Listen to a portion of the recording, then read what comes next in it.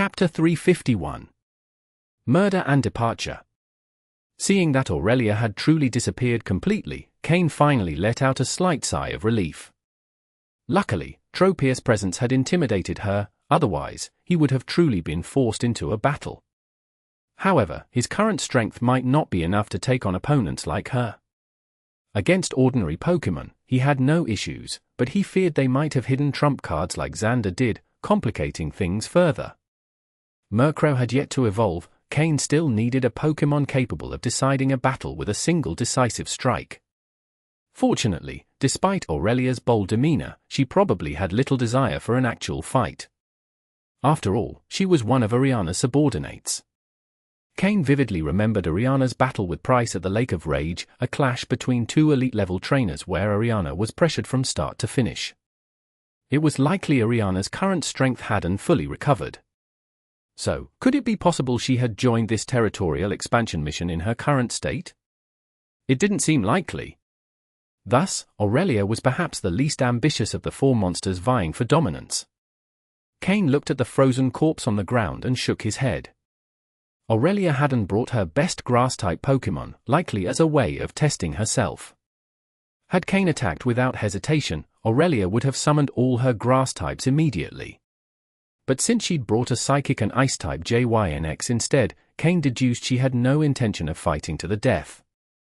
Perhaps those grass types were hiding somewhere deep in the forest. After all, grass types had the best camouflage abilities in the woods compared to any other type. Without dwelling further on the events, Cain recalled his Pokémon, climbed onto Tropius' back, and disappeared into the forest. When Cain vanished from the campsite, a figure slowly emerged from the bushes. It was Aurelia, who had clearly left earlier. Watching the direction Cain had gone, she smiled. "This boy should be smart enough," Aurelia said, stroking the Venusaur by her side.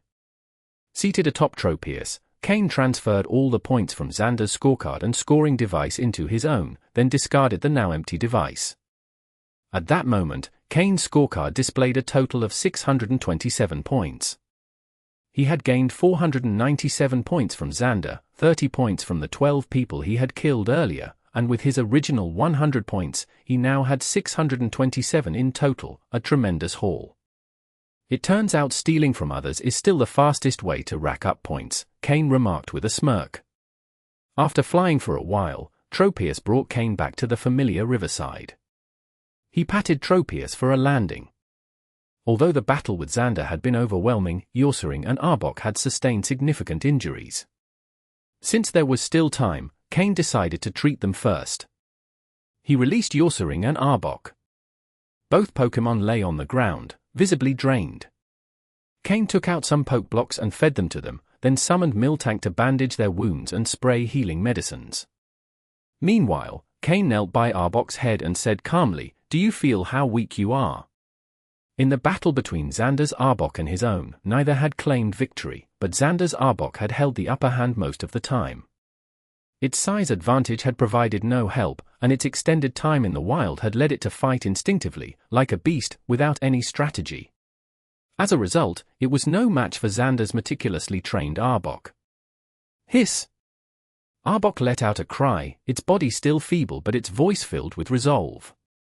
Then, like Murkrow, accept a higher dose of training, Cain stated coldly, calling out Murkrow. Murkrow, too, had sustained considerable damage during the fight but had gained much experience in battle, mastering its newly grown body. Arbok glanced at Murkrow and then at Cain. In its previously hesitant eyes, a spark of determination ignited. If it wanted vengeance, it would have to endure harsher methods. Although it could wait 2 days to recover its abilities, how much time would it then have for training and combat? None. So why not use harsher methods immediately? Cain smiled. He retrieved 2 servings of specially formulated Pokeblocks from his storage gear, one for Murkrow and one for Arbok. Both Pokémon consumed them without hesitation, then waited silently for the effects to kick in. Cain then summoned his other Pokémon and began preparing lunch. He let Slowpoke and Gyarados dive into the water to fish. Today's lunch would be fresh fish. While Cain was halfway through preparing lunch, the effects of the specially formulated Pokeblocks consumed by Arbok began to show, or rather, Arbok could no longer resist them. Arbok writhed wildly on the ground, sometimes thrashing its body, other times plunging into the water and rolling about, scaring off the wild Pokémon in the water. The stronger ones were defeated by Slowpoke and the others. Murkrow, on the other hand, appeared much calmer. With its eyes closed, it remained motionless, but its claws, which scraped the stones by the river bank, easily shattered them. The other Pokémon, seeing their state, understood what they were going through. However, they could do nothing, as Cain had explained that these special poke blocks were primarily for Murkrow's potential enhancement. For Sneasel and the others, the effect would be minimal, only accelerating their level growth slightly. For Slowpoke, it might have some effect but not enough to cause a radical change, so Cain preferred moderate use of the poke blocks for it. Even Miltank had requested to use the specially formulated poke blocks, but Cain declined. Unless absolutely necessary, he didn't want his Pokémon relying on that method. Perseverance is victory. If they couldn't endure the trial, they could become entirely useless. Half an hour later, Arbok ceased its convulsions, and Murkrow also stopped trembling. The changes were remarkable. According to the system scan, Murkrow had grown another 2 centimeters, and the system informed Cain that one more round of this treatment would elevate its potential to the dark green level. Arbok's transformation was even more significant. It shed a layer of skin, revealing whitish scales and fresh flesh. After lying motionless for another half hour, it finally regained enough energy to move again. Moreover, Arbok, already almost twice the size of a regular Arbok, had grown even larger, almost reaching Gyarado's length, though it still lacked the girth to match it. End of chapter. Chapter 352. Alec's tragic fate. The important thing is that you endured, Cain said, clapping his hands, signaling Murkrow and Arbok that they could come over to eat. The first time using that method is the hardest to bear. Once the initial trial is overcome, the subsequent ones become easier. Arbok, having shed its skin, was nearly healed from its injuries. As for Yossering, its condition was more pitiful, one eye swollen larger than the other, and it walked with an obvious limp. Yet, when it came time to eat, Yossering dove into the feast without hesitation. Cain slowly served himself a bowl of fish soup, watching his Pokémon squabble over the food without intervening. This was his way of strengthening their bond. After lunch, they resumed the search for point cards. Finding Vexor wasn't urgent yet. Murkrow hadn't reached its full potential, so Cain wasn't confident enough to defeat him. Still, before the trial ended, a confrontation between them was inevitable since Cain likely held the highest point total of all. In the afternoon, Cain continued searching for point cards. As he picked one up, both Slowpoke and Murkrow alerted him in unison. Someone was watching him from nearby. "I don't know who's there. Why don't you come out and introduce yourself?" Cain said with a smile. Whoever was hiding had 2 options: stay at a safe distance where the Pokémon couldn't detect them, as Aurelia had done, or risk being discovered by Slowpoke and Murkrow by venturing too close. Then, a figure slowly emerged from the forest, accompanied by a mighty hyena the size of a calf. Seeing the Pokémon, Cain immediately knew who it was. Alec! The temporary leader of the Loners, probably someone assigned by a Rocket Team commander. Alec wore a black cloak. As he approached, he lowered his hood, revealing part of his face. "Alec, so it's you. What brings you here?" Cain asked, suspecting it wasn't a coincidence since such encounters were rarely due to chance. "Cain," Alec's voice was hoarse, as though he wasn't in good condition. "I met a woman. She told me you might be here." A woman? Cain immediately thought of Aurelia, whom he had encountered earlier. It was highly likely it was her, but why would she direct Alec to him? Alec had always been a pragmatic person, with a firm character and notable abilities. Surviving under Xander's pressure until now spoke to his mental fortitude. When they were on the trial island, the first person Cain wanted to recruit was Alec, but at that time, he lacked the resources, support, and understanding of the trial's true purpose. So, he let it go. A woman with orange hair. Yes. Alec nodded slowly. Cain frowned. Something was wrong with Alec. Though they hadn't spoken much before, Cain remembered Alec's voice well, and it wasn't this hoarse. Moreover, as Alec drew closer, Cain detected a faint scent of blood. Not only that, but he also noticed bloodstains on Alec's mighty hyena's fur and a few injuries on its hind legs. But ultimately, this didn't directly concern Cain. "What do you need?" Cain asked calmly as his Pokémon remained vigilant, ensuring Alec couldn't get too close and launch a surprise attack.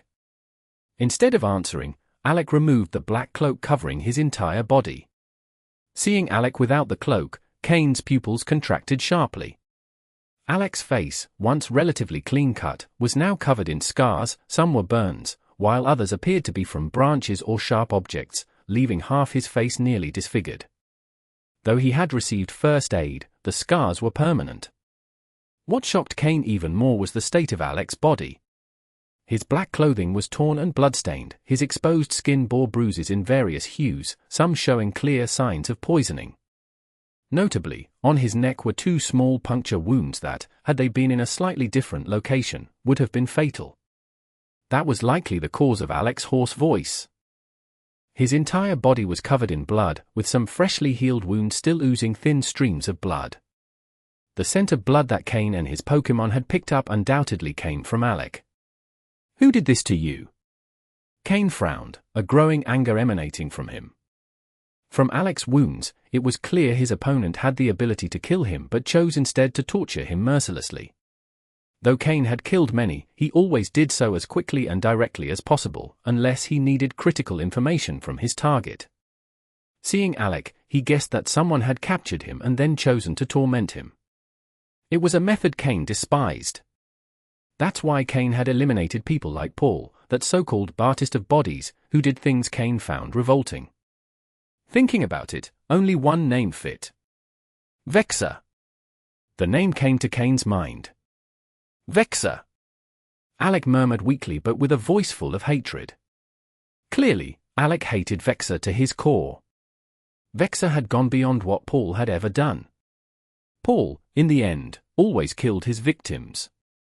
Vexor, on the other hand, left Alec alive but destroyed all his Pokémon except for Mighty Hina, doing it right before his eyes.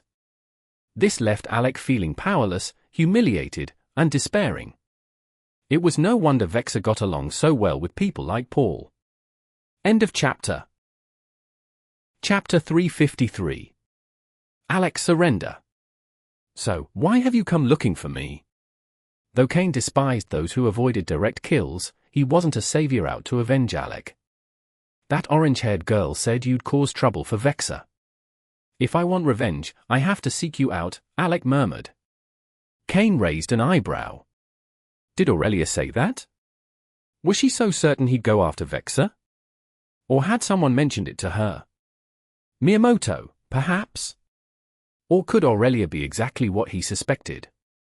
Were Rihanna's subordinates always so cunning? And then? Cain neither confirmed nor denied anything. At his words, Alec seemed to lose strength. Each movement caused some of his wounds to reopen, spilling blood. His face grew even paler. Plop! Alec fell heavily to the ground, uncaring of the rocks, branches, or anything else beneath him. But the impact caused many of his wounds to fully open. The mighty Hina at his side whimpered, sticking out its tongue to lick Alec's wounds as if trying to stop the bleeding. "Don't worry, mighty Hina," Alec forced a smile. The pain from his burned face made even the smallest movement of his facial muscles excruciating. Then he looked directly at Cain. The physical pain hadn't dulled his resolve, rather, the humiliation Vexor had inflicted on him was seared into his mind. If you can kill Vexor, from now on, I, Alec, will follow only your orders, Cain. I will serve you as my leader." Alec spoke in a calm tone, but the determination in his words left no room for doubt. "Oh, aren't you worried the officer behind you will cause you trouble?" Cain asked with an ironic smile. Alec remained silent for a moment before replying. He has already been eliminated by the person backing Vexor. An officer had already been taken out by Vexor's superior, Lucius. Were those superiors really this impatient? Cain didn't deny his intention to confront Vexor. There was no need to deceive himself or others. He didn't have a good impression of Vexor or the one backing him. They had tested him without care. If not for his own strength, he might have been eliminated long before returning to the trial island. Furthermore, he wanted to take first place in the trial to prove his worth and utility to Umbra, otherwise, he wouldn't survive. Vexor also aimed to claim the top spot in this trial, making a showdown between them inevitable.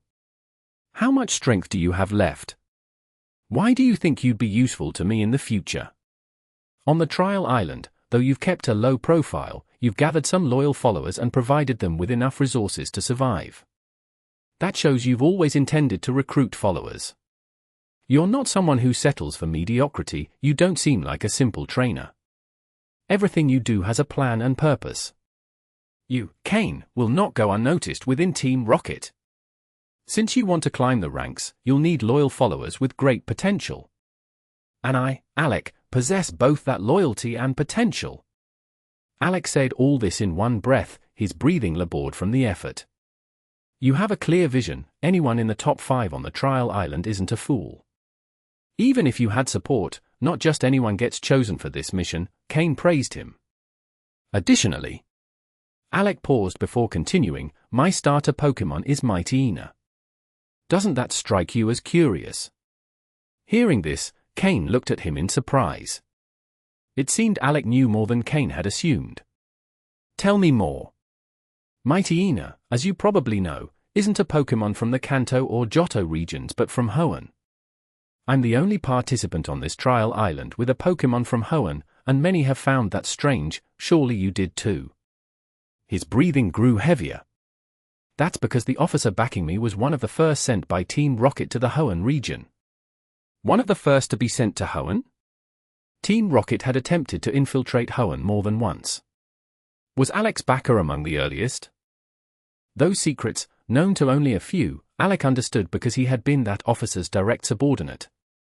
And the first place in this final trial will receive Team Rocket support to infiltrate the Hoenn region, establish a base of operations, and eventually launch a coordinated assault, helping Team Rocket gain a foothold in Hoenn. It's precisely because of this reward that those superiors have flocked here, and even some officers have decided to risk everything. But those officers are either desperate or have backing from superiors, while the officer supporting me had no choice. He was simply the first to attempt to invade Hoenn. That's why he was also the first officer eliminated by one of those superiors. And that's the main reason Vexor treated me as he did. He wanted information about Hoenn from me. If you kill Vexor, I can tell you everything I know. I can even help you infiltrate Hoenn faster, develop more quickly. Although my officer couldn't complete the invasion, some resources and contacts were already established. Before entering the trial island, he suspected things might not end well for him, so he told me everything in advance. Those resources are what Vexor desires so much. Give me 1 day to recover, and I'll help you eliminate Vexor. I know your goal is to take first place. Alec had revealed much. No wonder Vexor had treated him so cruelly. So you used that information to negotiate your life? Cain asked. Heck, I gave him half-truths. He didn't dare kill me because he feared that if he did so before verifying the information, he'd never get it. So I seized the opportunity and escaped. Cain nodded. He believed most of what Alec said. If there were lies, they were few. This also explained why Alec had shown no interest in forming a faction on the trial island. He was simply looking to protect himself, not compete for first place. Take this pill and take it easy. I warn you, it's a poison. If you don't take the antidote I'll provide at regular intervals, you'll die of organ failure. Think carefully. Cain pulled out the same pill he had given Miyamoto. Alec had convinced him. Without hesitation, Alec took the pill from Cain's hand and swallowed it. End of chapter. Chapter 354. Detailed information about Vexor. Was your gear also confiscated by Vexor? Cain noticed that the Team Rocket belt Alec once wore was gone. On the trial island, trainers typically stored their items in belts provided by Team Rocket. With Alec's belt missing, it was clear Vexor had taken it. This explained why Alec, despite his injuries, hadn't received any treatment or medical care. Yes, aside from Mighty Ina's Pokeball, which I hid well and he couldn't find, all my other Pokeballs and storage gear were confiscated by him, Alec explained as he petted Mighty Ina beside him, a hint of melancholy in his expression. As his starter Pokémon, and a canine species to boot, Mighty Ina would obey Alec's orders even without its Pokeball. This pill also has some healing properties. Take it along with this one to stabilize your condition. Also, here's a medical spray for humans, use it to treat your wounds. Can you manage it? Cain handed Alec a few supplies. On the trial island, everyone who survived in the wild bore some scars. Knowing how to treat one's own wounds was common, Alec's injuries were just more severe this time. Cain also took out a Team Rocket belt he had yet to dispose of and tossed it to Alec. This is Xander's belt. Use it for now. It should have some essential supplies you'll find useful. Xander's belt. Alec stared at it in surprise. He knew Xander had been trying to challenge Cain and had quickly grown stronger over a short period. Though Alec ranked third, and the gap between second and third wasn't too significant, the gap between second place and Xander, who was in first, was enormous. So you've already taken care of Xander? It seems coming to you was the right decision. Among the participants, only you can face Vexor. Or rather, only you, Cain, can stand against the subordinates of the 4 executives, Alec remarked. Cain smirked faintly at that. If eliminating someone benefits me, I'll do it. And if someone shows hostility toward me, I'll deal with it without hesitation. Xander was just one such case. Xander's enmity with him was irreconcilable. For his own future growth, Cain had to eliminate him. If not for Arbok's intervention, Xander would have been taken out by Cain long ago. Additionally, giving Alec Xander's belt served as a warning. Xander has already been killed by me, so don't try anything stupid or crafty with me, was the message it conveyed. As expected, upon seeing Xander's belt, Alec became more respectful. Half an hour later, Alec, now wrapped in bandages, stood up. Thanks to Xander's belt, he had obtained many useful supplies that Cain didn't need, like medical sprays and antidotes, which had sped up his recovery. After all, Vexor's Pokémon were mostly bug-type, many capable of poisoning, so antidotes were invaluable. Mr. Cain, I've recovered enough. We can leave any time. Don't worry about my injuries, just do what you need to do, Alec said as he approached Cain. Cain observed him, particularly the half of his face covered in bandages.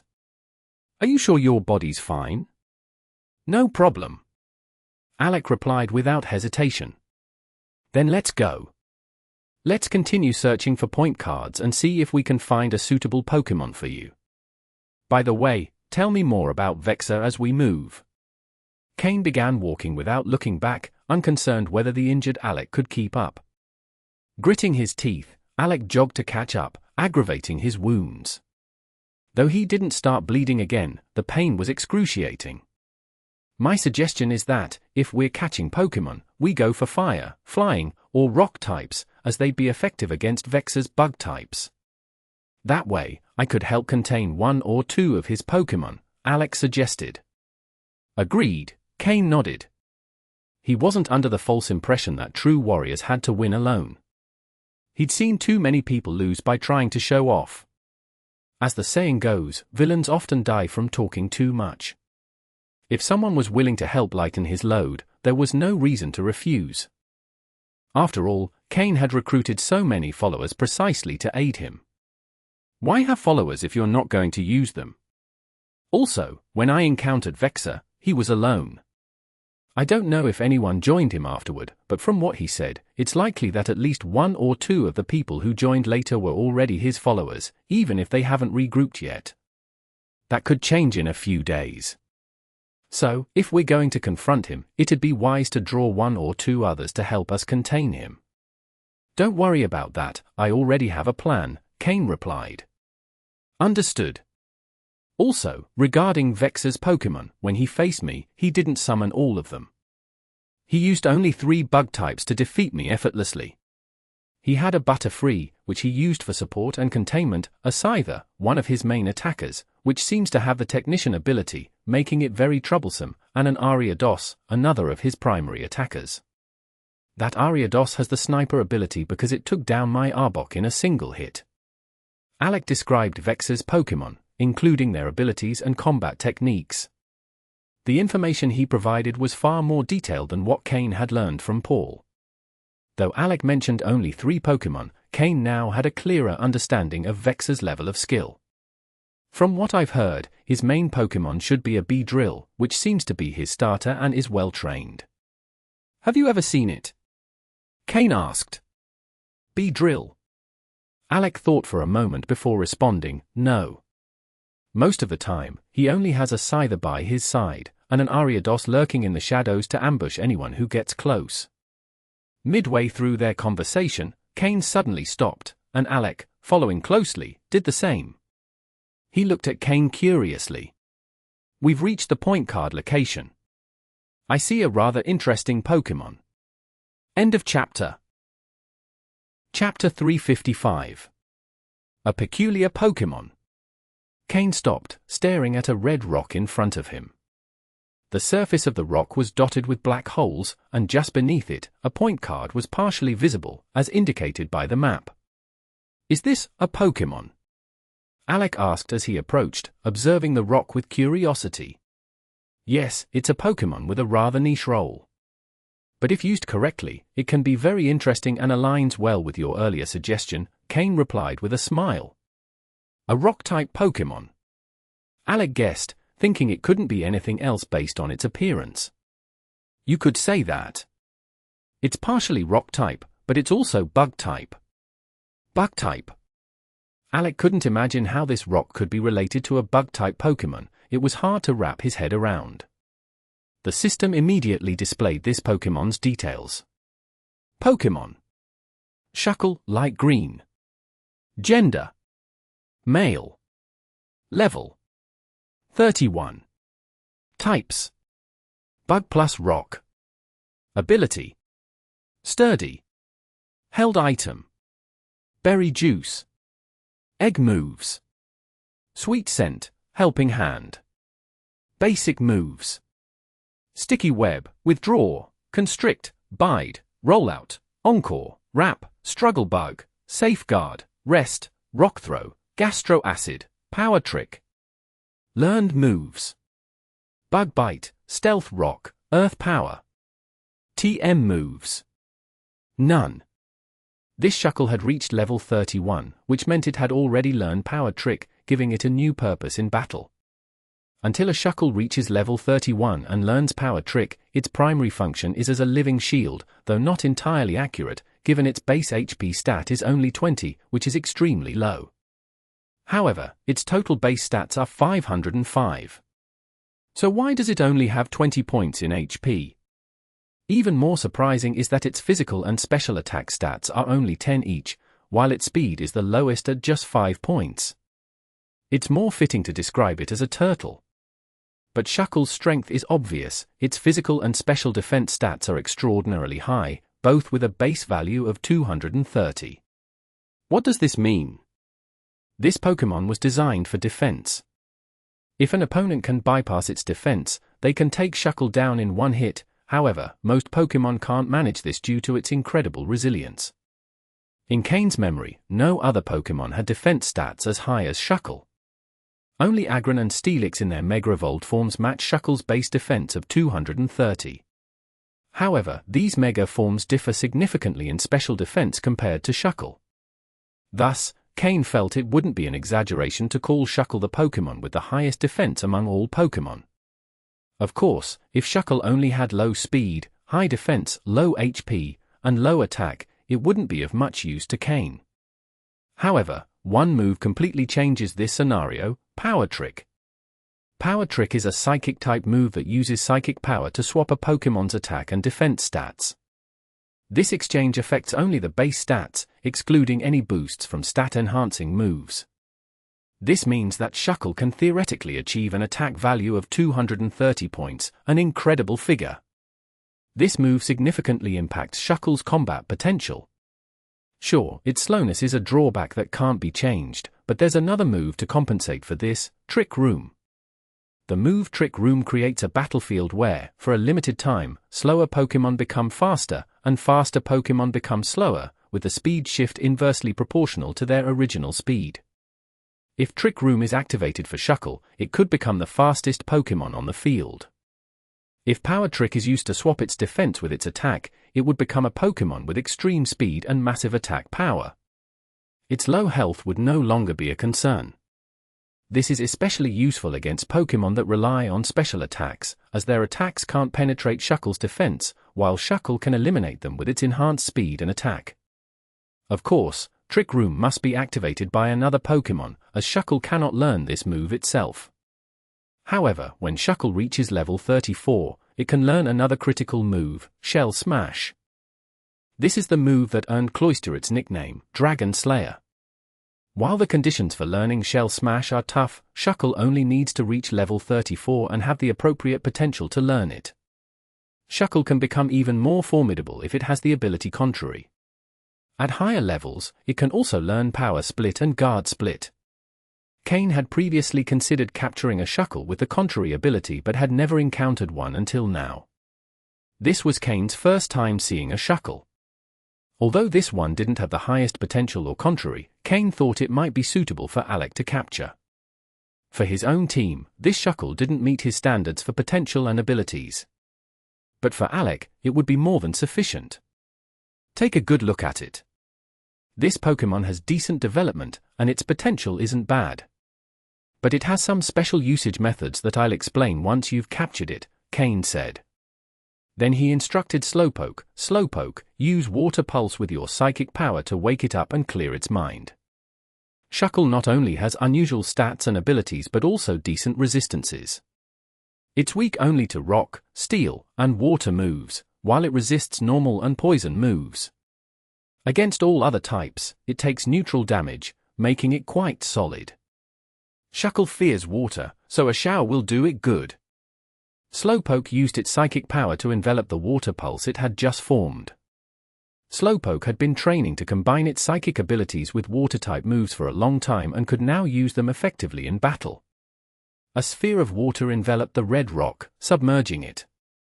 Feeling the water's pressure, the red rock finally began to move. From the holes that seemed like eyes, yellow gummer-like appendages and a head emerged. Now, this was Shuckle's true appearance. End of chapter. Chapter 356. Pokémon Capture. Is that what this Pokémon actually looks like? Alec's expression was somewhat peculiar because this Pokémon didn't look strong at all. In fact, it even seemed a bit adorable and clumsy. For those who don't understand it, they think it's trash. For those who do, it's a treasure, Cain said with a peculiar expression. This Shuckle clearly didn't understand its way of battling, so when it was caught by the Water Pulse move enhanced by Slowpoke's psychic power, it couldn't break free or counterattack. This highlights the importance of a trainer, as many wild Pokémon, before being captured, don't understand the most suitable way to fight. That's why there's a saying, a Pokémon without a trainer to guide it can see its battle power reduced by half or more. This phenomenon is even more evident in Shuckle's case. Of course, when wild Pokémon reach higher levels, they develop their own fighting styles, which, while perhaps not optimal, are at least the ones they know best. That's why many trainers, unless absolutely necessary, prefer not to capture Pokémon whose power is already developed. It's hard to correct a battle style they've been using for years. In the end, trainers must spend significant time retraining them, so they prefer to capture a weak Pokémon and train it from scratch. Soon enough, Shuckle, being doubly weak to water types, couldn't put up much of a fight despite battling in the water for quite some time. When it fell to the ground, it had already lost the ability to move. Capture it, and I'll explain what kind of Pokémon it is, Cain said. Alec nodded, took a Pokeball from his belt, and captured the Shuckle without any incident. Cain picked up the point card that was on the ground and continued walking with Alec and their Pokémon. Meanwhile, he explained to Alec, "You're probably more familiar with Pokémon from the Hoenn region, and this Pokémon is quite rare in Johto. After all, few people use it. Its name is Shuckle," Cain explained gradually. Alec, who had a significant background, possessed extensive Pokémon knowledge.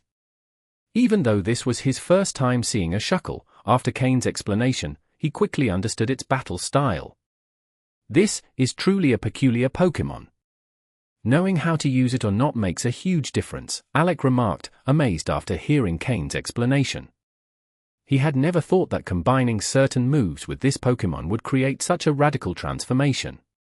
Of course, Cain only explained Shuckle's basic battle style to Alec, not revealing its most ideal combat strategy, as that kind of Shuckle is very hard to find. If you use it well, you could keep one of Vexor's Pokémon busy.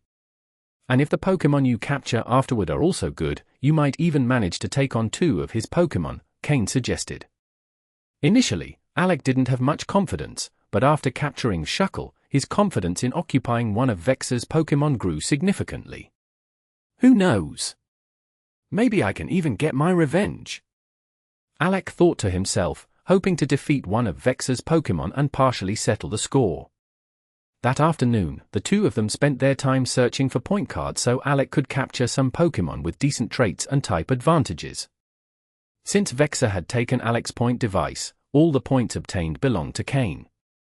Moreover, Alec was no longer interested in collecting points. As long as Cain finished first, he could get him out of there with just 1 word.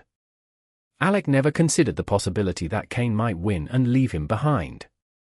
Given his current level of loyalty and future potential, Cain had no reason to abandon such a promising subordinate. After finding all the point cards in the map fragment, Cain accumulated a total of 80 points. Combined with what he already had, he now had 707 points. He was very close to the 1,000 points needed.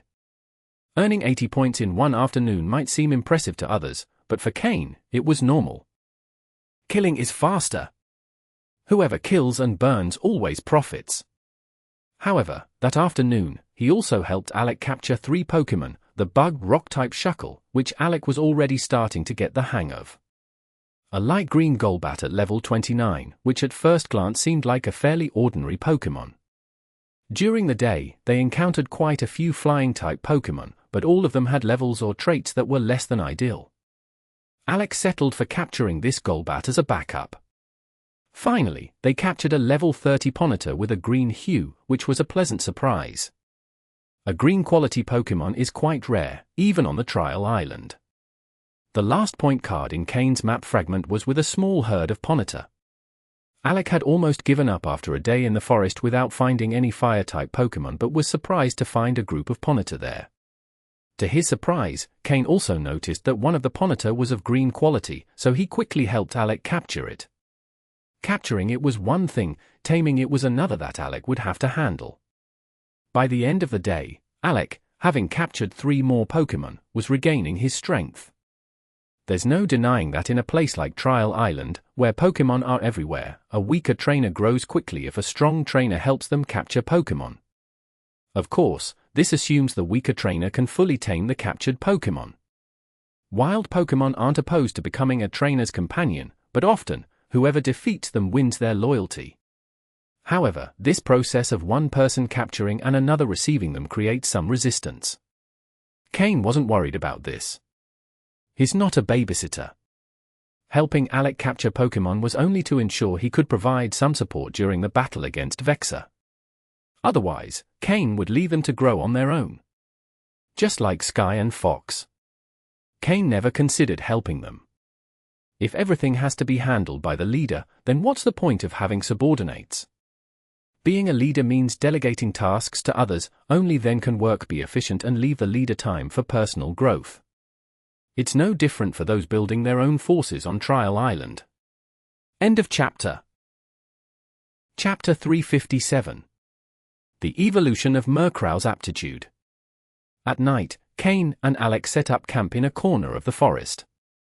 Due to Alec's presence, Cain refrained from letting Miss Magus appear. At this time, Miss Magus should not be seen by anyone, not even by someone who had already been brought under his control.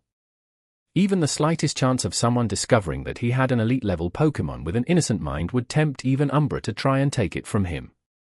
No matter how valuable Cain's abilities were, to an elite-level trainer, having such a Pokémon under their control was priceless. If anyone discovered Miss Magus's existence, Cain would have to eliminate them, or be eliminated himself. There was no other option. After dinner, Alec took Mighty Ina, which had recovered some of its strength, into the forest. He now needed to fully tame the 3 Pokémon he had obtained that day and analyze their battle styles as much as possible. Fortunately, Shuckle, due to its nature, was nearly fully tamed, and Golbat wouldn't pose much trouble. Only Ponyta, with its proud personality, would be difficult to handle. Cain had no intention of helping further. Capturing and taming Pokémon is something a trainer must do on their own. In the darkness, Cain called Murkrow and Arbok to his side and brought out 2 specially prepared Pokeblocks. These are your special Pokeblocks for tonight. Since you've chosen this path, there's no room for regret. Eat as quickly as you can, Cain said indifferently. However, before Murkrow and Arbok began eating, Cain added, "Arbok, eat first and then go rest. After enduring the first torture, the second shouldn't be as dangerous for you." Cain allowed Arbok to eat first and withdraw to digest because that night, when Murkrow finished eating its special Pokeblocks, its aptitude would improve according to the system's calculations. Cain wasn't sure if anything unexpected might occur. "Murkrow, after this, you should experience a transformation. I've never used this method to enhance a Pokemon's ability before, so I don't know what will happen. But I trust you'll endure it. You've done this many times already, and there's not much left until the final step," Cain said, stroking Murkrow's feathers. "Craw!" Murkrow squawked determinedly. It had eaten these Pokeblocks 3 times before, which had increased its size from the original 60 centimeters to 68 centimeters. Both its physical strength and speed had improved noticeably. It was confident that this final time would lead to a complete transformation. It began eating the special Pokeblocks Cain had prepared for it, and as it felt the overwhelming energy surging within its body, a happy expression appeared on its face. What joy! It was about to complete its aptitude evolution. Soon, it would no longer be the Pokémon with the lowest aptitude in Cain's battle team. It could contribute even more to Cain and finally be used more frequently. Though eating these Pokeblocks had been very painful each time, Murkrow was genuinely happy inside. It was truly happy. That feeling of being valued had returned once again. In the future, it vowed to grow even stronger and do more for Cain with its abilities instead of merely coordinating the rest of the team. After eating, Murkrow closed its eyes and began to slowly sense the changes in its body. Cain closely observed the system's data on Murkrow, monitoring every fluctuation in its stats. From gradual changes to a complete transformation, Murkrow accumulated enough energy within its body to undergo this evolution. The fluctuations in the data were more intense than before. At their peak, Murkrow's stats reached a dark green level. At their lowest, they dropped to a light green. There were dozens of variations every second. One side angel, one side demon, it all depended on Murkrow's willpower. The intense energy stirring inside made Murkrow grip the earth beneath its talons tightly, leaving deep marks in the ground. With its wings folded close to its body, its muscles were tense and trembling. A faint amount of blood began seeping from its body, slowly staining its black feathers red. It looked as if it were bathing in blood. The other Pokémon, who had been training, noticed Murkrow's situation and began to gather around. Slowpoke, Sneasel, Haunter, Skorupi, Miltank, and even Tropius, Gyarados, and Yorcerin grouped together. Cain gestured for them to remain silent. Murkrow was at a critical moment, and any disturbance could affect it. The expressions of the Pokémon turned serious as they surrounded Cain and Murkrow, taking defensive stances to prevent any wild Pokémon from suddenly interrupting the process. In the distance, Arbok endured the pain in its body, clenching its teeth, not daring to make a sound or move for fear of disrupting Murkrow's evolution. Having experienced these special Pokeblocks once, Arbok felt a deep respect for Murkrow. How had Murkrow endured such intense pain so many times? This determination was why, although not the strongest in the team, Murkrow had become the respected leader of the group. Only Murkrow and Arbok understood the intensity of the pain caused by these Pokeblocks.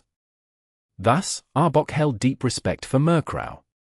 Moreover, Murkrow's evolution would also serve as an example for Arbok. If Murkrow succeeded, Arbok would gain more confidence. Murkrow's evolution was affecting all of Cain's Pokémon. The camp's atmosphere grew increasingly tense. The usually lazy Tropius now had a sharp gaze, scanning the surroundings, fully displaying its presence as a level 40 Pokémon with dragon blood. It was as if it were warning nearby Pokémon to stay away. All the Pokémon were on high alert. Finally, 30 minutes passed, then an hour. After an hour of consuming the special poke blocks, Murkrow's energy gradually stabilized, and the blood oozing from its body stopped. Cain carefully monitored the system's data, recording every change in Murkrow's stats. Craw! Suddenly, Murkrow let out a sharp cry. Its energy peaked, then gradually settled at a middle point. Murkrow had successfully improved its quality to dark green level. End of chapter. Chapter 358. Preparations before the battle. Cain watched as the energy graph's data stabilized at deep green and let out a long sigh. This forced increase in Murkrow's potential had brought him considerable pressure. If it weren't for the threat of Vexor, he might not have chosen such a risky method. He would have preferred a slower approach, like with Miltank, who advanced steadily in its potential. That would have been ideal. Fortunately, Murkrow succeeded and became the second Pokémon in Cain's team to improve its potential. Just like Slowpoke, its potential had reached deep green. Caw! The excited Murkrow cried out once again, releasing its joy. The other Pokémon thought Murkrow was simply overwhelmed with emotion, but only Cain understood the reason behind the two cries. The first was for the happiness of improving its potential. The second was because it knew it could now be of greater help. With mixed feelings, Cain stroked Murkrow's blood-stained feathers, completely unconcerned about dirtying his hand. Eat these poke blocks, just the regular dose, and recover some energy. Miltank, give Murkrow a bottle of milk. Slowpoke, clean Murkrow, Cain instructed the other Pokémon. After witnessing Murkrow's improvement, the other Pokémon seemed relieved, as if a weight had been lifted off their shoulders. Except for Miltank and Slowpoke, the others returned to their training. Murkrow was now stronger. They, too, had to push themselves. The tired Murkrow enjoyed the attentive care from Miltank and Slowpoke. It had always been the older brother looking out for them, and now it was their turn to care for him. In the distance, Arbok was shedding its skin. Seeing Murkrow's success brought it inner joy, speeding up its molting process. After finishing, it rested on the ground for half an hour before returning to Cain's side. Quietly, it began speaking with Murkrow, asking how it felt after the improvement. In truth, Cain could see more detailed data in the graphs provided by his system. First, Murkrow, which originally stood at 68 centimeters tall, now measured 70 centimeters, a full 20 centimeters taller than an average Murkrow. Next, the energy storage capacity within its body had changed. It was as if a bottle had turned into a kettle, doubling its limit. Finally, there was a change in its level. The high concentration of energy had pushed Murkrow to level 33. It was now just one level behind Slowpoke, who was at level 34, making it the second strongest Pokémon in Cain's team. Rest well. Starting tomorrow, we'll begin specific training for you, Murkrow, and you'll need to quickly adapt to your new potential. There are still more important missions ahead. Arbok, you must also adapt quickly to your body and pick up the pace. Remember, you don't have much time, Cain said. Both Pokémon nodded and fell asleep with different thoughts in mind. The special poke blocks tested not only their bodies but also their minds. Soon, both Pokémon were in a deep sleep, while the others continued training. Murkrow's progress had motivated them to push even harder. Half an hour later, Alec returned from the forest, covered in dust. His clothes and some bandages showed burn marks. Clearly, capturing Ponyta hadn't been easy. He nodded at Cain and dropped heavily onto the wooden bench by the campfire, letting out a long sigh. It looks like it wasn't an easy process, Cain said with a smile, clearly in a good mood. Alec, however, flashed a wide grin, his white teeth contrasting against his dirt-covered face. "Yeah, that Ponyta is a wild and rebellious horse." "It took a lot of effort to fully tame it," Alec replied. Capturing Ponyta had been more challenging than he had imagined. He had to endure 10 minutes of intense struggle on Ponyta's back before finally subduing it. Fortunately, Ponyta had its pride and hadn't used its strongest moves. Even so, Alec had felt the heat of its flames enveloping him. Earlier, he had captured Shuckle and had only recently been finalizing that process, helping Shuckle get accustomed to battles. The truth was that, once he found the right fighting style, Shuckle's combat abilities improved drastically. Even Alec's Mightyena was no longer a match for it. During the capture of Golbat, Shuckle also played a crucial role. However, capturing Ponyta had been entirely Alec's accomplishment. When attempting to command Ponyta in battle, Alec discovered its exceptional talent, even surpassing that of the Pokémon he had previously owned. Clearly, Cain had a good eye for choosing Pokémon. Even Alec thought that once he fully mastered Shuckle and Ponyta, he could become stronger than ever, despite having only 4 Pokémon. It seemed that being around Cain was accelerating his growth. During dinner, he noticed Cain's Pokémon eating high-level Pokeblocks, a luxury. Additionally, he realized Cain was also a Pokémon breeder. What a terrifying talent! Prepare yourself. Tomorrow, we'll start looking for Vexor, Cain said seriously. Tomorrow? Tomorrow? Alec repeated, first uncertain and then with determination, clenching his fists. If he could take revenge, he didn't want to wait a second longer. But he also didn't want Cain risking his life without a plan. It was best to be prepared. But just the 2 of us? Even though I now have 4 Pokémon, I'm still not proficient in handling them. First, tomorrow we'll find someone. Then, based on your memories, we'll track Vexor's location. I don't want to wait until the last day to face him when there could be more people around, some of whom might be tempted to act opportunistically if they saw my score, Cain replied calmly. As for the number of people around Vexor, don't worry. The person we find tomorrow will take care of them. Tomorrow, they would look for Miyamoto, and then they would deal with Vexor, the thorn in their side. Now that Murkrow's potential had improved, it only needed a Duskstone to evolve into Honchkrow at any time. Cain felt more confident. Tomorrow, you'll have to push yourself in battle. Train the Pokémon you've just captured and make sure not to run from a fight, because you know what that means, Cain said coldly to Alec. He didn't want any unexpected incidents during their confrontation with Vexor. If he sensed any risk, he would eliminate it in advance. Understood. Alec replied, his heart racing. End of chapter. Chapter 359. Retrieving Miyamoto. 5th day. On the trial island. Cain was accompanied by Alec as they began their search for Miyamoto. Before parting ways with Miyamoto, Cain had Slowpoke leave a psychic mark on him. Unless another psychic-type Pokémon removed it, Slowpoke could track Miyamoto's location. Although the trial island was vast, even if Slowpoke couldn't teleport everywhere, it could sense Miyamoto's location without any issues. Slowpoke, can you sense Miyamoto's location? Cain asked. Slowpoke closed its eyes, concentrated for a moment, and then nodded. Cain instructed Alec to place his hand on Slowpoke's back, and the 2 disappeared from the forest. Slowpoke couldn't teleport them directly to Miyamoto but transported them to the nearest psychic point. Cain handed Slowpoke some Pokeblocks. Slowpoke, rest a bit inside your Pokeball. Then, he summoned Murkrow and Arbok.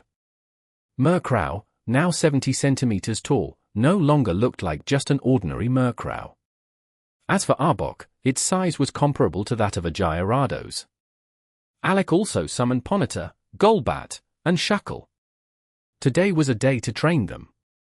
Ponyta, standing a meter tall, had developed well enough for Alec to ride it without issue. Golbat carried Shuckle in its claws as it soared through the sky. Cain, on the other hand, rode on Arbok's back, just as he had once ridden Onix. Arbok's massive size allowed Cain to travel with stability. And so, the 2 and their Pokémon moved swiftly through the forest. Whenever they encountered wild Pokémon, Murkrow was the first to jump into battle. Only when there were multiple opponents did Ponyta, Shuckle, and Golbat get the chance to fight. The three Pokémon didn't complain, as Murkrow displayed incredible strength and impressive ferocity in every battle. Murkrow was strong. Alec watched how Cain commanded Murkrow in battles with simple instructions that the Pokémon understood perfectly. The synergy between Cain and Murkrow was remarkable. Alec thought that if he could achieve a similar level of connection with his own Pokémon, his combat power would increase by at least 2 levels. After an hour of rapid movement through the forest, they finally neared Miyamoto's location. Slowpoke reappeared beside Cain, almost fully recovered. "Cain, is it safe to approach him directly?" Alec asked as he stroked Ponyta. "Yes, that guy's resting. Let's see how he's been faring these past few days," Cain replied with a smile. He then patted Arbok, signaling it to move forward. Miyamoto was sitting under a tree, resting, with 2 Primeape by his side. One was the original he had always had, and the other had evolved from a Mankey he had captured.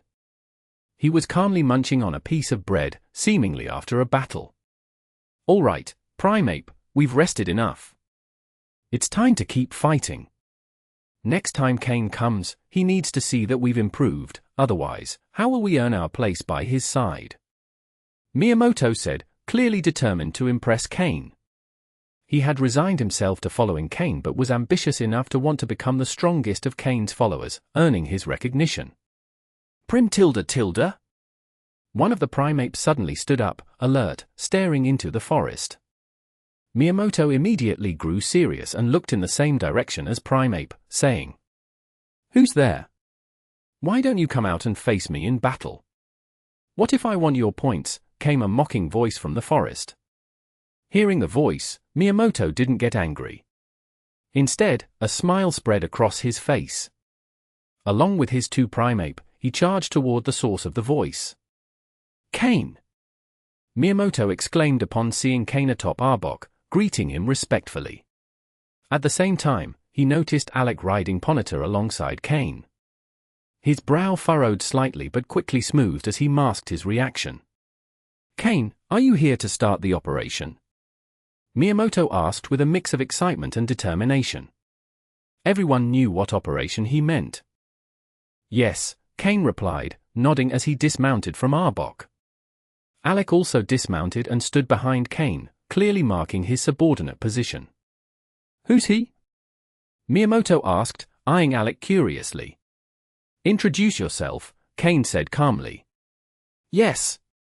I'm Alec, a participant in Team Rocket's Trial Island.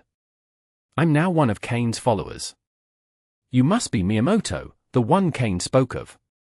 I hope we can work together in the future for Cain's benefit," Alec said in a calm tone, revealing little of his thoughts. "Ha ha. Well said, brother Alec. Let's work together to serve Cain in the best way possible," Miyamoto replied with a hearty laugh, walking over to Alec and giving him a firm pat on the shoulder. Alec discreetly tried to free himself from Miyamoto's grip but was no match for Miyamoto's strength. As a fighting-type Pokémon trainer, Miyamoto possessed great physical strength, far exceeding that of an average trainer. Alec couldn't break free, and Miyamoto only tightened his grip. Cain watched the interaction silently, a faint smile playing on his lips. As a leader, Cain understood the importance of maintaining a delicate balance among his subordinates. He didn't want them to grow too close, but neither did he want them to become enemies. Friendly rivalry and healthy competition ensured progress without causing major issues. Though Cain wasn't yet a full-fledged leader, he had learned to handle such situations. His idol, Giovanni, mastered these techniques perfectly. Team Rocket was a massive organization, but thanks to Giovanni, it operated smoothly. There was internal competition but never to the point of undermining larger goals. At the lower levels of Team Rocket, competition was fiercer, but at higher levels, a facade of harmony prevailed. It was the only way to stand against the Pokémon League. Although the League appeared powerful, its response capability was limited due to its vast territory, divided into 7 regions. The more it expanded, the harder it became to effectively control each region. End of chapter. Chapter 360. Finding Vexor, preparing for battle. How is your strength recovery going? Cain asked. Don't worry, leader. I can definitely take on one of Vexor's subordinates. Miyamoto replied confidently. Although he hadn't fully recovered, handling someone at a similar level to his former strength wouldn't be a problem. Cain nodded, satisfied. If Miyamoto could handle one, and Alec managed another, then Cain could face Vexor without worry, even if Vexor had two strong subordinates with him. It's time to take the initiative. Let's go confront him, Cain said as he mounted his Arbok again. Alec mounted his Ponyta, while Miyamoto released his Dodrio and climbed on. Together, the three began their search for Vexor, one of the key subordinates of Lucius, a Team Rocket executive, on the trial island. Alec, who had previously escaped from Vexor's clutches, guided Cain and the others to the location where Vexor had been camping. If Vexor had stayed there long enough, they might still find him, and even if he wasn't there, the traces left behind could help track him down. The Pokémon of the three trainers moved quickly, but the distance to cover was considerable, so they didn't arrive immediately. Along the way, they passed through several areas inhabited by wild Pokémon, some of which were quite powerful. However, none were fast enough to catch up with Cain and his team. Even so, they couldn't avoid some surprise attacks from the wild Pokémon, but Murkrow and the others quickly dealt with them. 3 hours later, following Alec's guidance, they reached the spot where he had been captured by Vexor.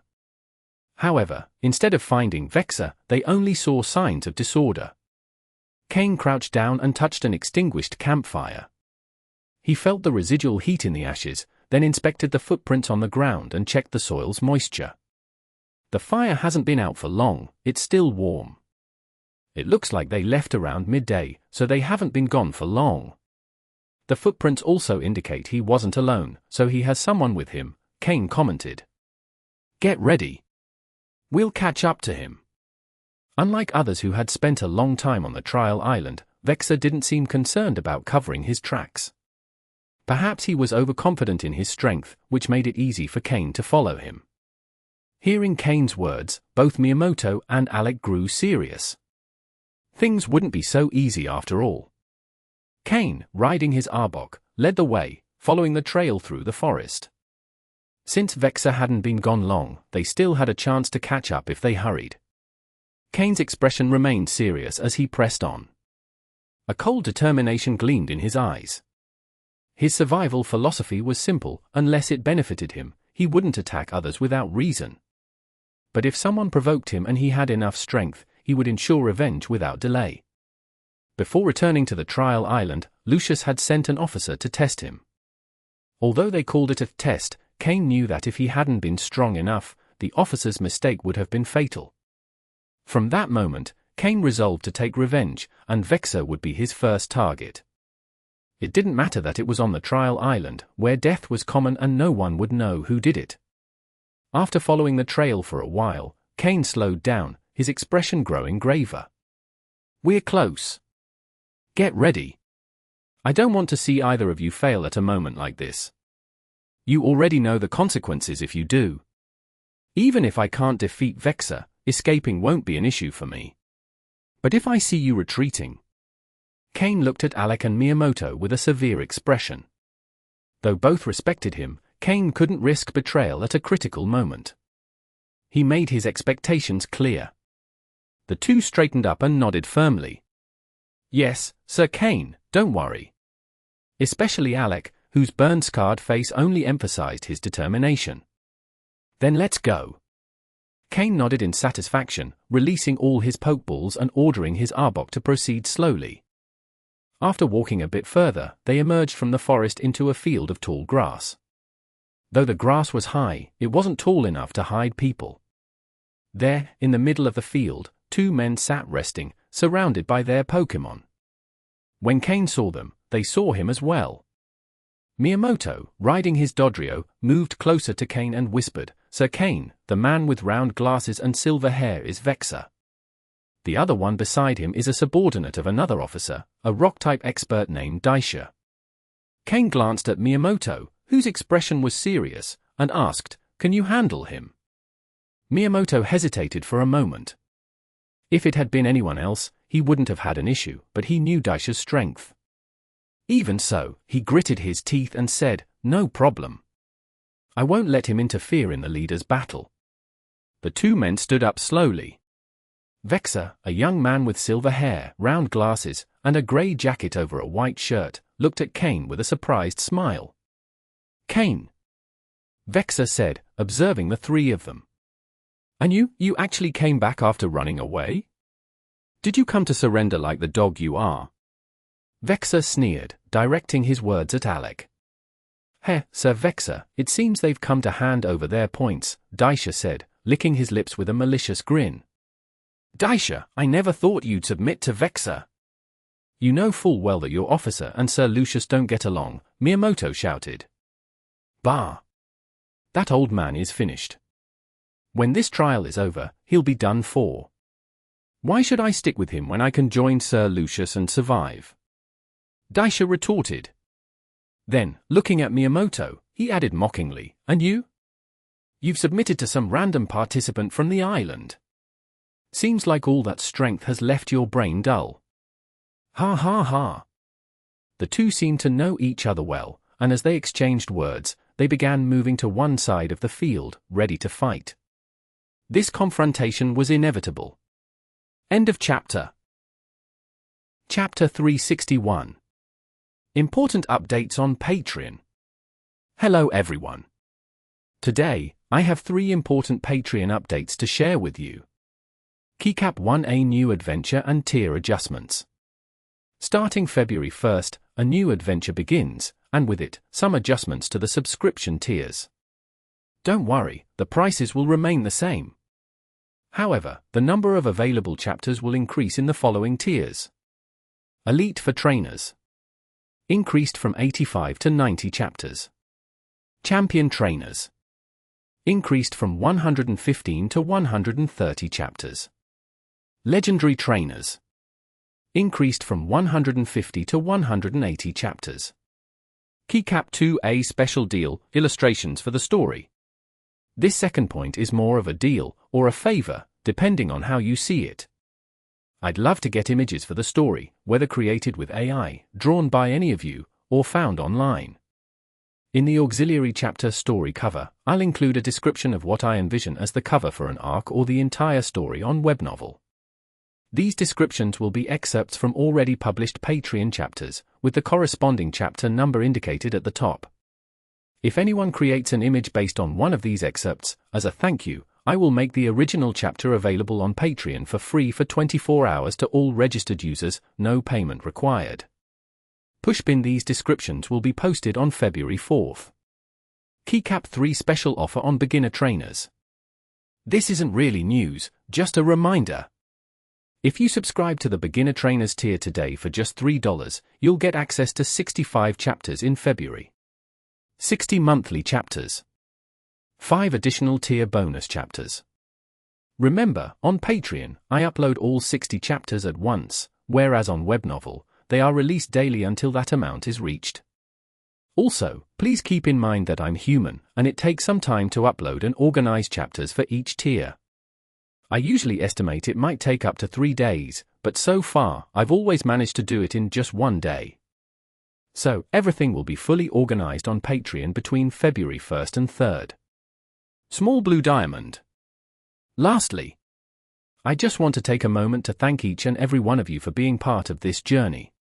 Your support, comments, and enthusiasm mean the world to me, and I truly appreciate it. Chapter 362. The battle begins, Beedrill. Cain, have you come all this way just to fight me? Vexor asked with a confident smile, not taking Cain or Alec seriously. No, Cain waved his hands and then displayed a bloodthirsty grin. I've come to kill you. You're courting death. Vexor's face flashed with anger but quickly calmed. With what? With the 2 of you who've survived 3 months on Challenge Island?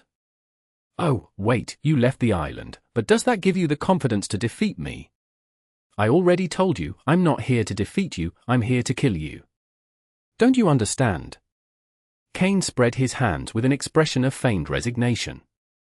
As one of an executive's trusted subordinates, Vexor couldn't stand being provoked by someone who seemed weaker, so he said no more. "If you're so sure, then try me. And as for you, the homeless dog beside you, I'll show you what I can do." Vexor licked his lips with an equally bloodthirsty grin. "You talk too much." Cain tossed all his pokeballs at once and then dismounted from his Arbok. This time, he called out his Tropius, though not for combat but to shield against potential ambushes while his other Pokémon, like Haunter, focused on offense. Murkrow, Tailwind for the whole team and Dark Pulse. Slowpoke, start using Calm Mind. Sneasel, use Agility and Hone Claws. Haunter, Shadow Ball.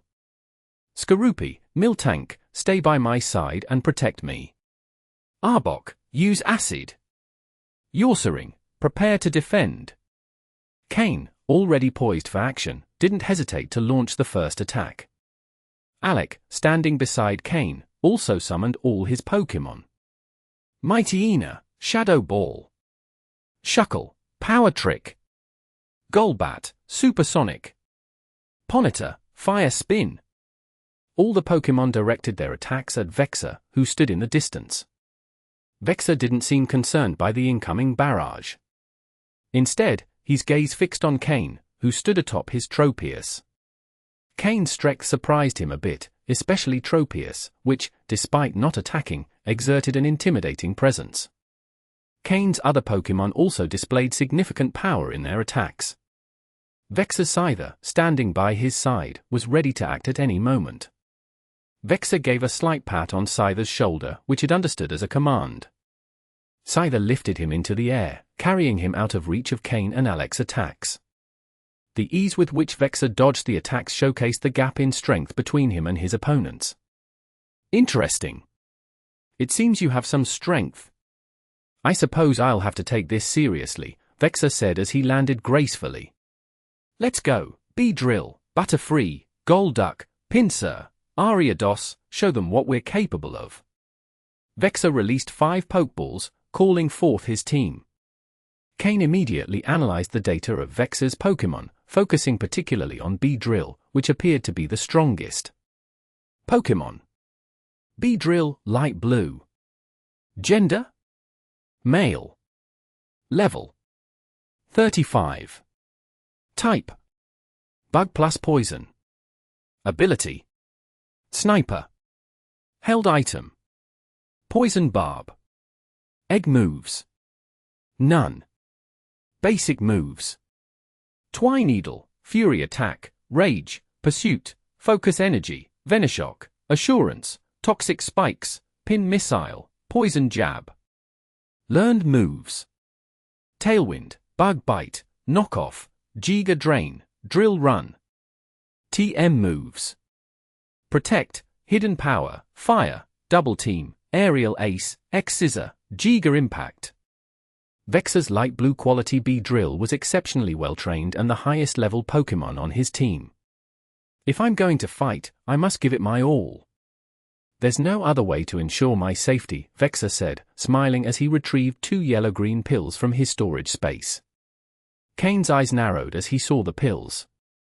If he wasn't mistaken, those pills were the type that could temporarily boost a Pokémon's power, though with serious side effects. Without hesitation, Vexor tossed the pills to his Ariados and Pinsir, which devoured them without a second thought. Immediately, their power levels began to rise. However, Cain noticed something different. These pills didn't seem to be the same as those used by Xander. Their effects were quicker but less intense. It appeared these pills were not as potent, but in exchange, their side effects were likely milder. So, you choose to sacrifice your more common Pokémon for a power burst. Even if these Pokémon are exhausted, it won't hurt your overall team much. But with this temporary boost, they can rival your Beedrill. You're a cruel trainer, treating your Pokémon as disposable tools, Cain thought. Not that it bothered him, Cain had done the same in his past life. "If you've come here to die, I'll make sure to grant your wish," Vexor said with a crazed smile. Beedrill, Poison Jab against Slowpoke. Butterfree, use Poison Powder, Stun Spore, and Sleep Powder. Scyther, use Agility and X-Scissor on Sneasel. Pinsir, take down Yorsering and Arbok with Brick Break. Ariados, quickly finish off Alec's Pokémon, don't waste time. Vexor gave precise commands. As for Golduck, it stayed close to him, using Psychic to support the other Pokémon. It seemed Vexor wanted to ensure no one could attack him directly. He relied on his pill-enhanced Ariados to deal with Alec's for Pokémon. While Alec had 4, none seemed particularly strong except for Ponyta, which could pose a threat with its type advantage. Regarding Shuckle, Vexor showed a hint of surprise. Although Shuckle wasn't common, Vexor recognized its potential due to his expertise with Bug-type Pokémon. He knew better than to underestimate it, especially since his superior, Lucius, also owned a Shuckle and valued it highly. Pinsir, having consumed a pill, was sent to deal with Yorsering and Arbok, 2 Pokémon that, while strong, didn't seem to concern Vexor too much. Pinsir is one of the strongest bug types in terms of physical strength, so it shouldn't have any trouble handling those 2, Vexor thought. End of chapter. Chapter 363. At a disadvantage.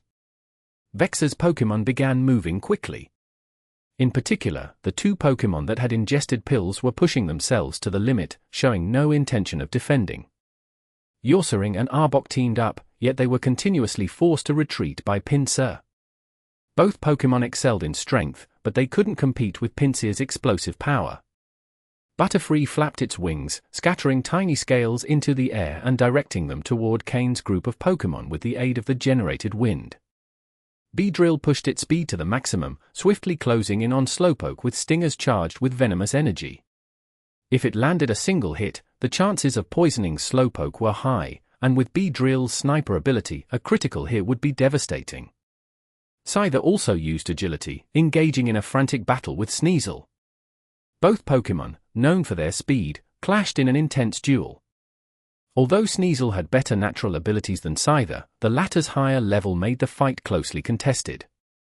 Haunter, use Skill Swap on Beedrill, first weaken it. Then, use Fire Punch. Slowpoke, use Protect and then unleash your best Psyshock to push it back. Murkrow, Wing Attack.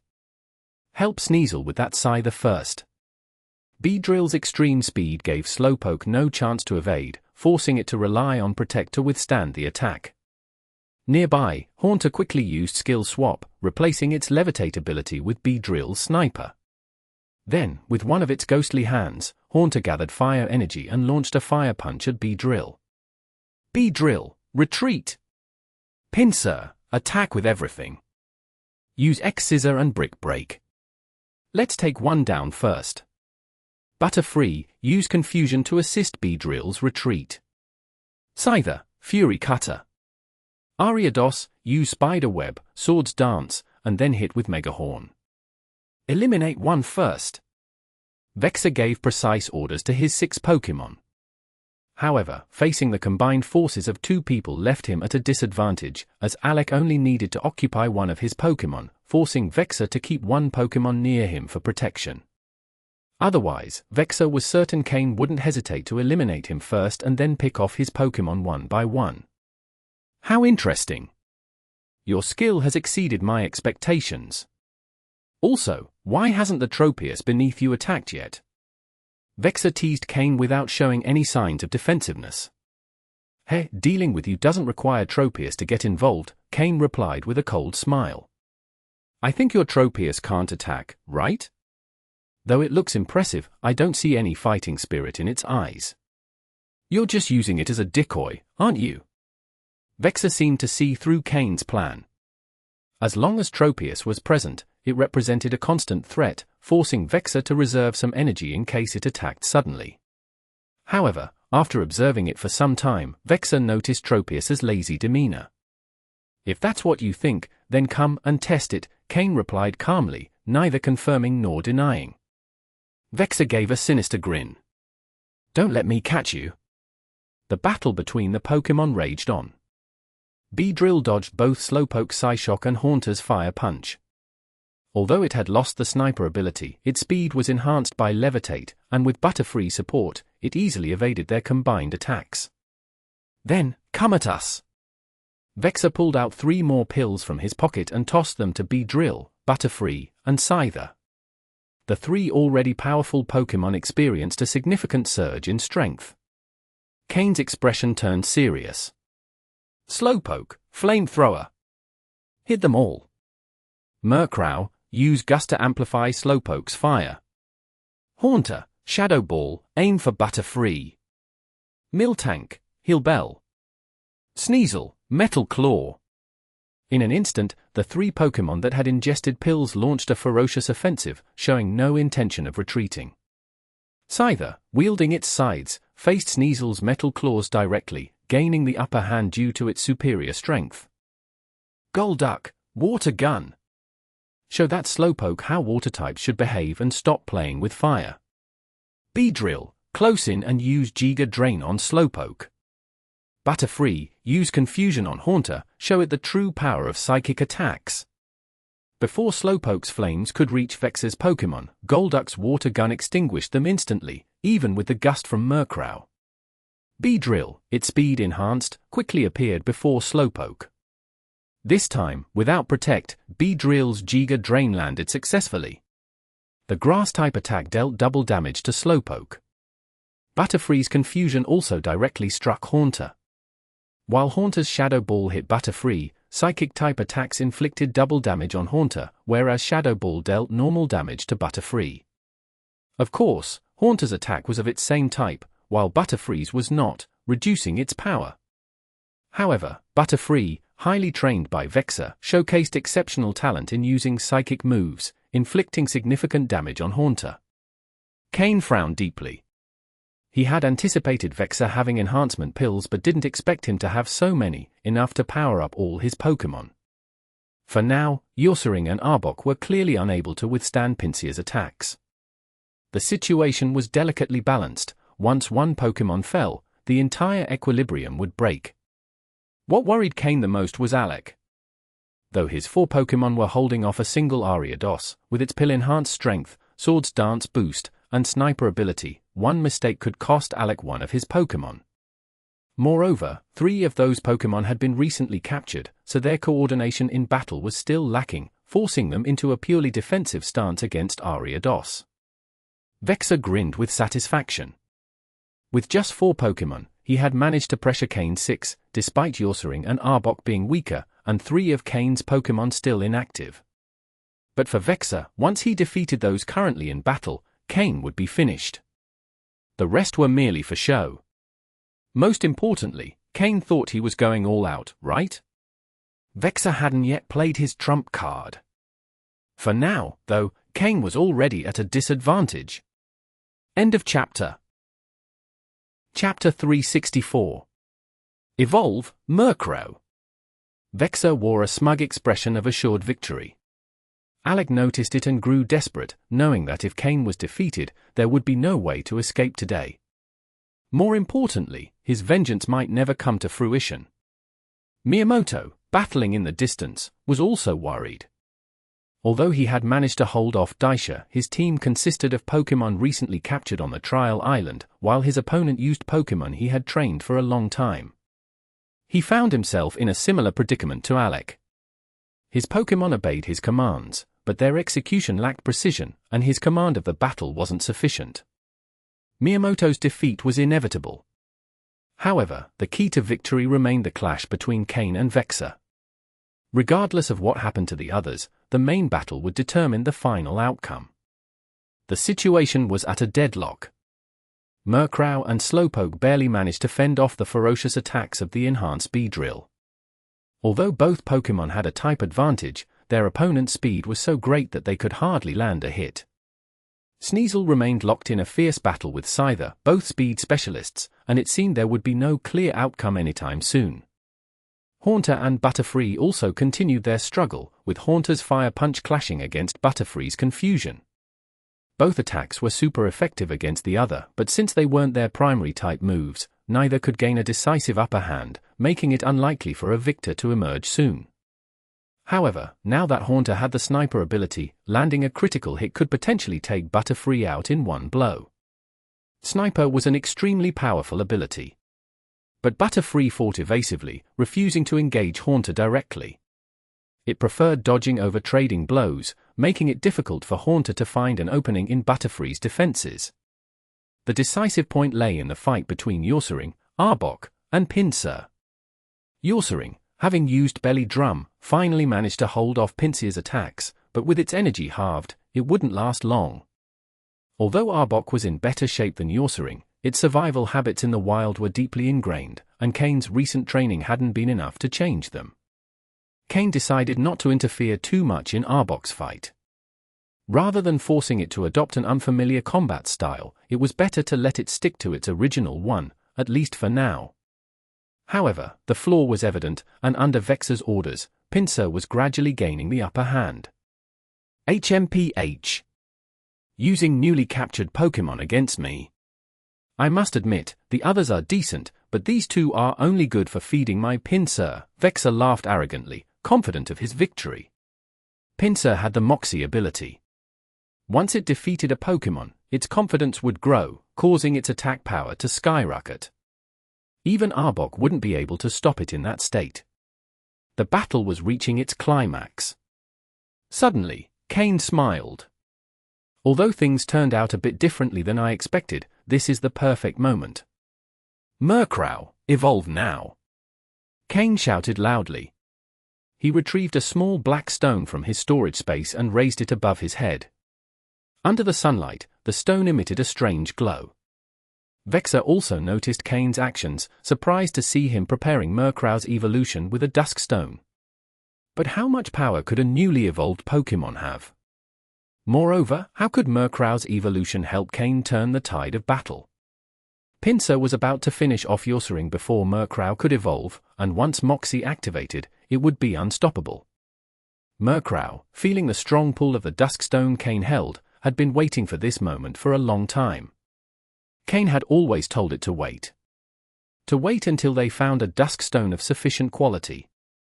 And then he told it to wait a little longer, until Murkrow reached its maximum potential. Finally, that moment had arrived. Murkrow deftly avoided Beedrill's attacks and flew toward Cain. This can't be.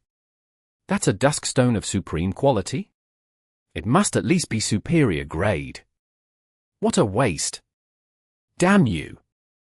Beedrill, stop it. Vexor shouted, finally realizing that the dusk stone Cain held emitted an unusual radiance, even with rainbow-like hues. Ordinary dusk stones were completely black, absorbing even the light around them. But this dusk stone emitted light. What did that mean? It meant the stone was so saturated with energy that it could no longer contain it, causing it to emit that peculiar glow. Beedrill, following Vexor's orders, stopped attacking Slowpoke and swiftly flew after Murkrow. Slowpoke, use Psyshock and Confusion. Stop Beedrill. It's an easy target now, attack with everything you've got, Cain ordered firmly. As Beedrill tried to intercept Murkrow, it flew in a straight line to catch up, making it a perfect target for Slowpoke. Slowpoke's psychic attacks struck Beedrill continuously. Not only did it fail to reach Murkrow, but it also suffered severe injuries. Seeing this, Vexor's face darkened. Beedrill, dodge Slowpoke's attacks and finish it off first. Use Aerial Ace. Even if Murkrow evolves, it won't be a game changer. We just need to eliminate the others before it completes its evolution. Beedrill abruptly turned, cloaking itself in flying-type energy as it charged swiftly at Slowpoke. By then, Murkrow had reached Cain. Cain threw the dusk stone toward Murkrow and said, "Evolve, Murkrow. This is your stage. Slowpoke, use Teleport to evade. Let it tire itself out a bit more." With Beedrill distracted, no other Pokémon could interfere with Murkrow's evolution. In mid-air, Murkrow caught the dusk stone with its beak. As if it had done this all its life, Murkrow began channeling the supreme quality stone's energy. In an instant, the dusk stone cracked, releasing a black mist that enveloped Murkrow. Rather than dissipating into the air, the mist was directly absorbed into Murkrow's body. Although it seemed like a long process, everything happened in a single second. Murkrow transformed into a dark cocoon, floating in the air. End of chapter. Chapter 365. Honchkrow. Under the system scan, Murkrow's stats were skyrocketing at an incredible pace. This wasn't just a fluctuation, Murkrow's data indicators were climbing exponentially. Murkrow was evolving. But on the other hand, Ursaring and Arbok could no longer hold their ground. Pinsir, use X-Scissor. Take down Ursaring first, then finish off Arbok. Once you get 2 boosts, your power will be overwhelming, Vexor laughed maniacally as he spoke. What good was Murkrow's evolution? Could it stop him? At this point, Haunter could have opted to swap Pinsir's ability, but it was trapped by Butterfree and couldn't break free. Meanwhile, Ariados, powered up by Sword's Dance, had defeated Alec's Golbat, and the other 3 Pokémon were also in dire straits. However, thanks to Ponyta's Fire-type moves and the presence of Shuckle, who had used Power Trick, these 2 Pokémon were holding the line. Golbat was secondary. They could still hold on. But Slowpoke, under Beedrill's relentless attacks, had no speed advantage and could only escape using Teleport. However, it couldn't teleport near the other Pokémon, as Beedrill would abandon its pursuit and attack the others instead. Pinsir let out a mighty roar, using X-Scissor to defeat the exhausted Ursaring, leaving a large cross-shaped scar on its chest. Not only its eyes but also its body bore numerous scars. With its Moxie ability boost, Pinsir felt its power surge once again, and Arbok could no longer hold it back. Vexor adjusted his glasses slightly and smiled. Beedrill, stop chasing Slowpoke, let it rest for a bit. First, team up with Pinsir and finish off Arbok. The battle's balance was tipping. But at that moment, the black cocoon surrounding Murkrow began to reveal its form. No, it could no longer be called Murkrow, it had to be called Honchkrow. Pokémon. Honchkrow, blue. Gender? Male. Level 34. Type: Dark plus Flying. Ability: Moxie. Held item: None. Egg moves: Punishment, Feint Attack, Roost. Basic moves: Peck, Astonish, Pursuit, Haze, Wing Attack, Nightshade, Assurance, Night Slash, Sucker Punch, Swagger.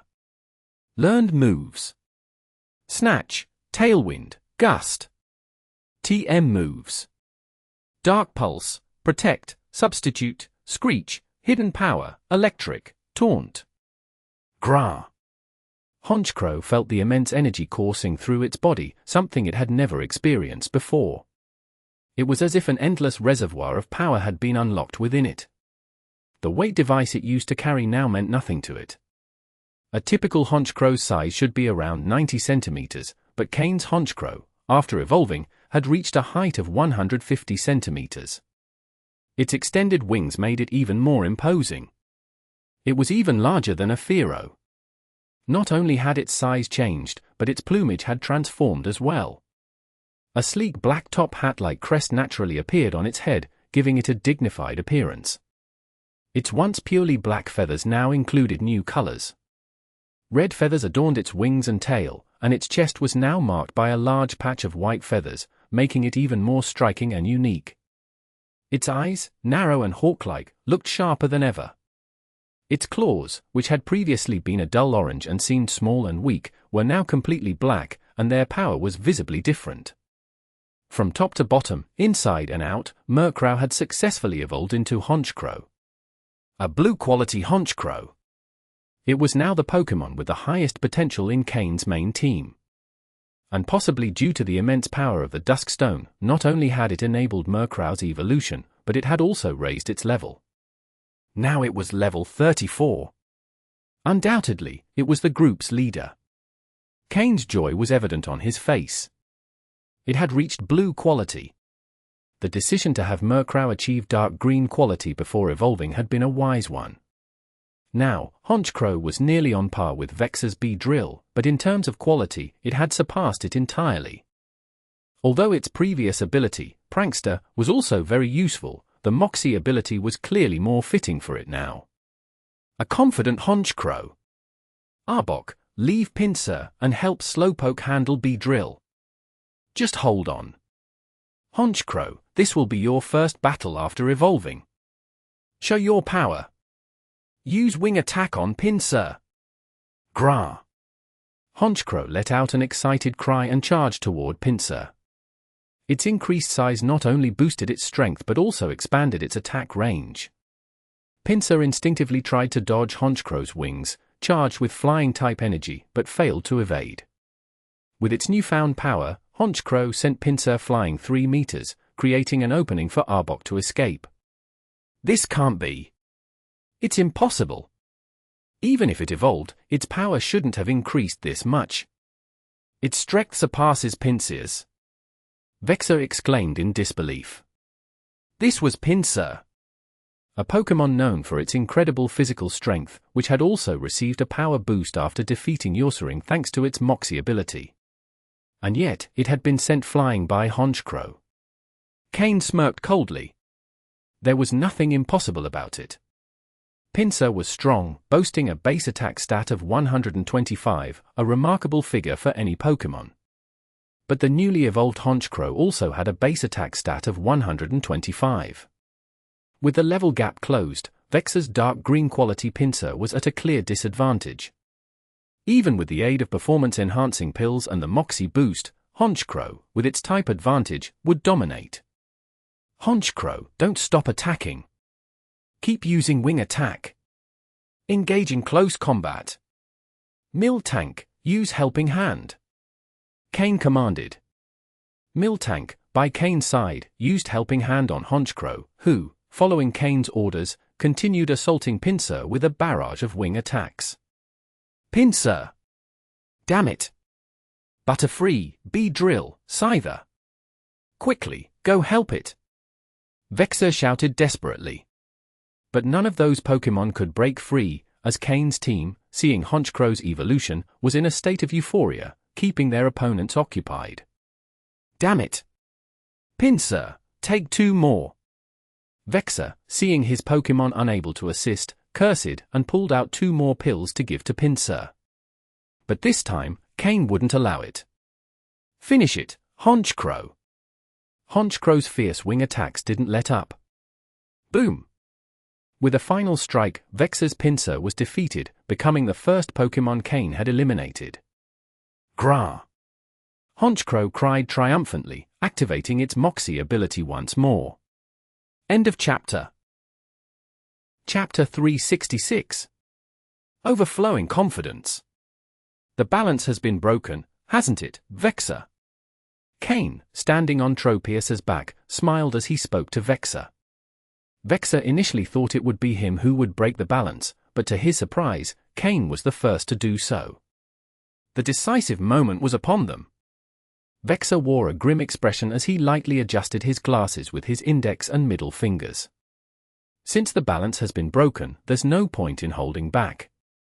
Do you think defeating my Pinsir means you've won? I hadn't planned to use this yet, especially with 3 people watching me closely, but it seems that if I don't use it now, I might lose, and I don't like losing. As he spoke, Vexor's Pokémon slowly returned to his side. If 1 boost isn't enough, then I'll max it out. After all, bug-type Pokémon don't have long lifespans, so as long as they can be useful in their remaining time, that's fine. He then pulled out several pills from his storage space. Surprisingly, Vexor had a large supply of these pills, capable of enhancing Pokémon strength. From what Vexor said, using these pills appeared to shorten the lifespan of Pokémon. However, the pills seemed to have a special allure for bug-type Pokémon, as the moment Vexor brought them out, his Pokémon lunged at them eagerly.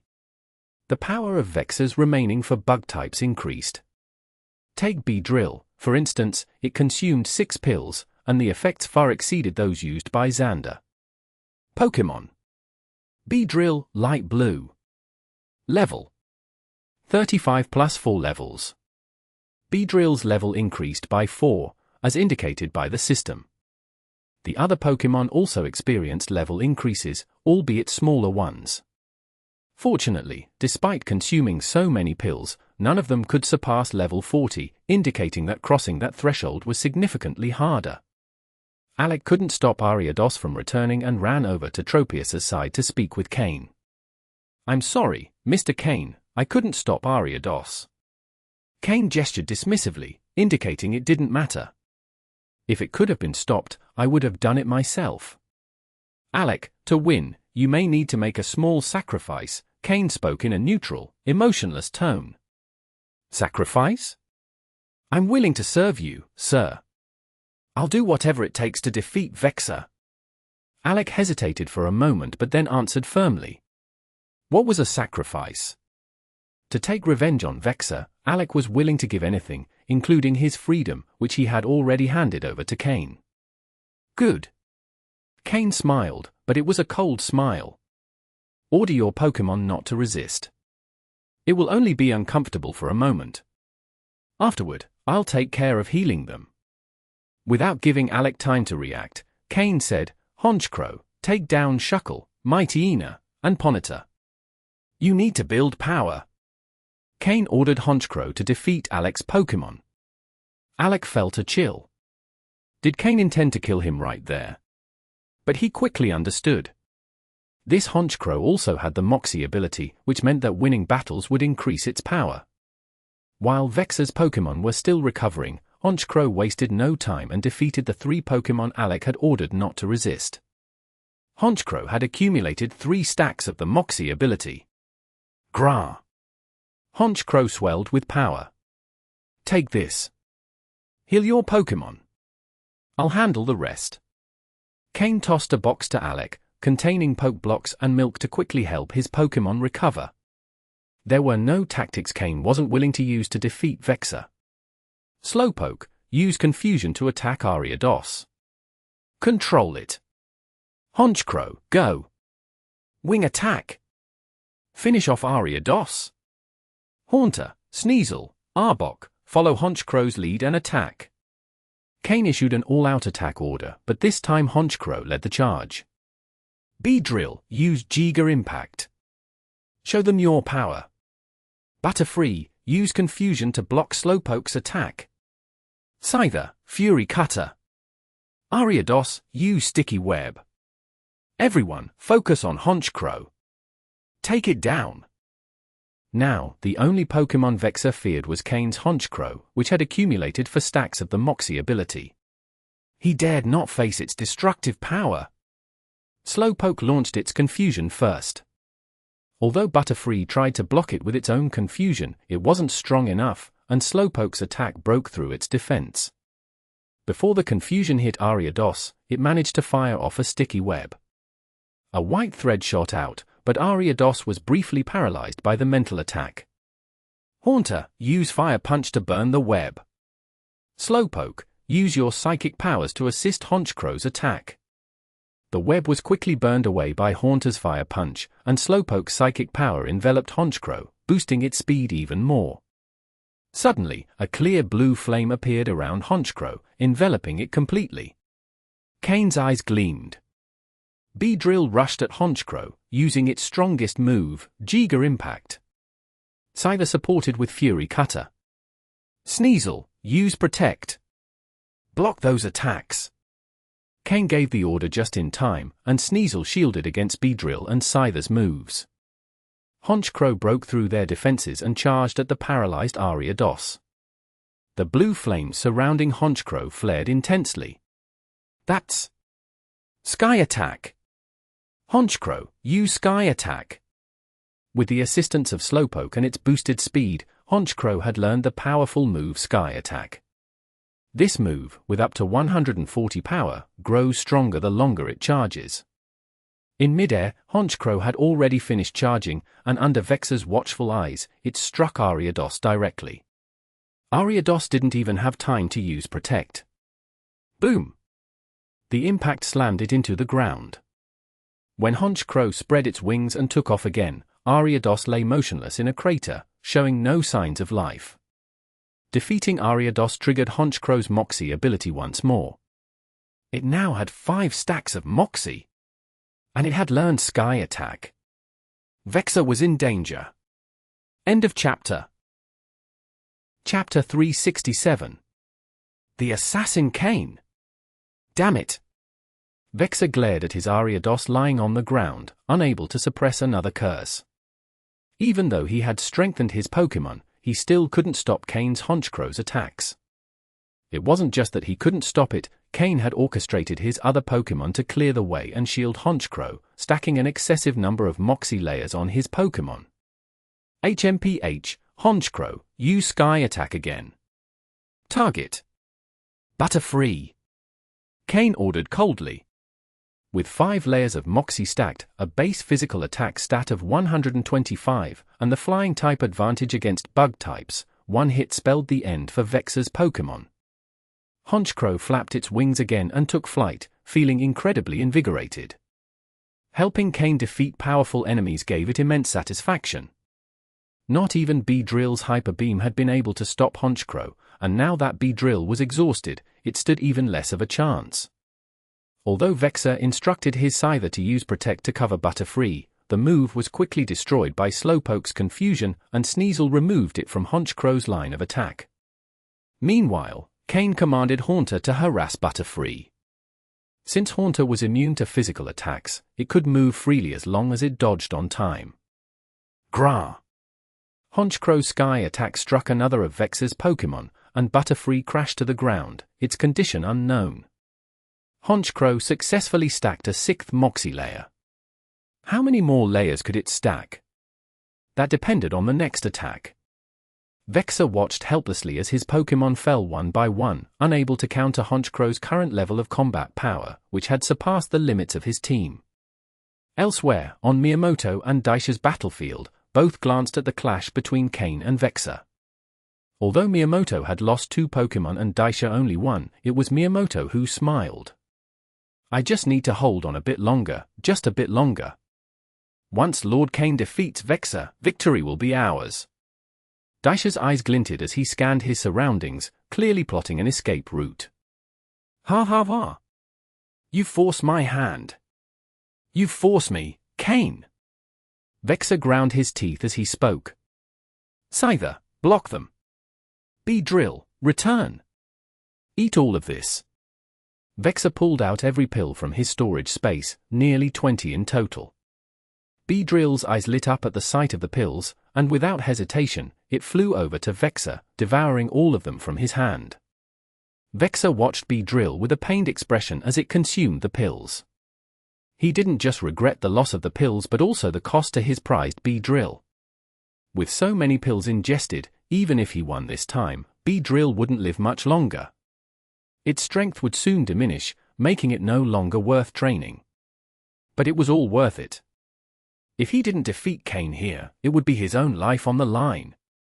As Beedrill swallowed the pills, Honchkrow defeated Scyther, which had been blocking its way. Mox's ability had no limits. With Scyther's defeat, Honchkrow stacked a 7th Moxie layer. At that moment, Beedrill finished consuming the pills. Its eyes, already red, now gleamed crimson, and its body had grown slightly larger. A dense bug-type energy enveloped its form. Beedrill, kill them all. Use Hyper Beam. Vexor shouted in a frenzy. This time, Beedrill's target was none other than Cain. Its wings buzzed as its speed reached an unprecedented level. The Pokémon couldn't react before Beedrill darted past them. Cain's expression suddenly shifted. Had Beedrill transformed after ingesting so many pills? His Pokémon reacted too late, and Honchkrow flapped its wings to pursue it, initiating Sky Attack. But it still couldn't catch up. Ha ha ha! Cain, if I kill you, all your Pokémon will be mine. These losses don't matter? I've noticed your Honchkrow is at least mid-high tier. Even senior officers would covet a Pokémon like that. Vexor laughed maniacally as Beedrill charged straight toward Cain. Skorupi, Miltank, use Protect. Cain ordered calmly, showing no fear. However, Cain's Tropius refused to move, sensing that neither Honchkrow nor Beedrill was within its league. Cain's progress had been too rapid. Cain could already dominate others with just one Pokémon. At that moment, Tropia surrendered, no longer driven solely by food but by respect. Ha ha ha, Beedrill, keep firing Hyper Beam. You won't tire after just one attack. Though Cain's Pokémon attempted Protect, Beedrill shattered Skorupi and Miltank's defenses with consecutive attacks. Its next target was Cain. Slowpoke. Teleport Honchkrow away. Cain ordered, his calm demeanor unwavering. A trainer's composure in critical moments dictated their Pokémon's decisiveness. Following Cain's command, Slowpoke instantly activated Teleport. It appeared in front of Honchkrow, and just before the impact, it activated Teleport again, taking Honchkrow along and moving directly in front of Cain. Honchkrow, still poised for attack, collided with Beedrill. Honchkrow, use Protect. Boom! The Hyper Beam clashed head-on with Sky Attack. With a deafening explosion, Beedrill was hurled to the ground while Honchkrow activated Protect at the last moment, avoiding any damage. Beedrill was defeated. With that, all of Vexor's Bug-type Pokémon were vanquished. Only his Golduck remained, but it was no longer a match for Cain. Honchkrow, finish it. Slowpoke, control Golduck. Cain gave his final orders. Unlike Xander and Paul, Vexor didn't break down. He knew his defeat was inevitable and glared coldly at Cain, unmoved by the Honchkrow rushing toward him. Cain, fine, I'll go ahead and wait for you. The Master has already marked you. Do you think killing me will keep him from knowing? You're wrong. Do you think this trial is just about winning first or second place? You're far too naive, he said with a disturbing, twisted grin. Vexor calmly accepted Honchkrow's attack. As he fell, he smiled, as if he had already foreseen Cain's fate. Vexor, a direct subordinate of Team Rocket executive Lucius, had been defeated. The assassin. Cain. End of chapter. Chapter 368. Regi and Glacius. Cain used Slowpoke's teleport to move to Vexor's side. With a single tug, he removed the Team Rocket belt from Vexor and then retrieved the Golduck that had been under control, locking its Pokeball. This Golduck wasn't weak, but Vexor had only used it as personal protection, a complete waste. As for the other Pokémon, they had all been taken down by Honchkrow. Even if any survived, having consumed so many potential draining pills, they were no longer worth training. Bug-type Pokémon already have short lifespans. If they further shorten their lives with pills, they can't reach their full potential. Before they can peak, they begin aging and losing strength. Among Pokémon, Dragon types are the ones that can maintain their peak power for the longest. Though Dragon types are hard to train and require a lot of time and resources, they sustain their prime state for the longest period. Oh, and Ghost types too. After taking out Vexor and seizing all his belongings, Cain turned his gaze to the other side of the battlefield. Now, Daisha, who was fighting Miyamoto, seemed desperate to shake him off and escape. After providing emergency medical attention to his Pokémon, Alec approached Cain. Honchkrow, deal with him, Cain said, then turned to Alec. Are you okay? Alec nodded and kicked Vexor's lifeless body. I'm fine. My Pokémon were only incapacitated, Honchkrow wasn't too harsh. Thank you, Cain, for avenging me, Alec said, kneeling on one knee to show his loyalty. Cain waved his hand, signaling Alec to stand. I did it for myself, not for you. Only what you do for yourself truly belongs to you. Don't blame me, winning required it, he added, referring to when he weakened Alec's Pokémon to boost Honchkrow's strength. Alec felt a bit uneasy but decided to let it go since Cain seemed to be indirectly apologizing by bringing it up several times. Cain released Grimer to devour the corpses scattered on the ground. Now that Grimer had reached a dark green quality level, it had excellent stats and abilities, even if it lacked much battle experience. With a bit of training, it could become an extremely valuable Pokémon.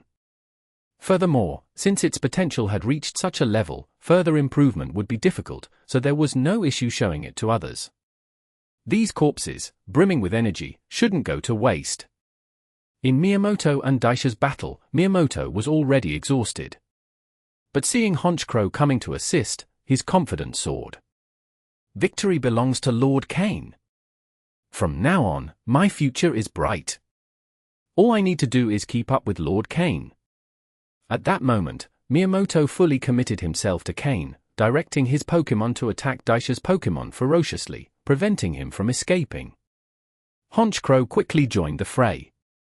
Although Daisha's Pokémon were rock types, reducing the damage from flying and dark-type moves, Cain's Honchkrow now had 8 Moxie boosts. It was at its peak. With one attack, it could defeat one of Daisha's Pokémon.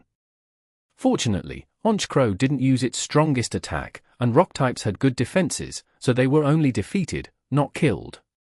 But with each victory, Honchkrow's Moxie kept stacking. Does Honchkrow's Moxie really have no limit? Cain wondered. Accompanied by Alec, Cain slowly approached, gathering the injured Pokémon. There were now many wounded Pokémon, and he would tend to them all later. Plop! With all his Pokémon defeated and no chance of escape, Daisha dropped to his knees, repeatedly bowing and pleading with Cain. Lord Cain, please? I? Before he could finish, Cain interrupted, while I value pragmatism, you're useless to me. And I detest hypocrites. I prefer those who are openly wicked. You're just like Vexor, always scheming in the shadows. Finish him, Honchkrow. He then instructed Miyamoto to take all of Daisha's belongings and gather the surviving Pokémon to deal with later. Thus, Vexor and his group were completely eliminated on the trial island. Let's go. Slowpoke, take her somewhere safe, not far, just safe enough, Cain said. Although Slowpoke was also injured, it could handle a short-range teleport for 3 people. Slowpoke, teleport.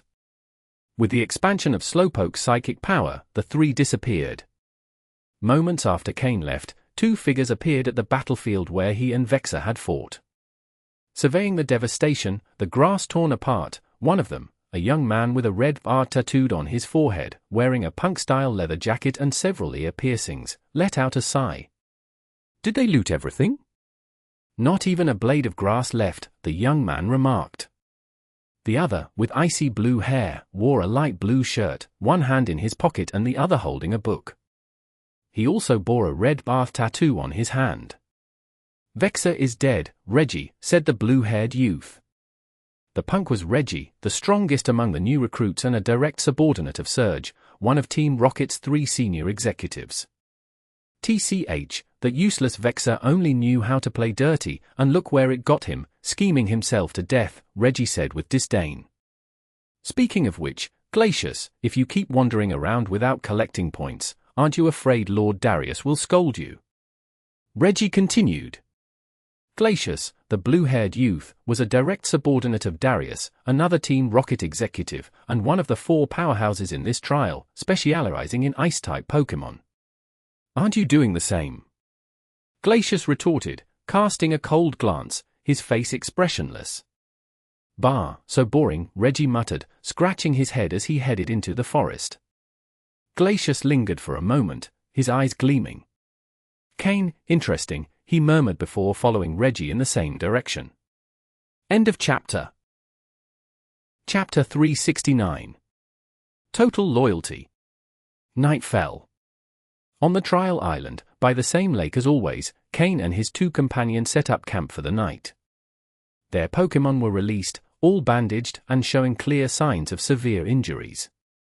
In particular, Cain's Ursaring and Arbok had taken significant damage. While Arbok was in slightly better shape this time, Ursaring was worse off than before. Miyamoto's Ursaring had also sustained considerable injuries. Although both Ursaring had been forcibly captured by Cain, as noble Pokémon, they still obeyed their trainer's orders, even when faced with dangerous situations. Cain gave one of the Ursaring to Alec.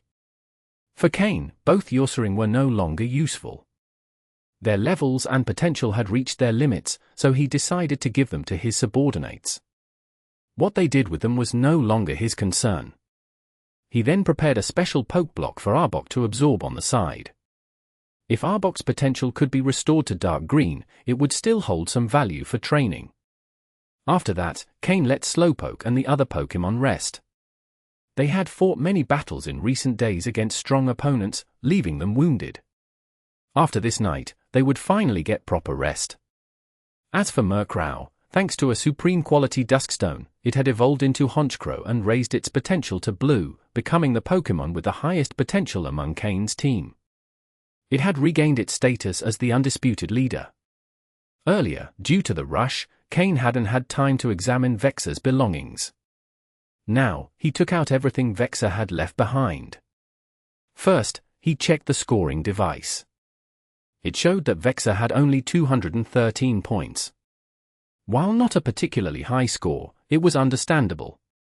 Only people like Xander could mobilize over 20 individuals to collect scoring cards for them.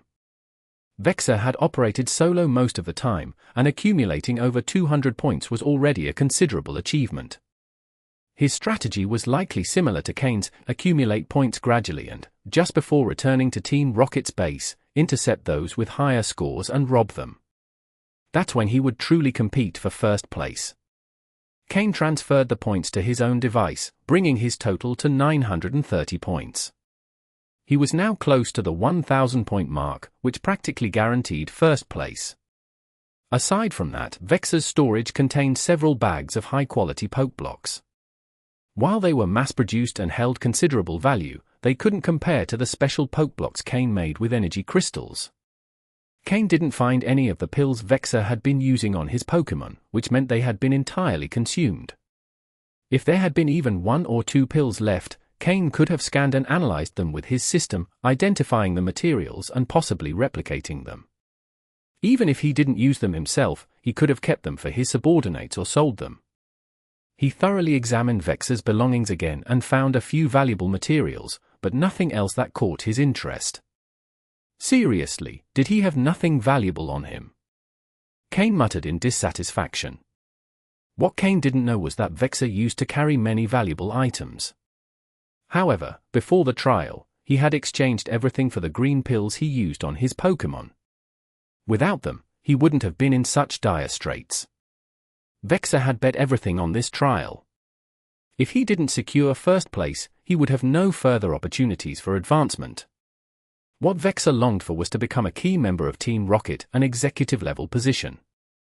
Everyone knew that having an executive willing to invest significant resources in you allowed for meteoric growth, quickly reaching the rank of captain or even officer. But no one wanted their subordinates to surpass them. If a subordinate posed a threat, executives would eliminate them before they could grow too powerful. For Vexor, Lucius, while an executive of Team Rocket, was among the weakest executives. With Lucius's abilities, reaching the rank of executive was his peak. Thinking about advancing further was mere delusion. Thus, Vexor could never become an executive under Lucius's command. In fact, Lucius had already warned him that if he didn't secure first place in this trial, he would be sent to a suicide squad, where extremely dangerous missions were the norm. Survival in that unit would be purely a matter of luck. That's why Vexor had staked everything on this trial and ended up with nothing valuable in his storage. Cain casually tossed Vexor's storage belt into the campfire and called Miyamoto and Alec over. "Are your Pokémon recovered yet?" Cain asked. The two sat by the fire as Cain directed. Miyamoto was the first to respond. "Thanks to the Pokeblocks you gave us, they've mostly recovered. They'll be ready to fight again tomorrow." Cain nodded and handed them the high-quality Pokeblocks taken from Vexor's storage. "These are from Vexor. I have no use for them, you can keep them." "Are these high-quality Pokeblocks?" Alec asked, a touch of disbelief in his voice. High-quality Pokeblocks, given away so easily? Although there were only 5 or 6 bags, their value was immense. Cain was momentarily surprised before smiling. "Yes, they're high-quality Pokeblocks. You've followed me for several days now, and you should know I'm also a breeder. For others, these Pokeblocks are highly valuable, but to me, not so much. While you're with me, you won't have to worry about Pokeblocks." Pokeblocks? They were nothing to Cain. Both were delighted to hear this. In Team Rocket, not many could afford to use high-quality Pokeblocks for all their Pokémon. Only high-ranking officers could do so. Well then, with Vexor eliminated, my trial is essentially complete. Although I haven't reached my target points, I'm close to securing first place. Now, let's talk about your plans for the future, Cain said, adding a log to the fire. Miyamoto and Alec exchanged a brief glance before kneeling on one knee and saying respectfully, "We will serve Lord Cain with total loyalty." End of chapter. All set. The auxiliary chapter story cover has been updated with the necessary information for the images. I'm counting on you, guys. Chapter 370. The arrival of a guest. That's enough, I'm not into all that protocol, Cain said, motioning for them to stand. Understood, both replied with a knowing smile. Although they hadn't been following Cain for long, they had already noticed that he wasn't one to act superior. Unlike many in Team Rocket who flaunted authority without much power, Cain focused on results. There were those, even with low ranks like captains, who treated their subordinates arrogantly, as if they were already high-ranking officers. But Cain wasn't like that. As long as you completed the tasks he assigned, he allowed a certain level of freedom. However, if you failed, the consequences could be terrifying. For instance, if Miyamoto had failed to hold someone off while Cain battled Vexor, he would likely be in a very precarious position now. Cain gave them a few instructions: take advantage of these remaining 2 days to capture some Pokémon with potential on this island. If you've captured any temporary Pokémon as tools, release or dispose of them. This island is quite mysterious, and there's a good chance of encountering high-quality Pokémon. Try to capture ones that suit your style. Also, keep an eye out for point cards if you see them, but don't go out of your way to look for them. There aren't many left on this island who could pose a threat to you. Cain gave this order so they could plan for the future. If all goes well, I'll head straight to the Hoenn region after this trial. If you decide to stay in Kanto or Johto, you'll probably receive plenty of offers from others, but you can also come with me to Hoenn. He continued, I know you're aware of the rewards for first place, but with my current strength, I can't handle all those resources. I'll likely trade most of them for protection to buy myself time to develop in Hoenn. But what I lose now, I'll reclaim later. Alec was the first to speak. Cain, I'd like to follow you to Hoenn. You know I have connections there, and with my help, you'll be able to establish yourself quickly. Alec explained about a small village in Hoenn called Leafy Town, situated between Verdanturf Town and Mauville City. Although it was a small place, his uncle, a former officer, had purchased a large plot of land there before passing away, which now belonged to Alec. Cain listened and replied, We'll see. I haven't heard of Leafy Town, but I'll look into it when I get to Hoenn. Miyamoto also decided to follow Cain to Hoenn. Since his protector in Kanto had likely been eliminated, he didn't see a safer option. Cain concluded, I'm not forcing you to follow me, but if you do, everything will be under my command. Both responded firmly, yes. After these discussions, Cain allowed them to rest and informed them that the next day, they would operate separately, with the goal of regrouping at the base on the final day. He might need their points to secure first place. The 6th day of the trial.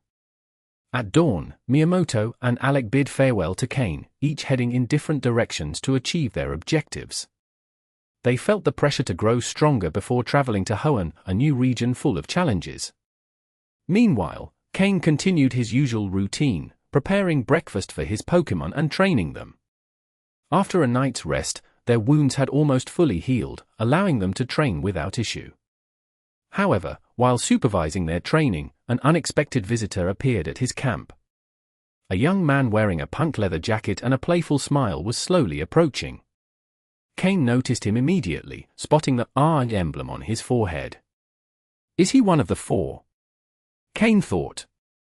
Except for Glacius and Vexor, the other participants wore Team Rocket uniforms. Only these 4 individuals wore different outfits, though they all had the Team Rocket emblem somewhere on their body. Are you Cain? The young man asked, stopping about 10 meters away. Cain's Pokémon also noticed the stranger, grouping around their trainer on high alert. Regi? Cain asked with some doubt. The young man's smile widened at the mention of his name. Looks like you've heard of me. That'll make things easier. What do you want? Cain continued. Now, don't be so rude. When a guest arrives, shouldn't you offer them something to drink? Although, I suppose that's not really feasible here. But at least some water and a chat, don't you think? Cain frowned, observing the scruffy young man. He couldn't figure out his intentions but allowed him to approach cautiously. Seeing no visible Pokémon with him, Cain assumed he wasn't here for a fight. Cain invited him to sit and offered him water. He remained prepared for any unexpected moves, confident that his Pokémon could neutralize him if necessary. End of chapter. All set. The auxiliary chapter story cover has been updated with the necessary information for the images. I'm counting on you, guys. Chapter 371. Joining the Circle. Cain, your lifestyle out here is truly enviable. Having good cooking skills is so convenient, even when you're out in the field, you can eat well. Not like us, looking like savages whenever we're away, Regi remarked, taking a sip of water as he observed Cain's camp setup. Pots, plates, and utensils of all kinds were neatly arranged, and Regi sighed in admiration. What do you need? Just get to the point, we're not close, Cain said, frowning. Regi clutched his chest as if deeply wounded. You talk in such a hurtful way. If I were the hot-tempered type, I'd get mad. Maybe there'd even be a fight, he said with an ambiguous smile. Fine, whatever, Cain rubbed his temples, feeling a faint headache coming on. Did you take care of Vexor? Yes, Cain replied, finally sensing that Regi was getting to the main topic. Do you want to take first place in this trial? Yes. Are you planning to head to another region? Yes. All right, I get it.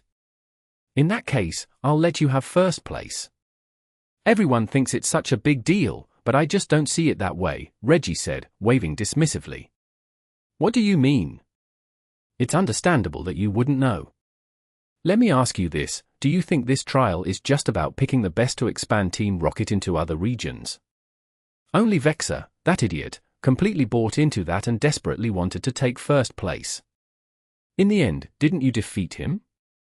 There are things Boss Giovanni doesn't mention, but that doesn't mean others don't understand. Some, driven by their own interests, have already begun damaging Team Rocket's interests. People always talk about infiltrators in the league, but do you really think there aren't any infiltrators in Team Rocket after all these years?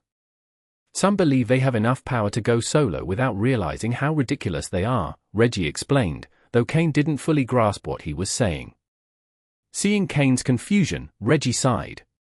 You haven't had much exposure to the upper ranks of Team Rocket, but you've surely heard about the internal struggles. Have you ever wondered why the previous leader of Team Rocket was Boss Giovanni's mother and not his father? Or why you've heard of the Shadow Unit but never its leader?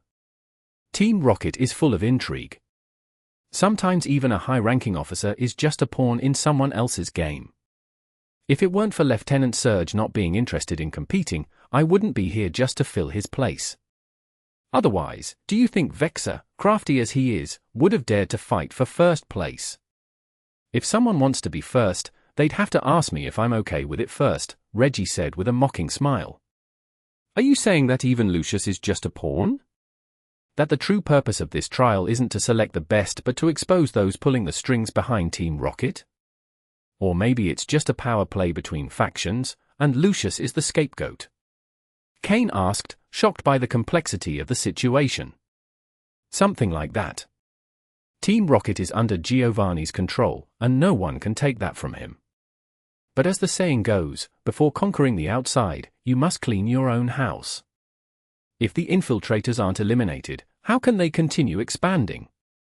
Don't fool yourself about the support you'll receive, it's just an investment in a talented trainer like you, someone without a tangled background, Regi said. The moment you're taken off this trial island, part of your information will already be on the desks of those paying attention. A lot of eyes are watching this place, Regi continued with a cold smile, perhaps directed at both those observers and Cain's ambitions for first place. But there are benefits. If you take first place, you'll be under Giovanni's protection, and anyone who wants to harm you will think twice. That idiot Vexor only wanted that protection, which is why he risked everything, Regi concluded. In short, you don't need to worry. Those who know what's going on won't compete with you, and those who don't know don't have the strength to beat you. So, you're basically already in first place, Regi said confidently. Cain remained silent, processing all the information.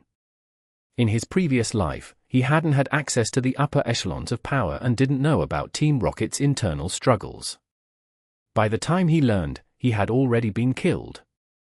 But now, in this life, the situation seemed far more complicated than he had imagined. And though the trial was nearing its end, he felt he hadn't escaped the swamp just yet. So, did Aurelia not compete with me because Ariana was injured, or because she knew what Regi just told me? Cain wondered. Why are you telling me all this? He asked after some thought. Well, it's no big deal. I just think you're interesting, a trainer with no backing who's made it this far. I have to say, you're as talented as a trainer as you are intelligent, Regi said. That's why I think you've reached the level necessary to join our circle. On behalf of the founder of our group, I'm inviting you to join, Regi said, revealing his true intention. Join your circle? Yes, our circle. Right now, it's Glacius, Aurelia, and me. We originally considered inviting Vexor, but neither his skills nor his background were sufficient.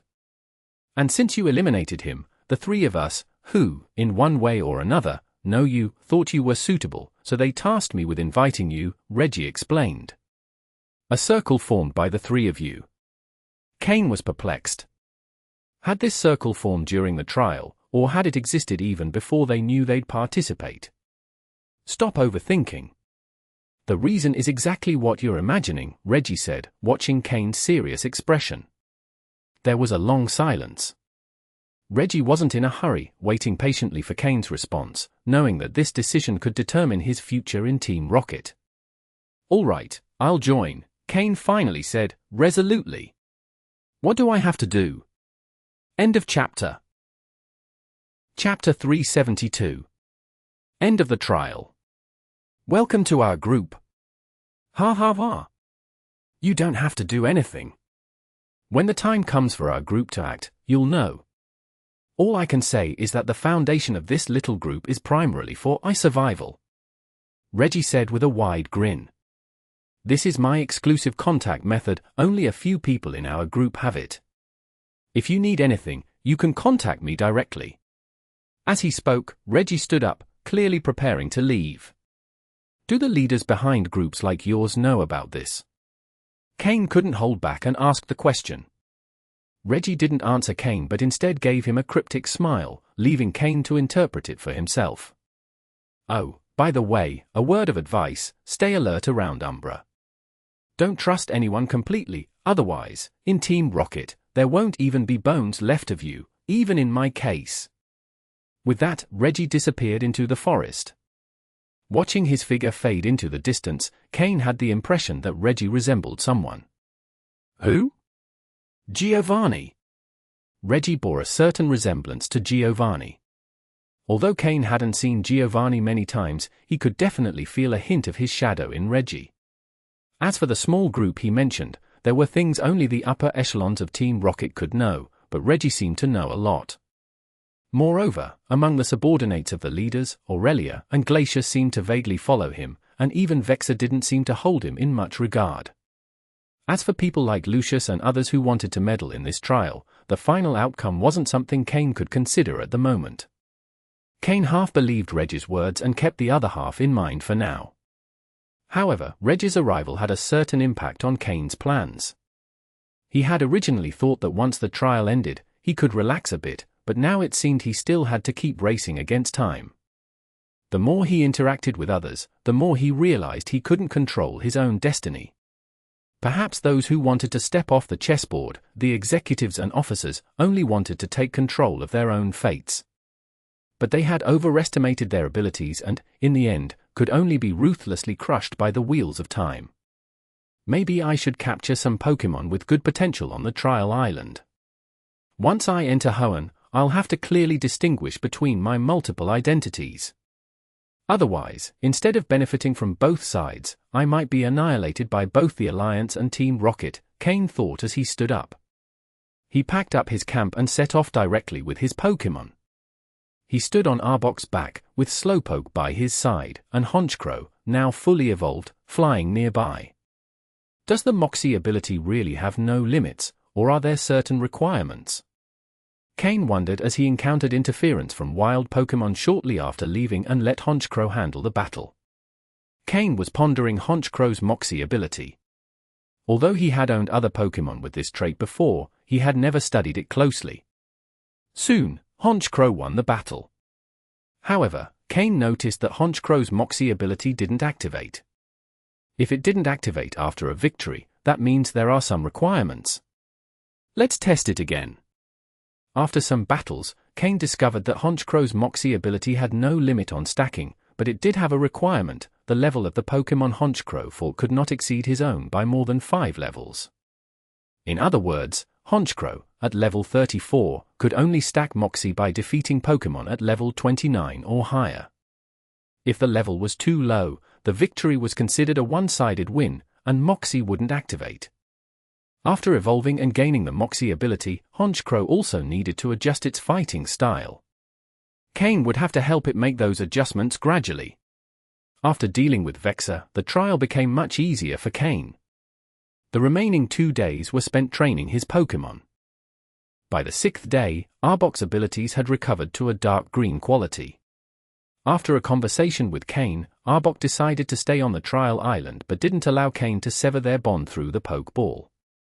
In other words, Arbok became a Pokémon Cain left on the trial island. No one else could capture it, and if Arbok were to die, Cain would know through the link with the Pokeball. Although Arbok's dark green quality wasn't bad, it was already in its final evolved form, making future quality improvements very difficult. This left Cain hesitant. Fortunately, Arbok also recognized its own limitations. During the last 2 days, Cain helped it correct bad combat habits. As long as it continued training according to Cain's instructions, it could eventually defeat the Pokémon that had killed its mother. In the end, the only Pokémon Cain kept from the trial island was a blue-quality Shelder. He released all the others, which also helped reduce the strain of daily meals. Cain also released Fearow before returning to the Team Rocket base, hoping it could live well on the trial island. When Cain returned to the Team Rocket base, others were already starting to arrive. Most of them returned injured.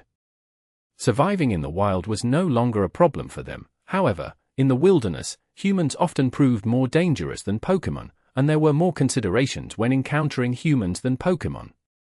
Sometimes, collecting point cards required fighting strong Pokémon, making injuries inevitable. The trial began at 8 a.m. and ended at 8 a.m.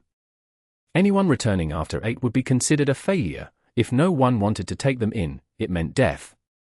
When Cain arrived, a few familiar faces had already returned. For instance, Regi, Aurelia, and a young man with icy blue hair who was with them, reading a book. When Regi saw Cain arrive, he smiled, and Aurelia winked at him, clearly knowing that Regi had already included him in their small group. As for Glacius, he gave Cain a glance before returning to his book. The people at the Team Rocket base were clearly divided. Those participating in the trial were on one side, while those who joined later were on the other. However, those who joined later clearly looked down on the trial participants and followed Regi as their leader, standing in the center of the plaza, looking at the trial participants with disdain. End of chapter. Chapter 373. End of the trial. As Cain arrived, the distribution of people in the plaza began to shift. First, Regi, along with Aurelia and Glacius, approached Cain and said, "Cain, come, let me introduce you. Glacius, you've probably heard of him but haven't met before, and this is Aurelia, whom you must have already met and spoken with. Little brother Cain, is it true that you actually took out Vexor?" Aurelia asked Cain curiously. "Come on, Aurelia, Glacius and I saw it with our own eyes. Don't you believe us yet?" Regi sighed in exasperation. "What? I just wanted to confirm it. Do you think it's impressive just because you saw it? As the four of them gathered, the gazes in the plaza began to change. Both the trial participants and the newcomers looked at Cain with a mix of curiosity and a bit of fear. Everyone on Trial Island now knew what Regi and his three companions represented. It was something more impressive than Xander's backing. And there they were, chatting amicably with Cain. Cain noticed someone following Aurelia. It was Jasmine, the female leader of one of the groups on the Trial Island. Was she now under Aurelia's command? Don't look at me like that, little brother Cain. Jasmine isn't my subordinate, she's a distant relative. We're just on different teams. Her previous support is gone, so as her sister, I have to look out for her a bit, Aurelia said with a smile, noticing Cain's glance at Jasmine. Mr. Cain, Jasmine greeted him respectfully. Cain now had enough authority to be addressed as Mr. by her. Then, Alec and Miyamoto also arrived. Although Alec's disfigured appearance shocked many of the participants, what struck them even more was seeing Alec respectfully position himself behind Cain and address him as Sir. Had Cain also subdued Alec? As for Miyamoto, he originally wanted to approach as well, but with a subtle glance, Cain signaled him to stop. Miyamoto remained among the newcomers. Sky and Fox, along with another companion, also returned unharmed. Though they appeared seriously injured, their lives were not in danger. All right, let's go. We'll stay in touch. Time is running out, Regi said, checking his watch. Then, the three returned to their original positions, while Cain rejoined the group of trial participants. However, when Cain joined the group, many instinctively stepped aside, especially those who had been Xander's subordinates. By this time, Xander still hadn't returned, which likely meant he had met an unfortunate end. On the other hand, Cain, who had clashed with Xander, was now chatting amicably with followers of several executives. How could they not be astonished? After waiting a little longer, the moment finally arrived, 8 in the morning. Three figures, Viper, Umbra, and Soccer, stepped into the center of the plaza, observing those who remained. Originally, there had been over 90 participants, but now the plaza seemed a bit empty. Counting those who remained, there were fewer than 50. The idea was that a maximum of 50 people would pass the trial island, so it was no longer necessary to rank by final points. Including the newcomers, there were exactly 49 people left. Everyone could leave alive, so now it was only a matter of determining who held the top positions. The true survivor is the king. The final trial has ended. Each of you, take your point device and go to that room to record your position. Then you may leave. From now on, this trial island has nothing to do with you. Well done, guinea pigs. Congratulations on surviving, Viper announced loudly. Some participants began to cry with emotion. It's hard to imagine what it was like to live for 3 months on this island, constantly facing danger, a truly exhausting experience. After Viper's speech, everyone headed to the building he had pointed to. There were about 10 rooms, meaning they could process a dozen people at a time.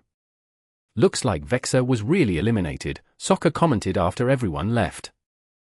From the looks of it, that seems to be the case. He still hasn't returned, so the odds of him being alive are slim, Viper replied. Ha, Umbra, that kid's got potential. Want me to hand him over?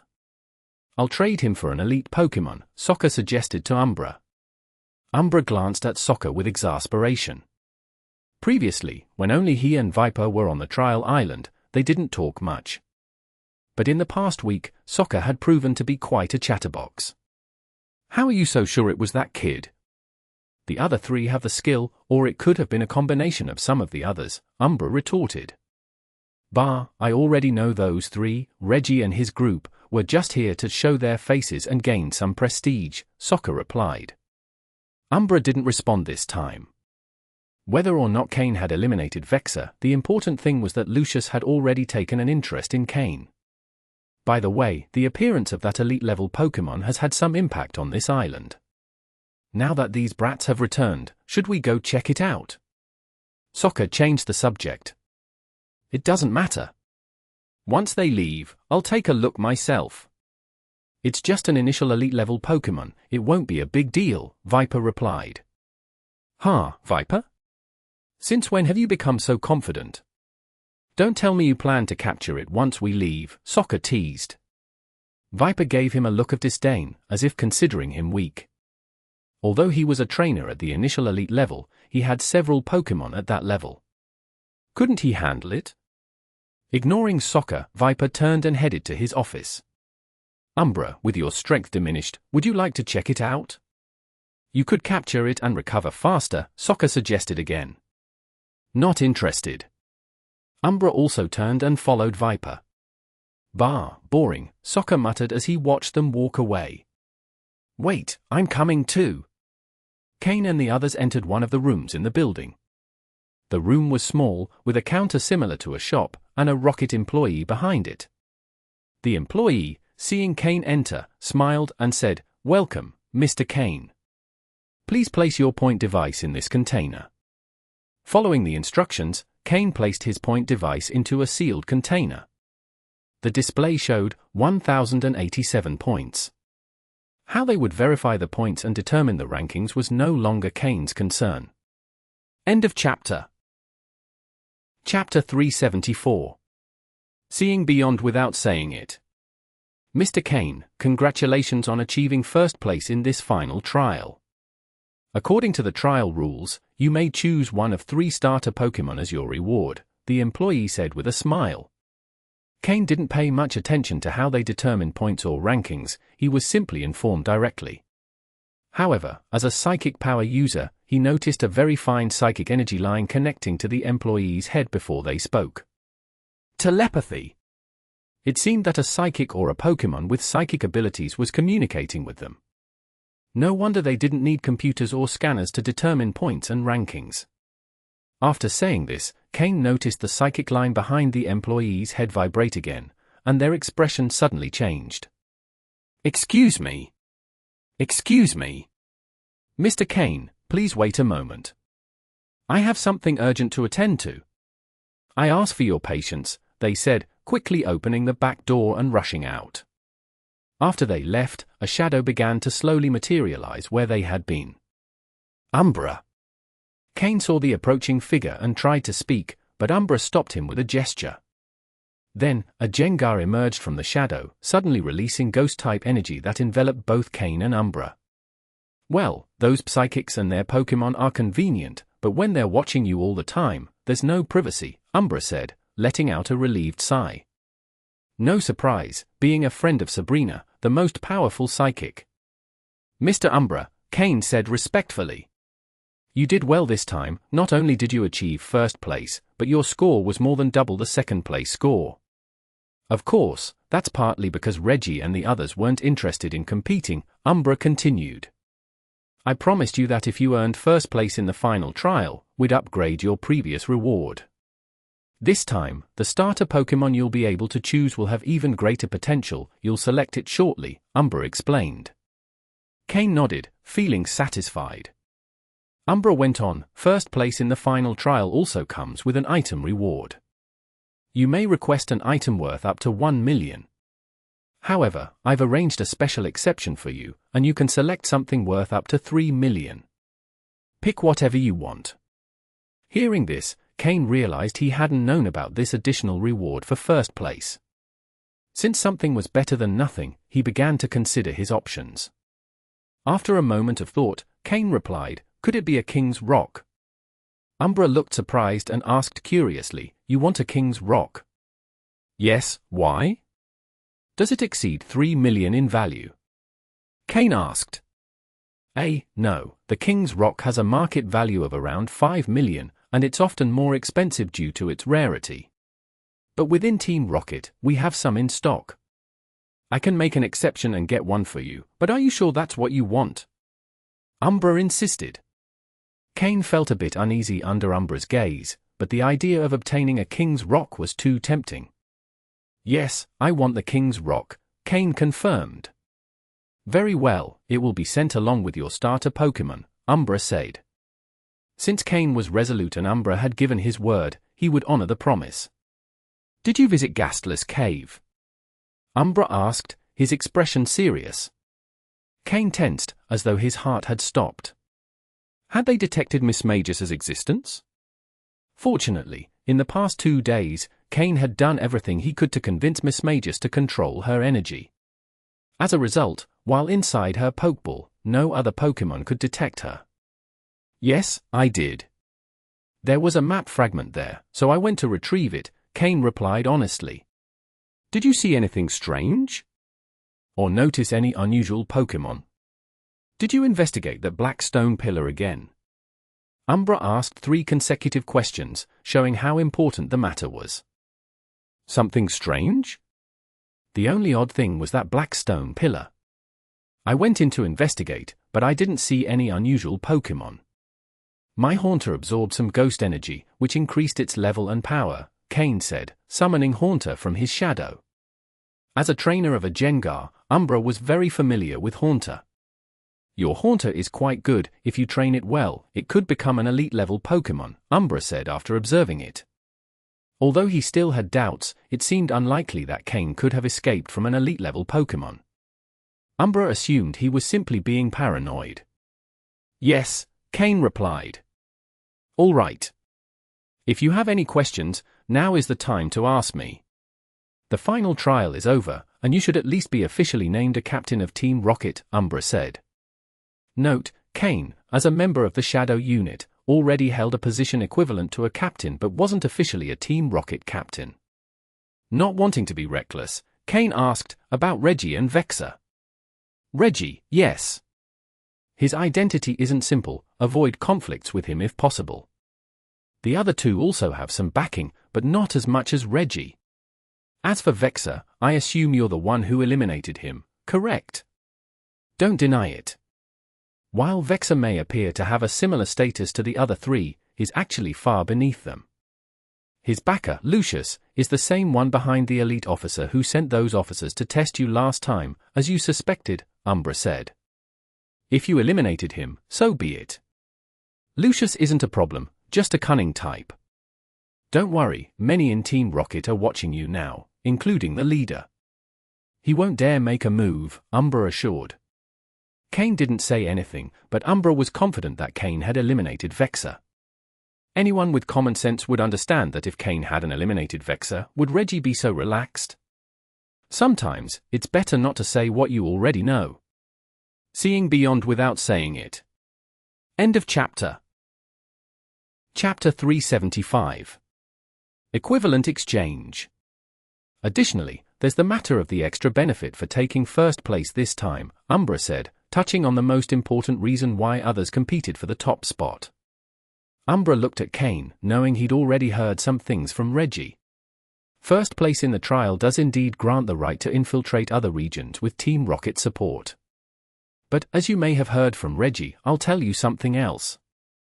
This right exists and has strong backing from Team Rocket, but it's not as grand as you might imagine. Some things can't be explained in detail, but you can think of it as a power play between Team Rocket's internal factions. Originally, both sides were at a stalemate, so they decided to resolve it through a trial. But your emergence made some see another possibility. That's why, didn't it surprise you that Regi and the others didn't compete with you for first place? In fact, this was a decision made by Team Rocket's higher-ups. Since everyone wanted this right but no one wanted the other side to have it, they decided to put you in the center to avoid weakening Team Rocket's overall strength. This decision was carried out under the leader's supervision. So don't worry, no one will harm you because, for now, you're a very fortunate young man. Even the leader has taken notice of you. Unless someone's looking for trouble, you'll be very safe for a while. But if, after that time, your strength doesn't grow enough to satisfy the leader, his interest in you will wane, and things may change. But don't worry, the resources will still be there. While it may seem insufficient for infiltrating an entire region, for an individual, it's still a considerable amount. Umbra spoke at length, though he kept some things secret, but the key points were clear. Cain had Team Rocket's support, but it wasn't absolute. He was merely a product of balance between factions. As for the mentioned resources, they would be sufficient for him personally, but for infiltrating a region, it would be a joke. However, it could also be an opportunity for Cain. An opportunity to build his own power. If Team Rocket wasn't focusing on this, why not take advantage of the situation? Even if he couldn't break away from Team Rocket, he could become a new, emerging faction within the organization, at least enough for his voice to reach Giovanni. And if, by chance, he successfully developed and became the main underground force in a region, he wouldn't have to worry about either Team Rocket or the League. Cain had many thoughts in mind but didn't dare show them. Otherwise, Umbra would be the first to eliminate him. Are there any restrictions on the choice of region? Cain asked. In principle, there are no restrictions. But for better support, from a geographical perspective, it's best to choose the Hoenn region. That's the organization's intention, Umbra said. Seeing Cain tremble slightly, though almost imperceptibly, Umbra assumed he was upset with Team Rocket's decision. He patted Cain's shoulder and said, "Don't let personal emotions take over. If you're truly dissatisfied, then quickly increase your strength. Once you reach the level of a quasi-elite, you'll be able to engage in the game board. When you become an executive, you'll be an important piece. And if you want to leave the board, it's better not to think about that for now." What Umbra didn't know was that Cain trembled with excitement, not anger. But his assumption helped Cain hide his enthusiasm. Cain took a deep breath, calmed his mind, and continued, "What's the estimated value of those resources?" "Oh," Umbra smiled and said, "for someone at your current level of strength, it would be an astronomical sum.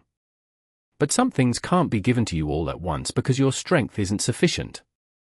If you entered a region outside Team Rocket's domain with so many resources and were discovered, it would be a significant loss. So, they'll deliver them to you gradually, but you won't lack anything.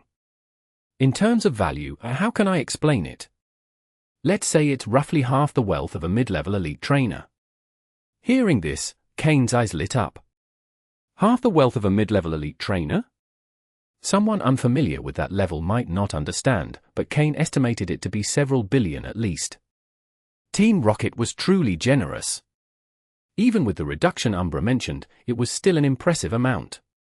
"Since I can't get it all at once, can I use it?" Cain restrained his excitement. "You can, but the specifics about which resources are available aren't clearly defined. However, if you urgently need something, you can trade part of it for items or Pokémon of equivalent value, allowing you to obtain them quickly. After all, the goal is for you to increase your strength as fast as possible." Initially, they didn't plan to give you this much, but the leader decided that, as a young man with potential, you should receive strong support. Team Rocket still needs strong trainers, so it was ultimately decided that you'd receive this much. "This shows that the leader is truly paying attention to your growth," Umbra explained. Cain felt slightly uneasy. Knowing Giovanni's capabilities, if he really was paying attention to him, would he notice some of his moves? It seemed Cain would need to be more cautious.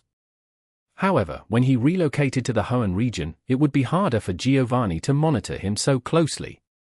"Could I exchange half of those resources for 3 doses of the evolution elixir?" Cain hesitated but finally said it. The 3 doses of the evolution elixir, according to the system, should be enough to incubate Larvitar's egg. Hearing Cain's request, Umbra narrowed his eyes before nodding. It can be done. After all, he'd used 3 doses to recover his strength, and the remaining 3 were no longer as useful to him. It was better to exchange them for other resources to train other Pokémon, maintaining balance after using the catalyst. But I must warn you, while the catalysts are effective, they have significant side effects. If you rely on them to enhance your Pokémon, you'll deplete their potential. When that happens, the leader may no longer see you as a valuable investment. Understood. I just want to try something, Cain replied. Umbra said no more. Everyone must take responsibility for their own decisions, whether right or wrong. All right. When you leave, I'll send the items after some time and withhold half of your resources. In Team Rocket, no one supports someone for free. If you want something, you must give something of equal value. That's the law of fair exchange. If someone offers you something without reason, it's best to be cautious. Either they want something from you, or they're your parent. End of chapter. Chapter 376. Choosing the starter Pokémon. Do you have any other questions? After arriving in the new region, will it be my responsibility to recruit personnel, or will Team Rocket send someone? Cain asked, addressing his final concern. If Team Rocket insisted on sending their own people, there was no point in putting much effort into this mission. The presence of many unknown individuals would raise suspicions among other groups, prompting investigations. Therefore, if Team Rocket sent someone with him, Cain planned to approach the mission superficially, especially since they weren't providing him with many resources. Umbra looked at Cain oddly, then smiled. Don't worry about that. If you need people from Team Rocket, you can recruit them yourself, no one will stop you. But if you'd rather not use our personnel, you can recruit locally, just don't reveal any information about Team Rocket. If you're confident enough, you could even take one of Team Rocket's officers with you, as long as you can control them. Understood. I have no further questions, Cain nodded. Umbra also nodded and, with a wave of his hand, dissipated the space created by Younger's ghost-type energy. The psychic energy covering the room returned. Now you can tell me which starter Pokémon you'd like. Team Rocket has most of them from various regions. Of course, there are differences in their quality, so the choice is yours. Umbra opened a book, flipped a page, and showed it to Cain. The page contained images of starter Pokémon from several regions. Cain examined it carefully and noticed that most were from Kanto and Johto. Since Team Rocket was based in Kanto and Johto, despite the League's oversight, they could obtain those starter Pokémon. Cain suspected Team Rocket probably had their own breeding facility for starter Pokémon. As for other regions, they were less common. For example, from the recently discovered Alola region, Team Rocket had almost no starter Pokémon, only one water type, Poplio. Cain was actually quite interested in Poplio's final form, Primarina. This Pokémon had high special attack and special defense stats and was a water fairy type with outstanding resistances. It could integrate well into any water-type team. However, since Team Rocket only had one, and its quality wasn't guaranteed, Cain didn't consider it as his primary choice. Cain's main targets were the starter Pokémon from Kanto and Hoenn, because the starter Pokémon from these two regions had Mega Evolutions. As for Johto starters, Cain considered them the least remarkable overall. Since he planned to head to Hoenn, his primary target was a starter Pokémon from that region. The Pokémon he was most interested in was Mudkip, the water-type starter. Mudkip was a water type, and its final form, Swampert, was water-ground. Swampert had exceptional resistances among all Pokémon. It was only weak to grass-type moves, for X, while other types inflicted normal or less damage, and it was immune to electric-type moves. This showcased Swampert's excellent typing. Additionally, Swampert could Mega Evolve, and its ability would change to Swift Swim, making it perfect for rain teams. Thus, Cain's first target was Mudkip. Next was the Fire-type starter, Torchic. Torchic's final form, Blaziken, was a fighting type. Although its resistances weren't as strong as Swampert's, they were still decent, though it had more weaknesses. However, Blaziken's ability, Speed Boost, was extremely powerful, just like Swampert's Swift Swim. Blaziken's Speed Boost increased its speed each turn, without any additional conditions. When Blaziken Mega Evolved, its ability automatically became Speed Boost. Blaziken had excellent special and physical attack stats and notable speed.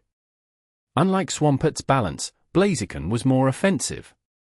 Additionally, there was an important point: Cain currently didn't have any fire or fighting-type Pokémon, and Blaziken would fill this gap. So Torchic was also a primary target for Cain, depending on the quality and abilities of both Mudkip and Torchic. Cain's second target was Treecko, Hoenn's grass-type starter. If Mudkip and Torchic didn't meet his requirements, Treecko would be his next choice.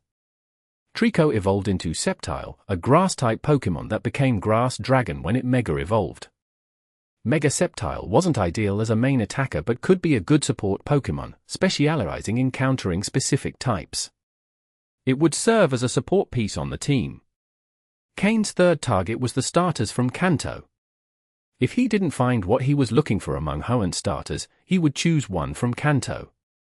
Since Kanto was Team Rocket's base, there were plenty of starter Pokémon available from this region, ensuring he could find a suitable one. Cain preferred Charmander first, then Bulbasaur, and lastly Squirtle. Each had their strengths and weaknesses, but all were good Pokémon. Cain was also interested in another starter, Froakie, the water-type starter from Kalos. Froakie evolved into Greninja. Although it didn't have a Mega Evolution, in the anime, Ash's Greninja had a special form, Ash Greninja. Cain wasn't sure if this Mega Evolution was exclusive to Ash or if anyone could activate it, so he hesitated to choose Froakie. If the opportunity arose in the future, he would consider it, but using his current option to choose Froakie felt wasteful. In reality, all starters were good, with no significant differences. The choice depended more on personal preference and future development plans. But Cain knew that starters capable of Mega Evolution were more appealing to him than those without. "Can I see those Pokémon first?" Cain asked. "That's not a problem. Tell me your preferences, and we'll bring some for you to see," Umbra replied, nodding. End of chapter. Chapter 377. To bet or not? I would like to see the Hoenn region starters first, Mudkip, Torchic, and Trico, Cain said, mentioning the Pokémon he was most interested in. "All right." Umbra then spoke to the heir, Alakazam, bring the high-quality Pokeballs with the Hoenn region starters. It had been promised to Cain that if he delayed his reward for the starter Pokémon until after the final trial, the level of the starter Pokémon would be higher. Then, a wave of psychic energy was felt. 5 Pokeballs appeared on the table, and through the transparent windows of the Pokeballs, the Pokémon inside were visible. A flash passed through Cain's eyes as the system scanned all the data of the 5 Pokémon. The 5 were starters from the Hoenn region: a Mudkip, 2 Torchic, and 2 Trico. Cain pretended to observe them carefully while secretly comparing the data of the 5 Pokémon. He quickly discarded the 2 lower-quality Pokémon, leaving him with 1 Mudkip, 1 Torchic, and 1 Trico, all of which were blue quality. It could be said that these 3 Pokémon had extremely outstanding qualities. If anyone could choose one of these 3 as their starter Pokémon, and they had decent talent, their growth ceiling would undoubtedly be very high.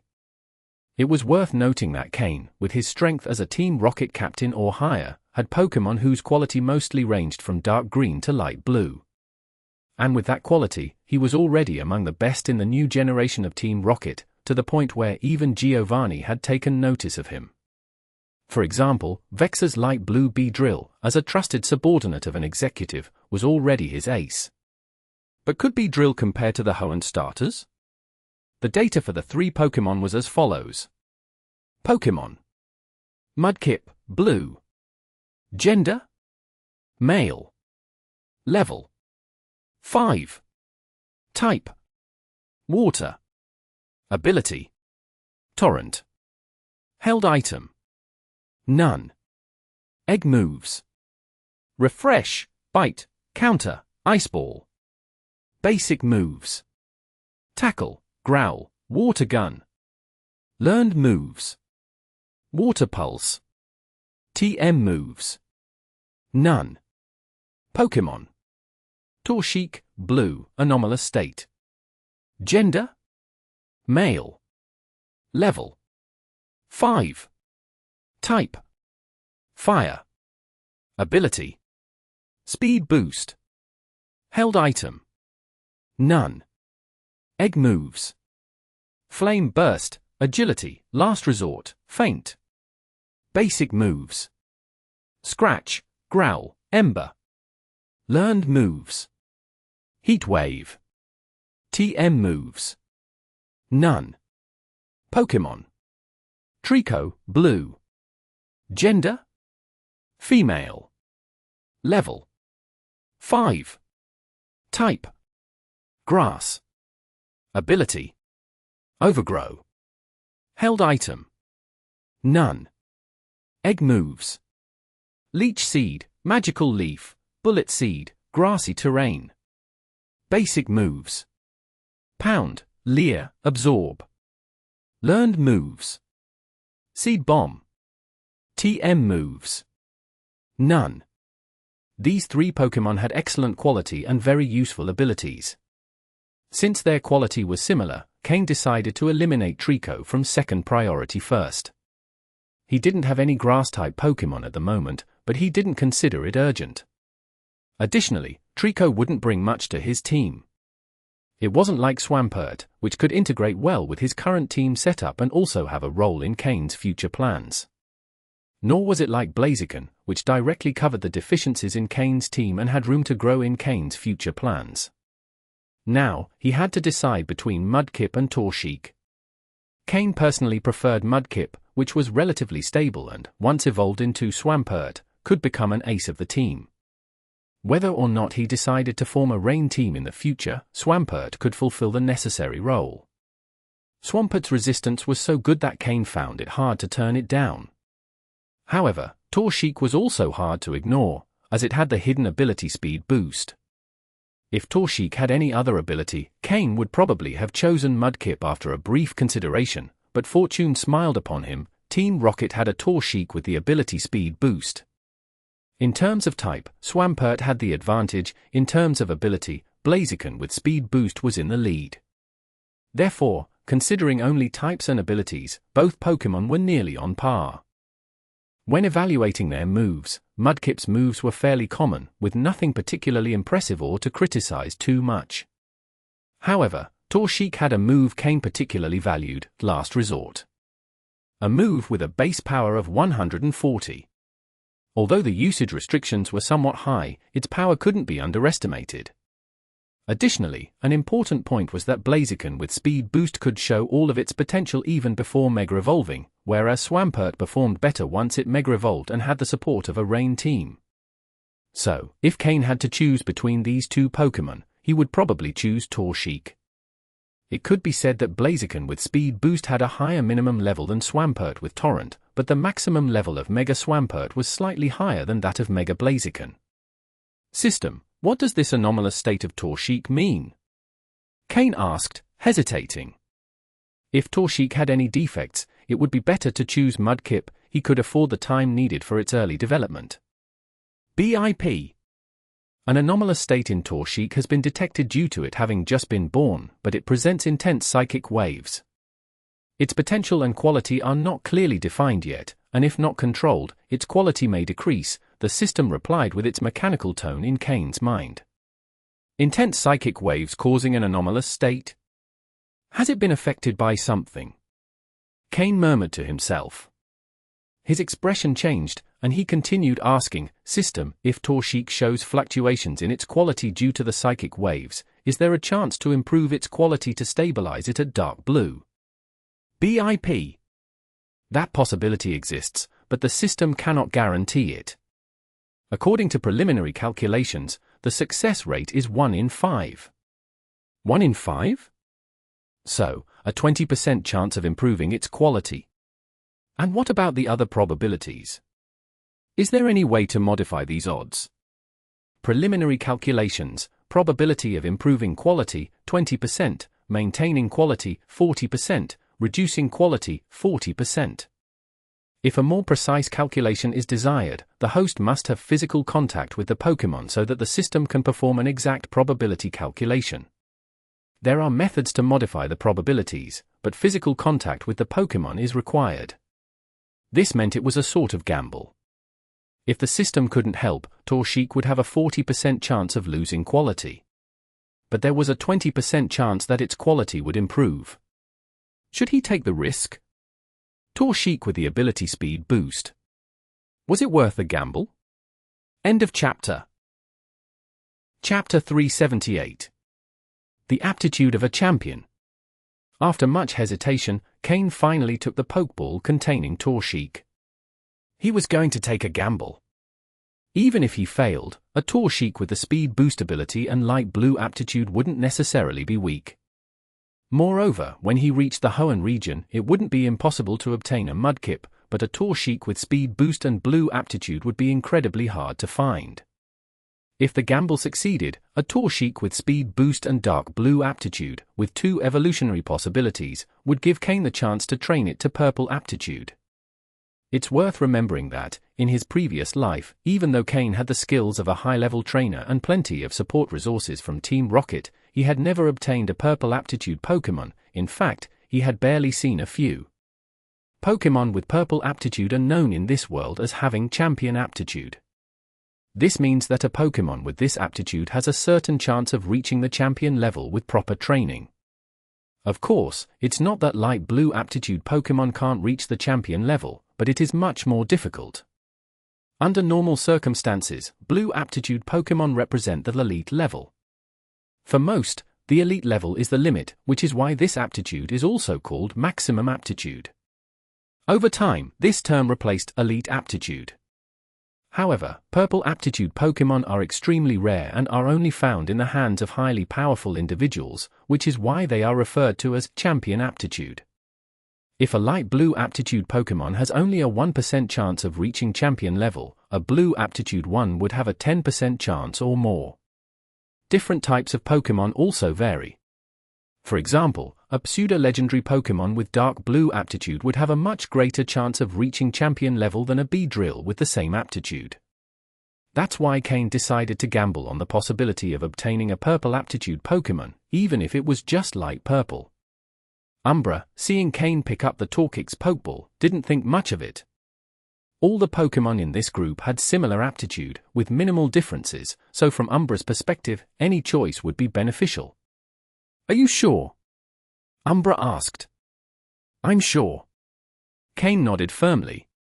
Even if the aptitude degraded to light blue, he knew how to restore it. As long as blue aptitude was secured, he would only lose some time. "Very well."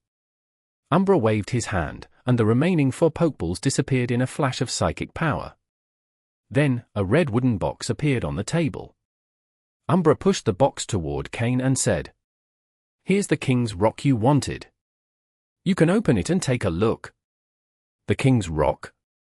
Cain smiled in satisfaction and placed the Torchic's Pokeball on his belt. Slowly, he put his hand on the box. Team Rocket never disappoints. Even this box is made of premium wood that must be worth thousands of Poké-dollars, Cain thought to himself. He opened the box. Contrary to his expectations, there was no dazzling golden glow, just an old, rusty crown inside. Although the cushion holding it seemed extremely valuable, he couldn't help but feel slightly cheated. This was his first time seeing a King's Rock. "Is this the King's Rock?" Cain touched the rusty crown, feeling it was no different from a common, rusty piece of iron. "That's right, this is the King's Rock you requested. No one forced you to choose it. Even though it looks a bit worn, it still has some effect if you let a Pokémon hold it. However, most of the time, nobles use it as a collectible," Umbra said, shrugging as if to say, "You chose it, not me." Could it be that the use of the King's Rock in Pokémon hadn't been discovered yet? Cain scanned the rusty crown with his system and got the following description. Item name: King's Rock. Effect: causes the holder's moves to become more intimidating, potentially making opponents flinch. Description: an ancient and worn crown, a symbol of royalty in ancient times. It contains a mysterious power whose full use has yet to be discovered. It's not aesthetically pleasing and has a regular effect. Collectors, hurry up and find a King's Rock, as they are limited in number. It seems I wasn't wrong, this is the King's Rock, and its true use probably hasn't been discovered yet, Cain thought. As Cain suspected, in the Pokémon world, the real use of the King's Rock had yet to be uncovered. For example, both Politoed and Slowking, 2 Pokémon that require the King's Rock to evolve, were already registered in the Pokes, but no one knew how they evolved. It was similar to Milotic, many people knew it was beautiful, but they didn't know it evolved from Feebas. This was why Umbra had been surprised when Cain requested the King's Rock. Although rare, its main use was as a collectible for the wealthy. Cain closed the box and stored it in his storage space. Whether Slowpoke needed it or not, this item was a safe investment. "All right, you've got what you wanted, it's time for you to leave. Team Rocket's plane is waiting for you outside," Umbra said as he stood up. "Oh, by the way, the plane will take you to Saffron City. When you have time, go to Team Rocket's base there to register. The top 5 from this trial can be promoted directly to Group Captain. Just bring your ID card and register." As for the supplies, they'll be sent later. Once you settle in Hoenn, get in touch with me, Umbra said as he left the room. Cain, watching Umbra leave, also exited the room. No one realized that this time, elite-level leader Umbra had personally greeted him. Why did Regis warn me to be cautious of Umbra? Cain thought to himself. After leaving the room, Umbra's Jengar reappeared from the shadows. Did you sense anything? Umbra asked. Cake. Jengar shook its head. So, that elite-level Pokémon really has no connection to him? Viper and Soccer couldn't sense it clearly, but my Jengar knows that elite-level Pokémon is a ghost type. However, I can't help but feel it has something to do with that boy. Umbra laughed to himself and said, forget it. I don't think that boy has the ability to capture an elite-level Pokémon, it's probably just hiding. I'll leave it to Viper. But that boy, alongside Regis and the others, that's not good.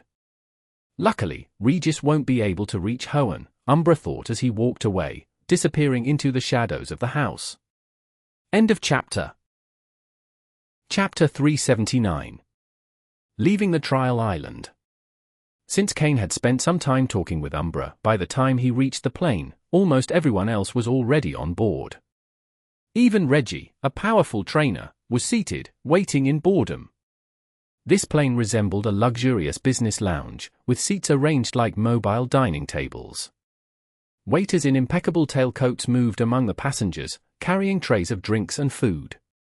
Sky, Alec, and the others eagerly waited near the boarding gate for Cain's arrival. Back in the room where they had been earlier, they were offered the chance to join the team of an officer for better benefits. However, all of them, including Alec, declined the offer.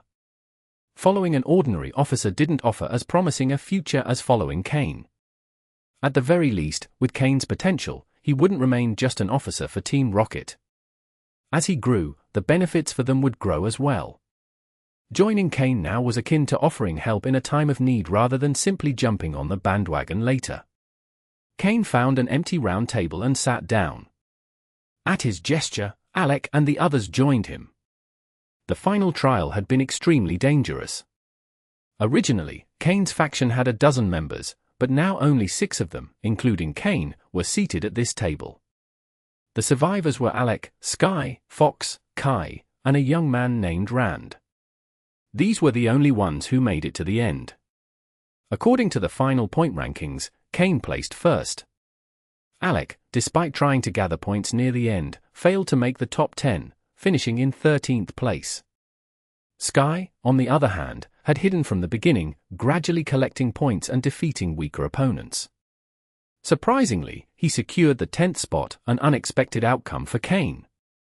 Ranking 10th among the subordinates, or soon-to-be subordinates, of Team Rocket's officers was quite an accomplishment.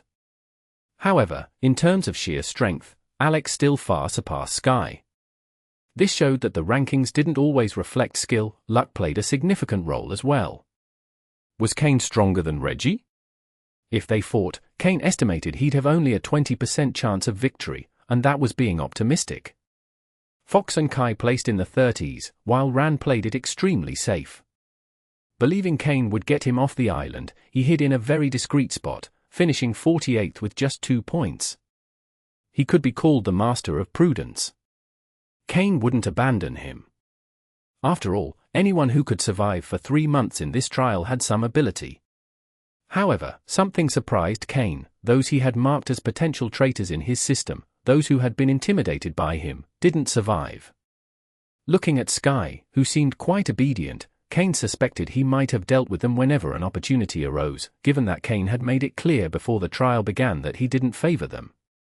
For now, all of Cain's subordinates were completely loyal to him. Another individual, Miyamoto, had also expressed interest in joining Cain. However, Cain asked him to remain infiltrated in another group, as he was more valuable there.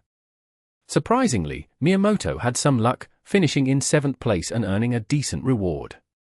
Cain glanced at Regi across the room and saw Miyamoto discreetly gesture a sign of respect.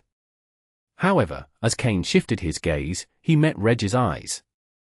Regi raised his glass toward Cain, hinting at their connection. Cain also raised his glass, showing he hadn't forgotten. Then, Regi smiled and turned away. Even though Cain had achieved first place, the reward wasn't as significant as expected. Much of the supplies allocated to him had been confiscated by higher-ranking leaders. In contrast, Regi gained more in terms of personnel. Many of the surviving participants without prior affiliations chose to join Regi, who had the strongest backing. Regi accepted everyone. After all, he needed to recruit subordinates, and those with good potential would be more useful in the long run. Aurelia also did well, as Jasmine's presence in her team attracted many of Jasmine's subordinates. Together, they managed to bring 4 or 5 people off the island. These individuals had good potential. Only Glacius seemed out of place due to his personality. He sat near Regi, head down, reading a book while sipping coffee, clearly distinct from the rest of Team Rocket's members. Among the newcomers, few were truly incompetent.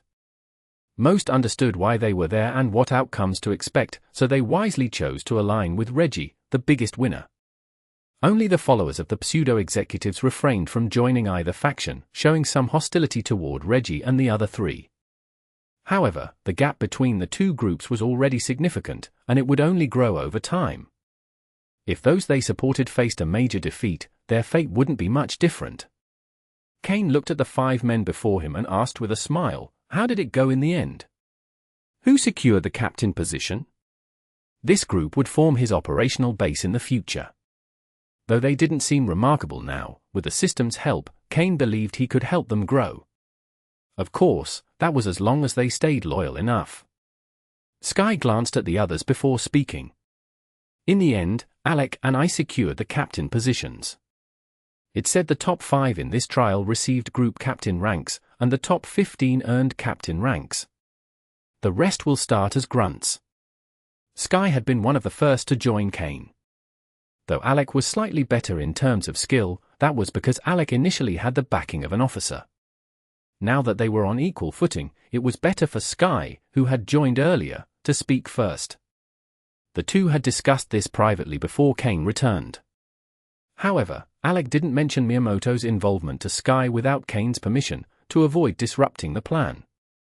"Then, you 2 apply to join my team when the opportunity arises. I'll speak with the higher-ups to approve it, and you 3 will be integrated under Sky's command since you've spent more time together. As for any vacant positions, we'll fill them as we stabilize," Cain said. "Yes," the 5 replied respectfully. "When we reach Saffron City, everyone will disembark. Take care of your affairs and then head to the Hoenn region together. Alec, you'll oversee this. I might arrive a bit later, but I expect a stable setup when I get there," Cain said with a serious expression, as this would affect his future plans. "Yes, sir. Don't worry," Alec replied. It was clear that Alec was now fully committed to Cain's vision. Cain's growth would determine his own future. End of chapter. A group captain leads other captains, while regular captains command grunts, also known as cannon fodder. They share the same strength classification but differ in rank, with group captains holding a superior position. Chapter 380. Stephen and Old Matsuda. Finally, after more than 5 hours of flight, the plane reached the airspace of Saffron City in the Kanto region. It landed at Team Rocket's private airport. That's right, Team Rocket has its own private airport in Saffron City. While they don't openly display the Team Rocket emblem, it's still an impressive setup. That's how bold they are. After deboarding, the group, led by Team Rocket members, entered Team Rocket's base in Saffron City. Although Cain had been to Saffron City several times before, this was his first time arriving here in this life. The staff swiftly registered their identification cards. From this point onward, they were all official members of Team Rocket. As for Cain, already holding the rank of Team Rocket squad captain, he received special treatment, including personal assistance. After Sky and Alec were registered as Team Rocket captains, they applied to join Cain's unit. Following a series of formalities, they officially became his subordinates. As for Miyamoto, he also wanted to join directly, but since Cain hadn't given him permission yet, he remained under the radar. However, Cain instructed him to go directly to Hoenn and contact Alec after some time. Before departing, they exchanged contact information. The pill Cain had given Miyamoto had a maximum effect duration of 1 month, so Miyamoto would have to seek Cain in Hoenn. Once all registrations were complete, Cain left the Team Rocket base on his own. Dressed in his familiar League outfit and wearing his human skin mask, Cain reappeared on the streets of Saffron City as a League trainer. While walking through the streets, his slowpoke invisibly emanated an aura that kept strangers at bay, so no one dared approach Cain. "Slowpoke, tone it down a bit. We're no longer on the trial island, there's no need to be so tense," Cain said with mild frustration. The prolonged survival training and battles had affected his Pokémon. Fortunately, Cain's League trainer attire caused those who feared Slowpoke's aura to regard Cain with admiration instead. He must be a very strong trainer, most thought. To avoid unnecessary trouble, Cain hailed a taxi and headed to a well-known luxury hotel in Saffron City. As for the Pokémon Center, given the number of Pokémon he had and his current identity, it was best to steer clear of that place. After leaving the trial island, Cain decided to gradually separate his different identities. This way, whether in the League or Team Rocket, he could operate more comfortably. For now, the only people aware of his League identity were Umbra and perhaps some higher-ups. This didn't pose a threat to Cain. He checked into the most luxurious room in the hotel. After so much time in the wilderness without a proper bath, Cain settled into his room, ensured it was secure, released all his Pokémon, and took a long, thorough shower, finally feeling comfortable. Dressed in a bathrobe, he plugged his phone into the charger and lay on the bed to rest.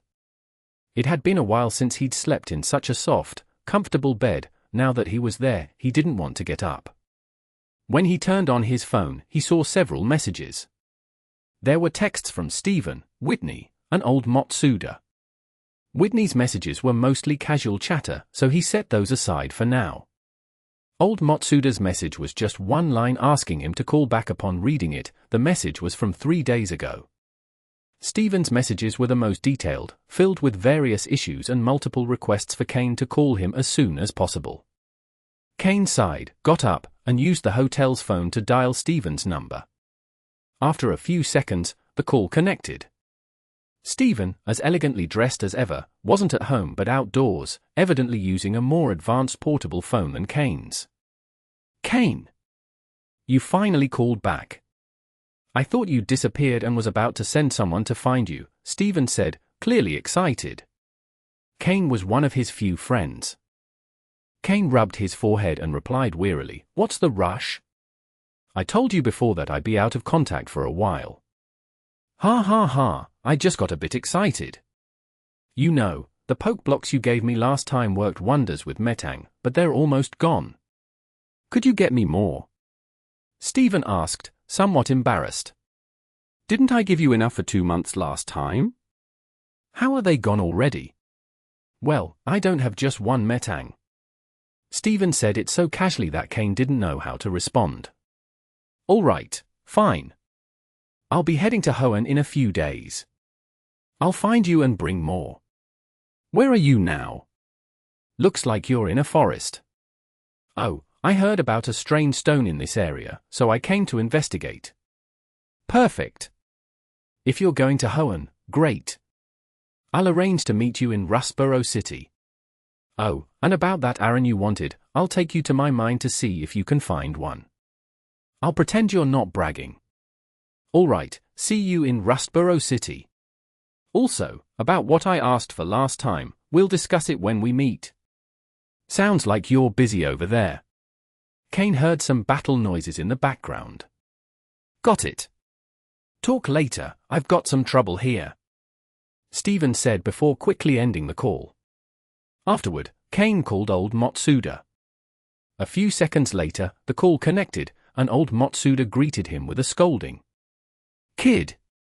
Calling me back only now? You didn't even reply to my messages. Where the hell have you been?" "Master, calm down. Ha ha, I was training in the wilderness. As soon as I got back, I called you. Did something important happen?" Cain scratched his head, genuinely respecting old Matsuda. "You brat, always causing trouble. Matsuda grumbled before raising his voice. Even though I agreed to let you focus on being a trainer, you can't neglect your studies as a breeder. Your knowledge is fine, but you need to organize it better. I've prepared an outline and summary of the key points you need to learn. I'll send it to you now. Next time we meet, I'll test you, and you'd better pass. Ha ha, master. Don't worry, I'll study hard. You better. Goodbye. Old Matsuda grumbled before hanging up. Cain felt warmth in his heart. Though he was partly leveraging the relationship, he couldn't deny that old Matsuda was an excellent teacher. End of chapter. Chapter 381. A small goal. After finishing the call, Cain received the information old Matsuda had sent him. He immediately stored it in the system without reviewing it, trusting the system to automatically organize it. However, the amount of data exceeded his expectations. Unconcerned, he went straight to bed. He slept until nightfall before finally getting up. Then, he left the hotel and headed to Saffron City's black market. Although it had been some time since his last visit, the black market remained the same, unchanged. He went straight to the Pokémon sales section, where he sold the light blue quality Golduck he had captured from Vexor, along with 3 Meowths he had caught on the Challenge Island, to a shop. When the employee learned that the visitor was selling a light blue quality Pokémon, they even alerted the store manager. The manager personally came out to handle the transaction. For them, a light blue quality Pokémon represented the entry level of a higher tier. Finding one in an entire month was rare, making this a very important customer. After some negotiation, Cain received 10 million Pokédollars. In reality, if properly valued, that Golduck could have fetched a bit more, but since its origins weren't entirely legal, Cain didn't want complications and sold it quickly. Generally, a green quality Pokémon is worth less than 1 million, while dark green quality ones can range between 1 to 5 or 6 million. However, when the quality reaches blue, the price increases significantly. This particular Golduck should have been worth over 10 million, but the manager suspected it originally belonged to someone else, so they hesitated to raise the price. Cain wanted to dispose of the Pokémon quickly to avoid the possibility of anyone tracing it back to him. Additionally, Cain was in need of money and hadn't given any to his subordinates. They should be able to grow on their own, without fully relying on the Pokémon he provided them.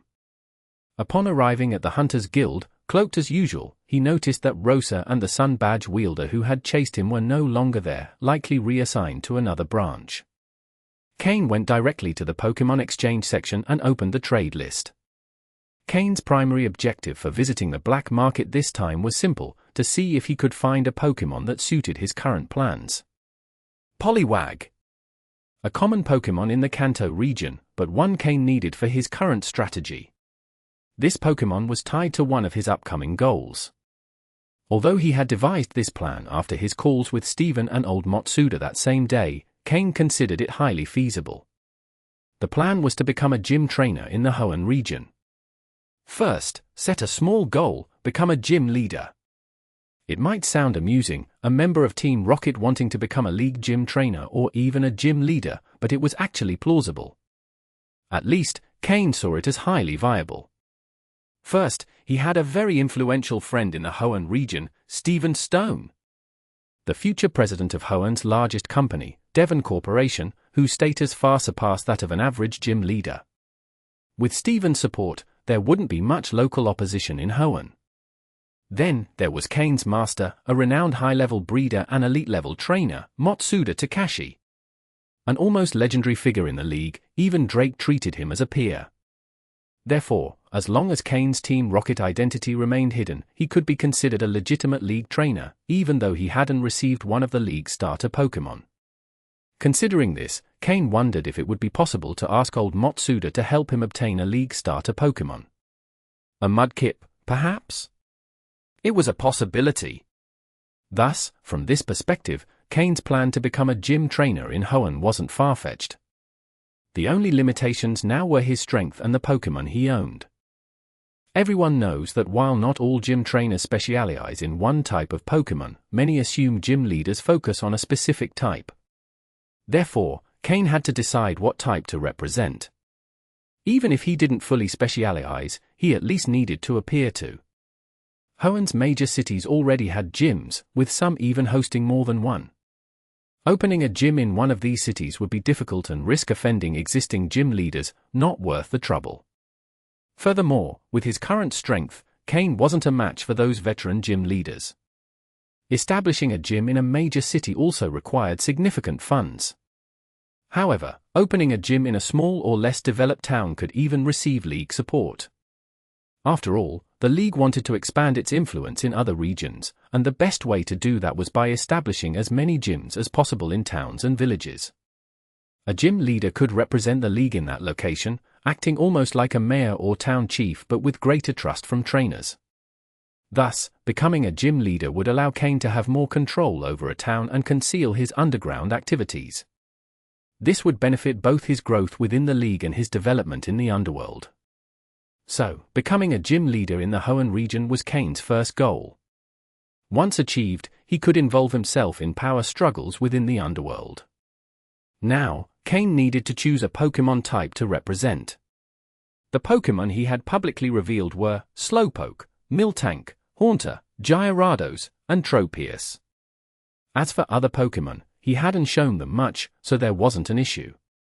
If circumstances allowed, Cain would choose Dragon-type Pokémon, but they were hard to obtain and slow to develop, which didn't suit his current needs. Therefore, Cain opted for the Water-type, as it was the most represented in his team. Thus, his first target was one of Kanto's most common water Pokémon, Poliwag. Although Poliwag was common, most people only knew about its final evolution, Poliwrath, achieved with a water stone. However, few knew there was another evolutionary path. End of chapter. Chapter 382. Poliwag. Politoed. This is the alternative evolution of Poliwhirl, though its evolution conditions are quite strict. In the Pokémon world, no one should yet know how it evolves or from which Pokémon it originates. But Cain knew. Politoed evolves when Poliwhirl uses the item King's Rock. King's Rock. In the Pokémon world, only two Pokémon evolve using King's Rock. One is Slowpoke, which evolves into Slowking, and the other is Politoed. According to some of Cain's memories, one of Kanto's Elite Four members, Lorelei, the Ice-type trainer, had a Politoed with the hidden ability Drizzle. The reason Cain considered Politoed was precisely because of its hidden ability, Drizzle, making it one of the key Pokémon for a rain-based team and a core for this type of strategy. Of course, Cain currently owned a King's Rock, but if Slowpoke decided to use it to evolve into Slowking, there wouldn't be another one available. Even so, it wasn't a big problem, as Poliwhirl's hidden ability is Swift Swim, making it an excellent candidate for a rain team. Either way, it remained an exceptional Pokémon. If Slowpoke ended up using the King's Rock, Cain would need to shift the rain team's core to another Pokémon. Pelipper. This Pokémon also had the Drizzle ability. In the Pokémon world, only two Pokémon with the Drizzle ability were widely known. Well, technically, there was a third, Kyogre. But that Pokémon couldn't be captured, so the commonly known and used options were Pelipper or Politoed, like Lorelei's Ice-type Politoed. Cain preferred to focus on Politoed. As a pure Water-type Pokémon, Politoed had better resistances and stats than Pelipper. After looking up Poliwhirl's identification code on the computer, Cain went with his hunter's card to the Pokémon exchange room at the Hunters Guild. Following the signs, he arrived before a massive tank filled with Water-type Pokémon. Most of the water Pokémon owned by the Saffron City Hunters Guild were likely housed in this tank. He even spotted a Squirtle swimming calmly in the tank. Many other Pokémon avoided getting too close to it, probably because it was the leader of the area. However, after reviewing the data on that Squirtle, Cain showed little interest. Its potential was green. If Cain had just returned from Judgment Island, he might have considered buying it. But now, Cain. He had become picky. Pokémon with potential below light blue no longer piqued his interest. In his search for a Poliwag, Cain focused on those with light blue potential and, preferably, the hidden ability Swift Swim. He ignored the Goldeen, Seaking, and Magikarp without giving them a second glance. Using his system to scan, he reviewed all the information on the Poliwag in the tank. Poliwag was by far the most common Pokémon in the tank, holding a relatively low status, only slightly above Magikarp. One by one, data sheets appeared before Cain. System, filter all Poliwag with light blue potential or higher, Cain ordered. Though many Poliwag had been captured for sale, none had potential below light green. However, setting the light blue potential as the filter eliminated over 95% of the Poliwag. In the end, 3 data entries remained in front of Cain. With a quick glance, he noticed that 2 of them had the hidden ability Swift Swim.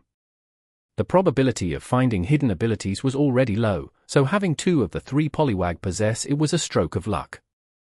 The data for the 2 Poliwag were as follows. Pokémon. Poliwag, light blue. Gender? Male. Level? 12. Type? Water. Ability? Swift Swim. Held item? None. Egg moves. Water Pulse, Refresh, Bubble Beam. Basic moves. Water Sport, Water Gun, Hypnosis, Bubble. Learned moves. Snore. TM moves. None. Pokémon. Poliwag, light blue. Gender? Male. Level? 20. Type? Water. Ability? Swift Swim. Held item? None. Egg moves. Refresh, Endure, Mudshot. Basic moves. Water Sport, Water Gun, Hypnosis, Bubble, Double Slap, Rain Dance. Learned moves. Water Pulse, Snore. TM moves. None. At first glance, there wasn't much difference between the moves and potential of the 2 Poliwag, except for their level difference. Poliwag evolves into Poliwhirl at level 25, marking a significant milestone. After brief consideration, Cain decided to choose the level 12 Poliwag. Most people would choose the higher level one, as it would be more immediately useful and require fewer resources. But for Cain, a Poliwag wouldn't significantly impact his team's combat ability. Even if it evolved into Poliwhirl, it wouldn't have a major influence until it became Poliwrath or Politoed. The level 12 Poliwag had a tag on its tail with its identification number. Cain entered the number into the wall-mounted machine, which displayed a series of details. It clearly highlighted that this Poliwag had its hidden ability, making it more valuable. Cain wasn't surprised by this. If the Hunters Guild didn't categorize Pokémon by their abilities and traits, they could lose a lot of money. After pressing the confirmation button, the total amount of Hunter points required to exchange for the Poliwag was displayed, 6 million. A common Poliwag with light blue potential and the hidden ability Swift Swim cost 6 million points. This despite being an untrained, low-level Pokémon. Cain had recently sold Vexor's Golduck, which also had light blue potential, for only 10 million. Moreover, the total point exchange required a level 4 hunter rank, and Cain was only a level 3 hunter, meaning he could only use half the required points, with the remainder paid in cash. Cain had 4.95 million accumulated hunter points, totaling 5.5 million. Cain swiped his hunter card on the machine, deducting 3 million points, and then paid 3 million Pokédollars with his bank card. He received Poliwag's Pokeball and added it to his team. Adjusting his hood, Cain left the black market and returned to the hotel. End of chapter. Chapter 383. Arrival in Rustboro City. After completing his last task in the Kanto region, Cain purchased a plane ticket the next day to travel from Saffron City in Kanto to Rustboro City in the Hoenn region. He even booked a first-class seat with a private room. During the flight, Cain planned to prepare some Pokeblocks for Steven to avoid being unprepared when meeting him in Hoenn. The flight lasted a full 5 hours. When the plane landed in the Hoenn region, it was already around 2 or 3 in the afternoon. It was Cain's first time visiting Rustboro City. He could feel the atmosphere was completely different from that of Saffron City. Rustboro City was one of the largest cities in Hoenn, and the world-renowned Devon Corporation had its headquarters there.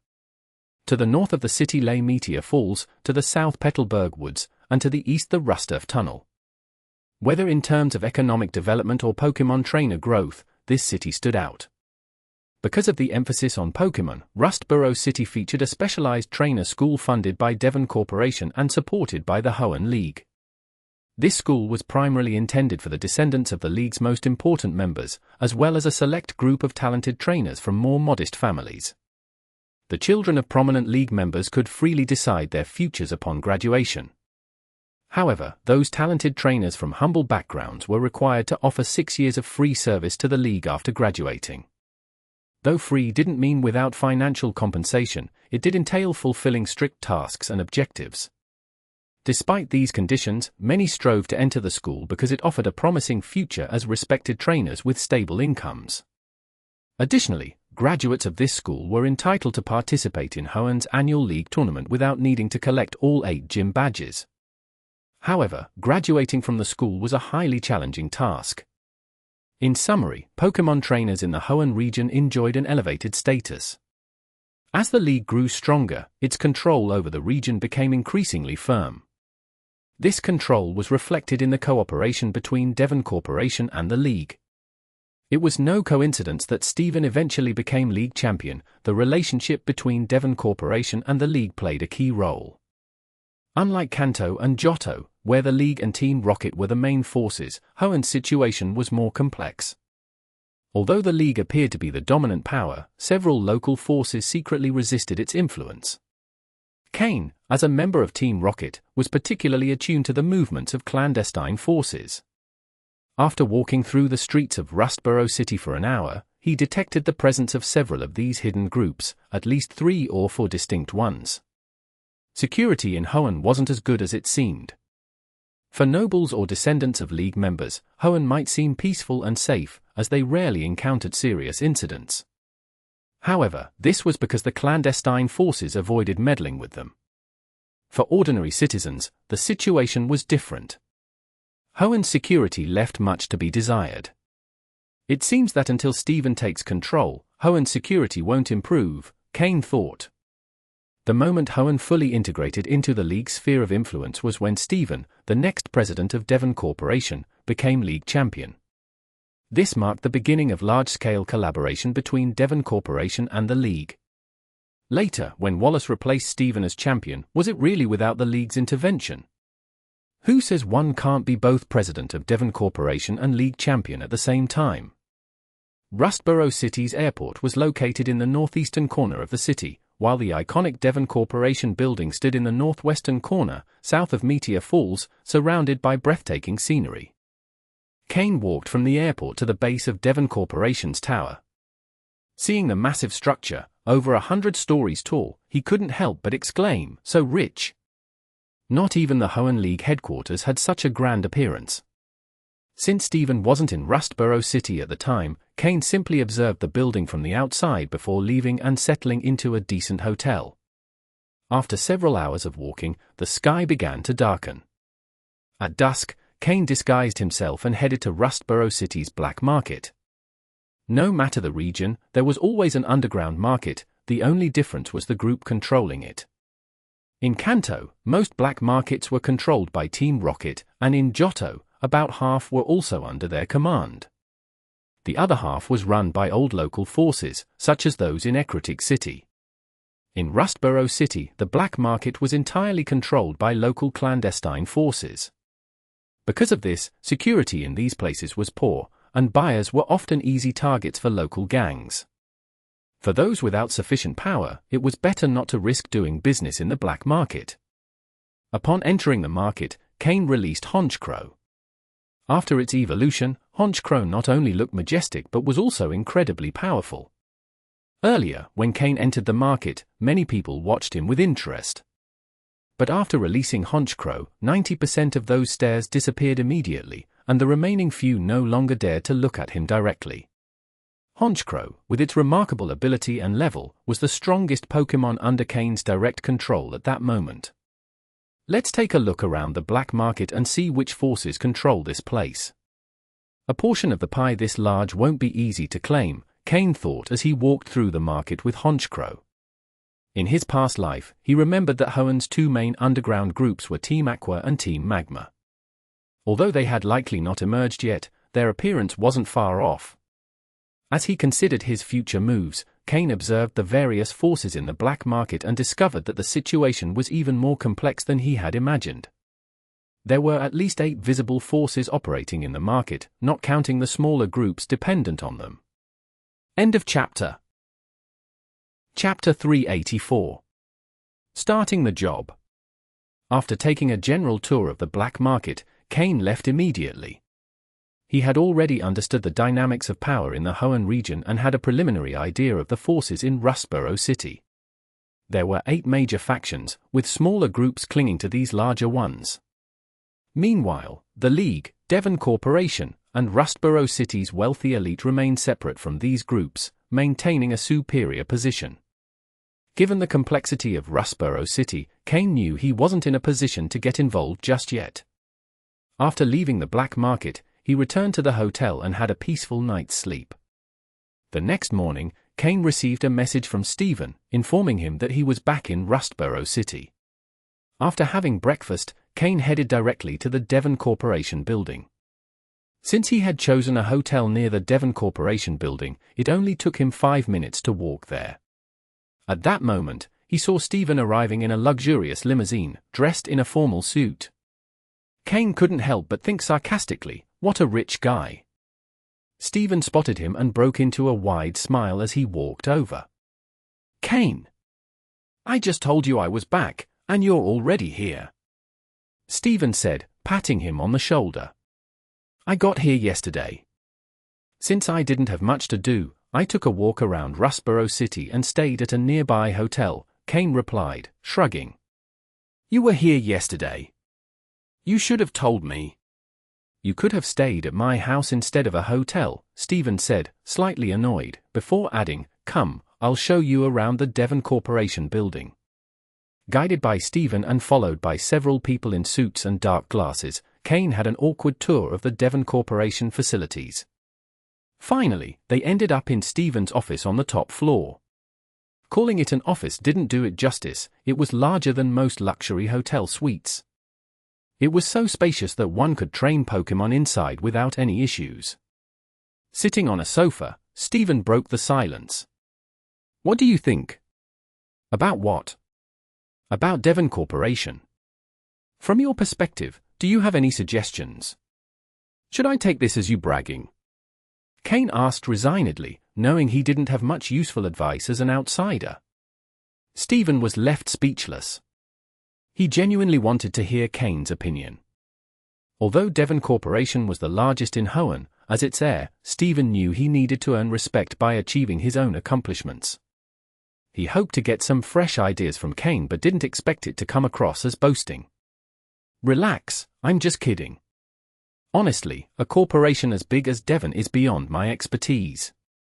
Though, I'd say the work environment seems excellent, but the pace of work feels intense. Maybe adding some recreational facilities or more team activities could improve efficiency," Cain suggested casually.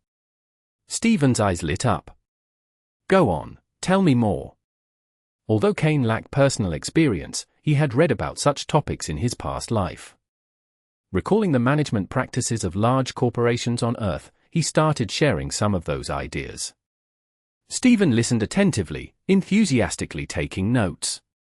Although Devon Corporation was enormous, this was a world where most people dedicated their time to Pokémon, so few focused on business management.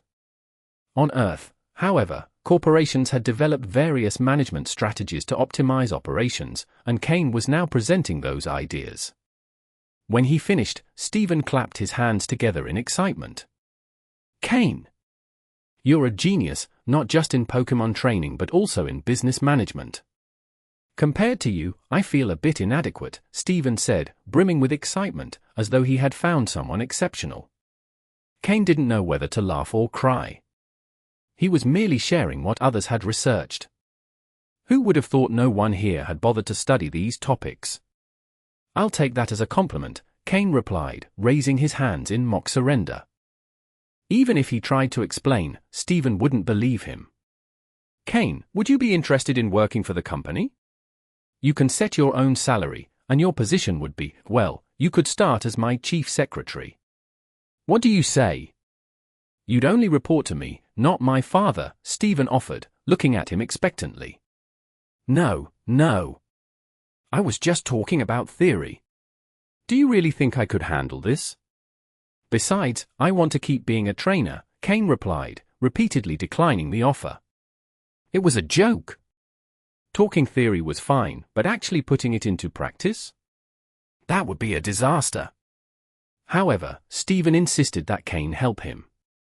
He wanted Cain to be instrumental in his success at Devon Corporation and solidify his position. Eventually, Cain relented and agreed to become the chief advisor to the president of Devon Corporation, which could also be considered Stephen's personal consultant.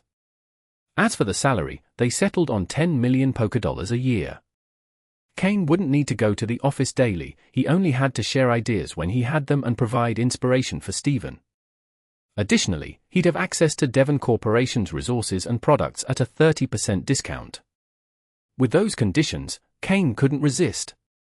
He wouldn't have to work much, would earn a generous salary, and gain access to valuable resources. It was an offer he couldn't refuse. So, he accepted with a smile.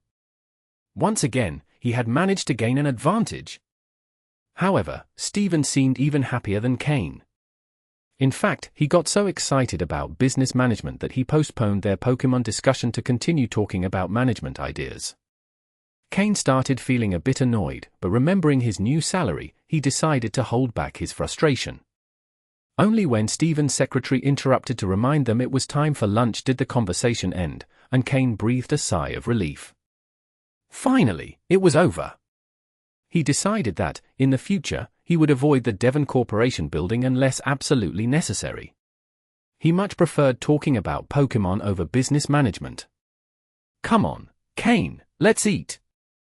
After lunch, I'll take you to visit my mine, and you can choose an Aron," Stephen said cheerfully.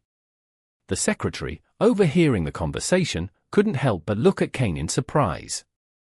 Choosing an Aron from the Stone family's mine? That was not a privilege just anyone could have. End of chapter. Chapter 385. The Stone Mine. After lunch, Stephen didn't take the morning's events lightly and directly handed Cain an official contract. Both signed their names, and Cain became a formal employee of Devon Corporation, holding a semi-executive position. Since Cain's position was quite high-ranking, someone was assigned to take his measurements for a custom-made work uniform, a formal suit. One of the perks of being a high-level employee at Devon Corporation is that all work attire for the year is covered by the company. Additionally, the secretary handed Cain the keys to a car. This vehicle was part of the benefits for the company's higher-ups. As long as Cain worked for Devon, the car was practically his.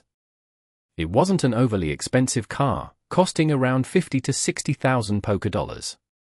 What does it mean to be truly prosperous and generous? This is being prosperous and generous. Cain, who hadn't even purchased a car yet, received his first official vehicle. Though he probably wouldn't use it much. Thus, Cain officially became a member of Devon Corporation. He now had the right to enter Stephen's office directly. Later, riding in Stephen's luxurious limousine, Cain and Stephen headed to the famous Stone Mine. The mine was a private property of Stephen's family, where many steel and rock-type Pokémon were raised. It was also one of the Stone family's most valuable assets. While Devon Corporation was massive, it only represented a portion of the Stone family's wealth. How could a power respected even by the League be limited to a single company? Without its own combat team, it would be difficult to fend off invasions from underground forces, or even the League itself. These combat teams were primarily based at this mine.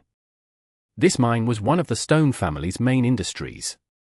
Many of the metals used by Devon Corporation to manufacture Pokeballs and other items came from here. The success of Devon Corporation, which started as a small company and grew to rival Kanto's Sylph Company, was largely due to this mine. Stephen's car clearly didn't need a thorough inspection. After showing identification, the vehicle drove straight into the mine. However, much of the terrain consisted of rocks, so the car could only go so far before they had to continue on foot. "Come on, Cain. From here on, we'll have to walk. There are plenty of Pokémon around," Steven said as he stepped out of the car with Cain. Yeah, I get it, future president," Cain teased with a grin. After all, he was now a Devon employee, directly under Steven's supervision. "You're impossible," Steven replied with a resigned smile. Since Cain signed the contract, he hadn't stopped joking with Steven, claiming he'd signed an indentured servant contract and that Steven had to provide him with better resources. While Steven had given Cain a high-ranking position and salary and allowed him access to the Stone family's private mine to choose a Pokémon, these decisions weren't solely his. It was likely that some elders of the Stone family, along with Steven's father, the current head of the family and president of the company, were involved in the decision. Cain wasn't just a talented trainer, he also excelled as a Pokémon breeder. Now that he had been accepted as a disciple by the renowned breeder Matsuda Takashi, his future within the league was bright. The Stone family, with their sharp foresight, had already recognized that the league would have an increasing presence in the Hoenn region and that collaboration between Devon Corporation and the league would benefit both parties. Cain was a key starting point for establishing a strong relationship between Devon Corporation and the league. Over time, Cain would become an important link between the two organizations. Steven, though aware of the situation, didn't want to complicate his relationship with Cain, preferring to keep their friendship pure and free of ulterior motives. Cain, on the other hand, was also aware of these nuances. After some thought, he decided to accept the position. While Steven's friendship was genuine, Cain initially approached him with the intent of leveraging his position and connections. The two walked across the rugged terrain of the mine, with the uneven path posing no issue for them. As they ventured further, various Pokémon began to appear. The Stone family's mine wasn't just vast, it had clearly been meticulously managed over time. There were not only Pokémon native to Hoenn but also ones from Kanto, Johto, Sinnoh, and Unova, among other regions. Some of these Pokémon had even formed small groups. Steven, a frequent visitor to the mine, was warmly received by the Pokémon rather than being shunned. The mine was primarily filled with Geodude, with this Pokémon being the most common, along with Graveler. Cain also spotted other Pokémon such as Sandshrew, Diglett, Magnemite, Onix, Skarmory, Rhyhorn, Nosepass, and others. There were even some Pokémon of other types, making the mine's Pokémon population comparable to that of a safari zone. With so many Pokémon not part of a food chain, how do you maintain balance and avoid species collapse? Cain asked curiously. When the population of a species reaches a certain number, they undergo quality testing by specialized staff. Those that don't meet the standards are released back into the wild. Those that stay, as they reproduce, improve the genetic quality of the population. Some of the higher quality Pokémon are allocated to our family's young trainers or to guards who've performed well, Steven explained. The Stone family is one of Hoenn's most prominent, and many of their young trainers obtain their starter Pokémon here. Of course, some also choose one of the starter Pokémon distributed by the league. Steven's starter Pokémon, the shiny Beldum, was found here in this mine. Do you really think there are that many shiny Beldum? In reality, most of them are bred here in the mine by the Stone family. It's likely the mine has more Beldum than exist in the wild worldwide. This Pokémon is one of the Stone family's most prized treasures. Only the most outstanding family members have the opportunity to receive a Beldum as a reward. Come on, I'll take you to the area where the Aron are. That area is even more impressive, but you should be prepared, it won't be easy to catch one, Steven said with a smile as he guided Cain deeper into the mine. End of chapter. Chapter 386. The Terrifying Aggron. As they ventured deeper, the levels of the wild Pokémon steadily increased. Steven and Cain were forced to release their own Pokémon as a deterrent to avoid being ambushed. Steven called out his Metang, while Cain summoned his Slowpoke. The imposing Metang immediately intimidated the wild Pokémon, forcing them to retreat. Steven, clearly familiar with the area, led Cain to a mining zone that shimmered with a metallic glow. The rocks in this location contained a high concentration of valuable metals, making it the perfect home for metal affinity Pokémon. Just as expected, small, shiny Pokémon resembling metallic dogs began to appear before them. Aron. The Arons had very large heads, almost the same size as their bodies, and their bright blue eyes sparkled intensely. They stared at Cain and Steven without any hint of fear, calmly munching on the rocks scattered across the ground.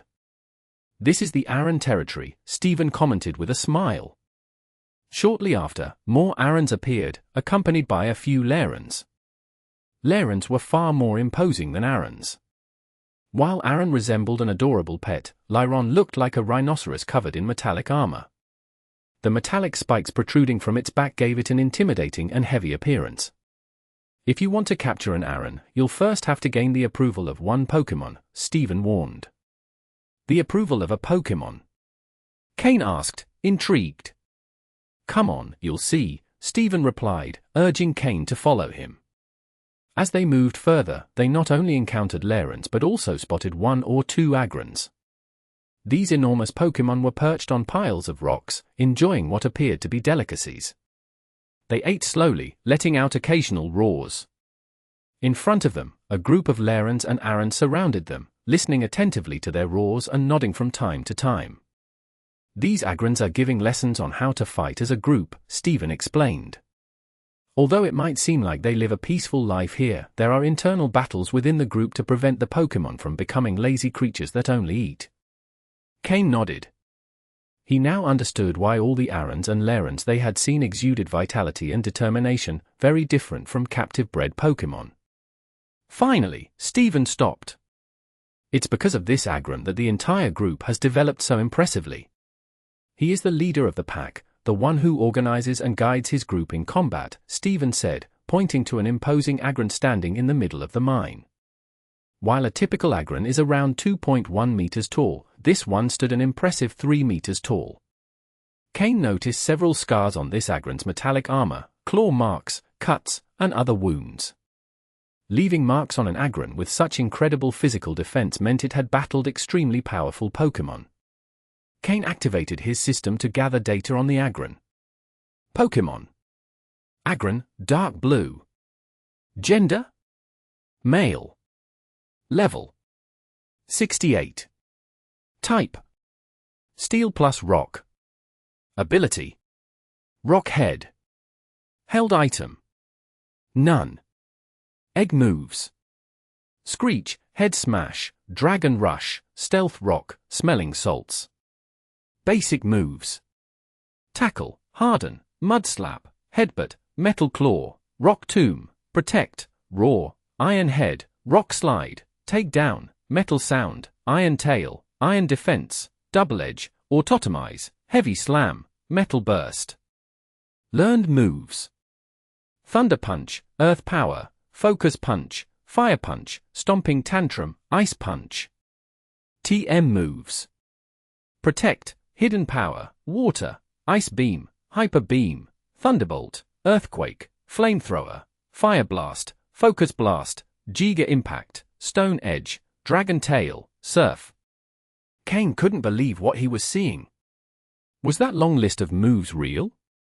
So many moves concentrated in a single Pokémon seemed like overkill, but for this Aggron, Cain could only describe it with 2 words.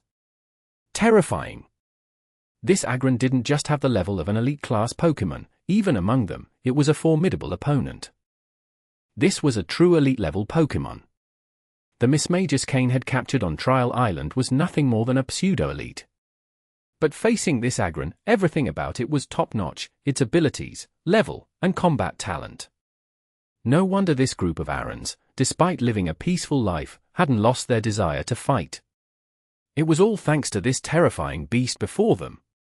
Could a pseudo-legendary Pokémon even stand a chance against it? Even at the same level, a battle would be the only way to find out. Noticing Cain's gaze, the Aggron turned its head and stared directly at him. Ruah! The intimidating aura of an elite-level Pokémon unleashed in full force, making Cain feel insignificant and vulnerable. The Slowpoke accompanying him collapsed to the ground, unable even to resist. The difference in power was overwhelming. "Hey, big guy, calm down. He's my friend. Stephen quickly exclaimed. With complete familiarity, Stephen approached the Aggron and patted one of its enormous legs. Compared to the Aggron's size, Stephen looked like a child. At Stephen's words, the Aggron withdrew its intimidating aura and narrowed its sharp eyes, showing a contented expression as it let out a soft growl in Stephen's direction. All right, big guy. This is my friend. Go back to what you were doing, and I'll take care of him, Stephen said, giving the Aggron another pat on the arm before returning to Cain. The Aggron obediently resumed its training session with the Arons and Larons. Wow! That Aggron is terrifying, Cain said, breathing a sigh of relief as he patted his chest. Against that Aggron, he wouldn't have stood a chance. Of course.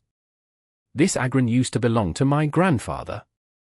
Since my grandfather passed away, it has lived here, teaching its group every day and never venturing outside, Stephen explained, clearly admiring his grandfather greatly.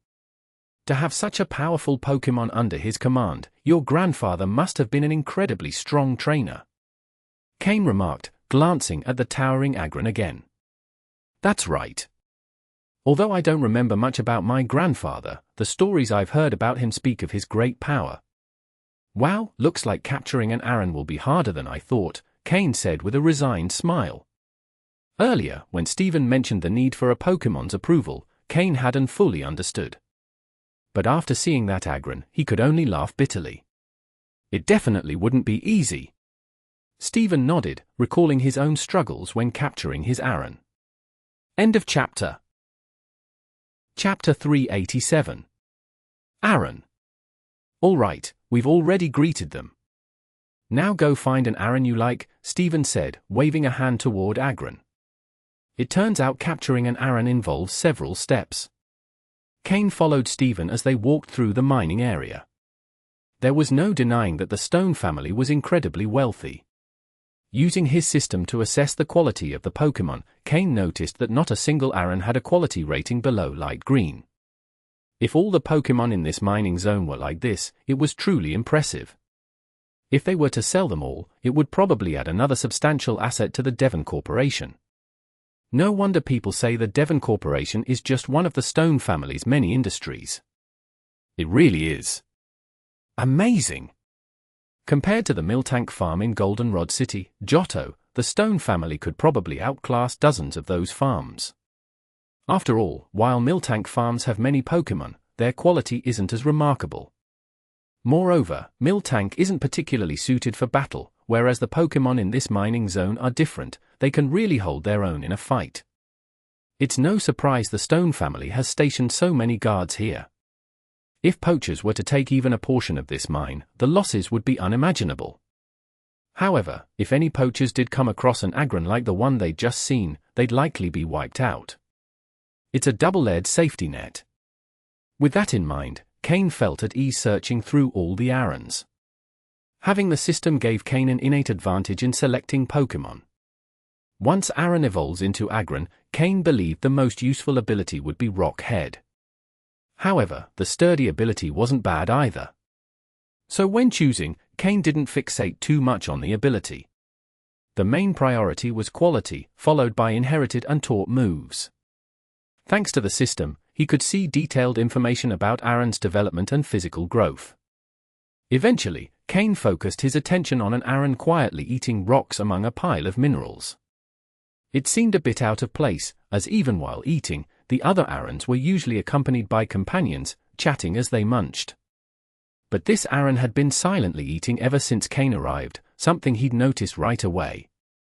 It hadn't stopped eating for a moment. It was as if it wasn't eating out of hunger but out of sheer determination. "Stephen, what about this Aron?" Cain asked, pointing to the Pokémon. "You like that one?" Stephen's expression turned peculiar. "Why?" Cain was curious, Stephen's reaction was odd. "Oh, nothing. It's just that this Aron has a complicated past, and because of that, it's not very sociable. The other Arons don't usually play with it because, aside from eating, it spends all its time fighting frantically. When it doesn't have anyone to fight, it goes deeper into the mine to battle Pokémon from other groups and always comes back exhausted, Steven explained. Hearing this, Cain's eyes lit up. Why? Steven's expression grew even stranger. Because its goal is to defeat the Aggron you saw earlier. The Aggron from before? A Pokémon of elite level strength. Steven continued, this Aron, strictly speaking, is the grandson of that Aggron. But its parents died in battle, and it wants to leave to avenge them. However, Aggron stopped it, and it seems they made some kind of promise.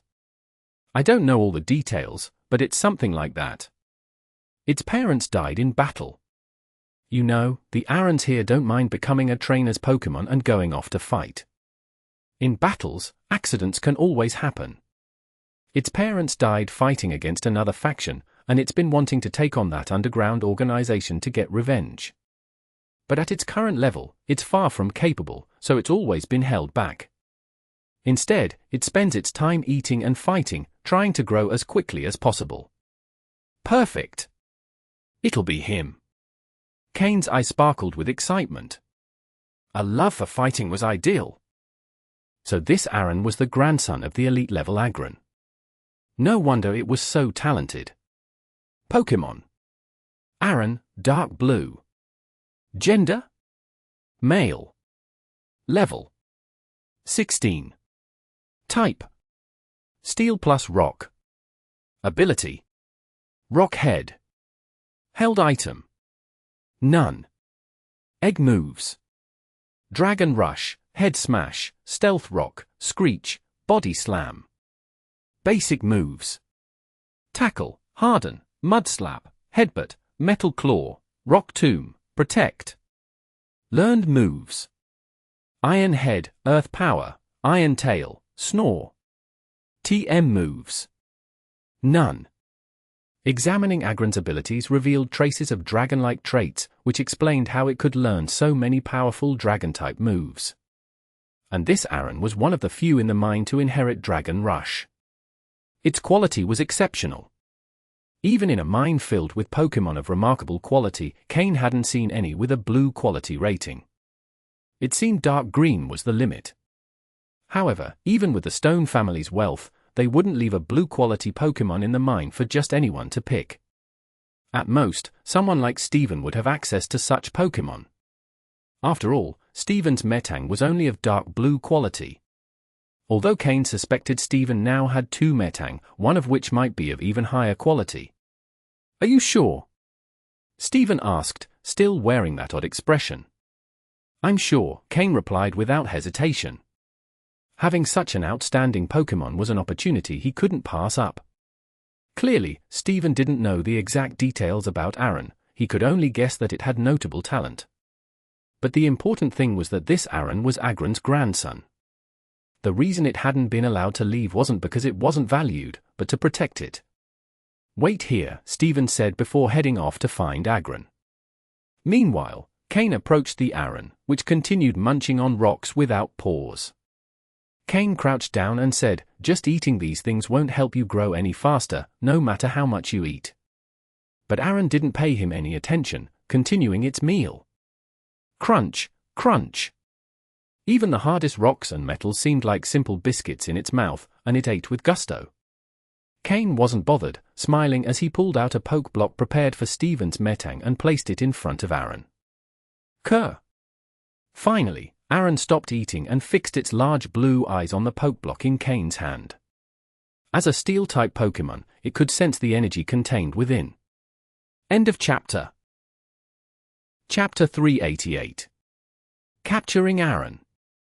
Try eating it, Cain said with a smile, placing a poke block in front of Aron. Aron sniffed it lightly, and after observing Cain's smiling expression, hesitated for a moment before swallowing the poke block in one gulp. Kerr. Aron's eyes lit up. The taste of the poke block felt strange.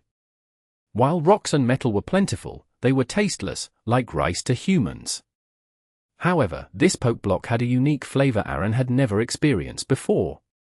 Moreover, after swallowing it, Aron felt his body temperature gradually rise, and a warm current flowed inside him, relieving the usual stiffness of his metallic body. Here's more, Cain said, taking out a handful of poke blocks and placing them in front of Aron. This time, Aron didn't hesitate and started eating quickly. Cain reached out and patted Aron's head, feeling the metallic texture. Aron felt Cain's touch but didn't reject it, he just kept eating the poke blocks. Being petted won't kill me, Aron thought, as he enjoyed the food he'd never tasted before.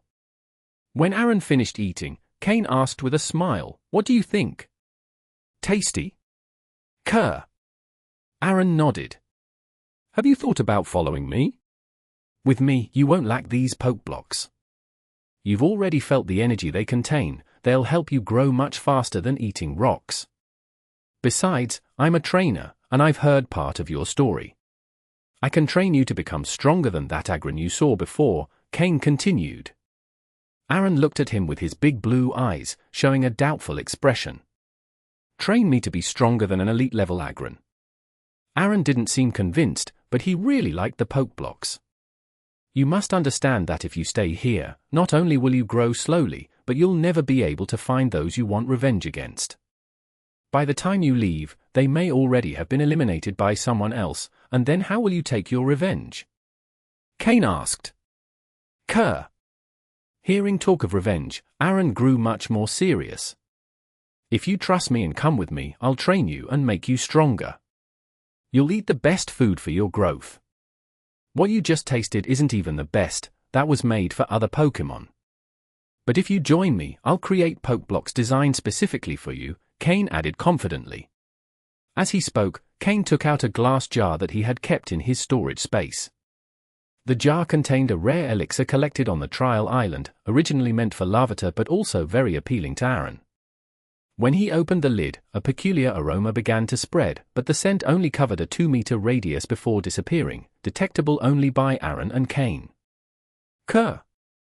Aron's eyes widened in surprise. Cain took out a poke block tool and extracted a small drop of the elixir, giving it to Aron. Then, he closed the jar. "What do you think? This is unprocessed geocentric cleansing milk. If you join me, I'll mix it with poke blocks and create ones perfectly suited for you.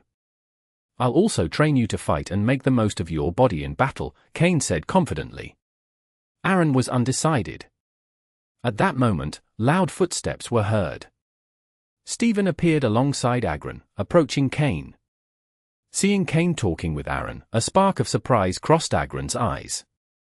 He knew Aron hadn't spoken to other Pokémon in a long time, and when he did, it was always through battles.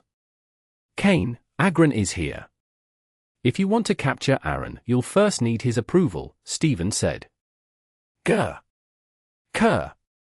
Aggron didn't look at Cain but began communicating directly with Aron. Gradually, the conversation between the two Pokémon became more intense, and the tone accelerated, as if they had touched on a sensitive topic. "Grr." In the end, Aggron roared at Cain and walked away without looking back. Cain, surprised, looked at Stephen, as if asking, "What just happened?"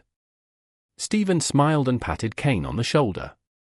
"Not bad, Cain. I leave you alone for a moment, and you've already convinced Aron to join you. Although I didn't understand their entire conversation, I caught the essentials. Aron told Aggron he considered you a good trainer and wanted to go with you. In the end, the two argued, but Aggron couldn't dissuade him and decided to give in," Stephen explained. Aggron has always looked out for his grandson, even though Aron has become a bit stubborn. Aron is determined to defeat his grandfather, but every time he goes out to fight or overeats, Aggron watches him from the shadows. When you were talking to Aron, Aggron was already observing. This time, he just came to follow protocol, Stephen added with a nostalgic smile. Not only that, but Stephen had also mentioned to Aggron that Cain was an excellent trainer and breeder, assuring him that Aron would grow much faster under his care. Additionally, Aggron had other grandchildren and children, so he wasn't too worried about letting Aron leave. "So there won't be any tests?" Cain asked, stunned. "The test has already been done. Not many trainers can stand in front of an elite-level Pokémon without trembling in fear, let alone gain the trust of their offspring. What more do you want? To fight Aggron? He'd crush you in seconds," Stephen joked. Cain let out a bitter smile. So that was the test. Squatting down, Cain patted Aron's head and took out a super ball. "Come with me. I'll help you grow," he said. Aron touched the button on the super ball with his head and was absorbed by the red light. "Congratulations, Cain, on capturing such an extraordinary Aron." "Thanks." Cain knew Steven had done a lot to make capturing Aron easier. End of chapter. Chapter 389. Secret Battle. The two didn't linger in the mining area. After capturing Aron, they left immediately. During their time there, Cain didn't see a single beldam. It was clear that, although the Stone family was immensely wealthy, they still guarded pseudo-legendary Pokémon like beldam very closely.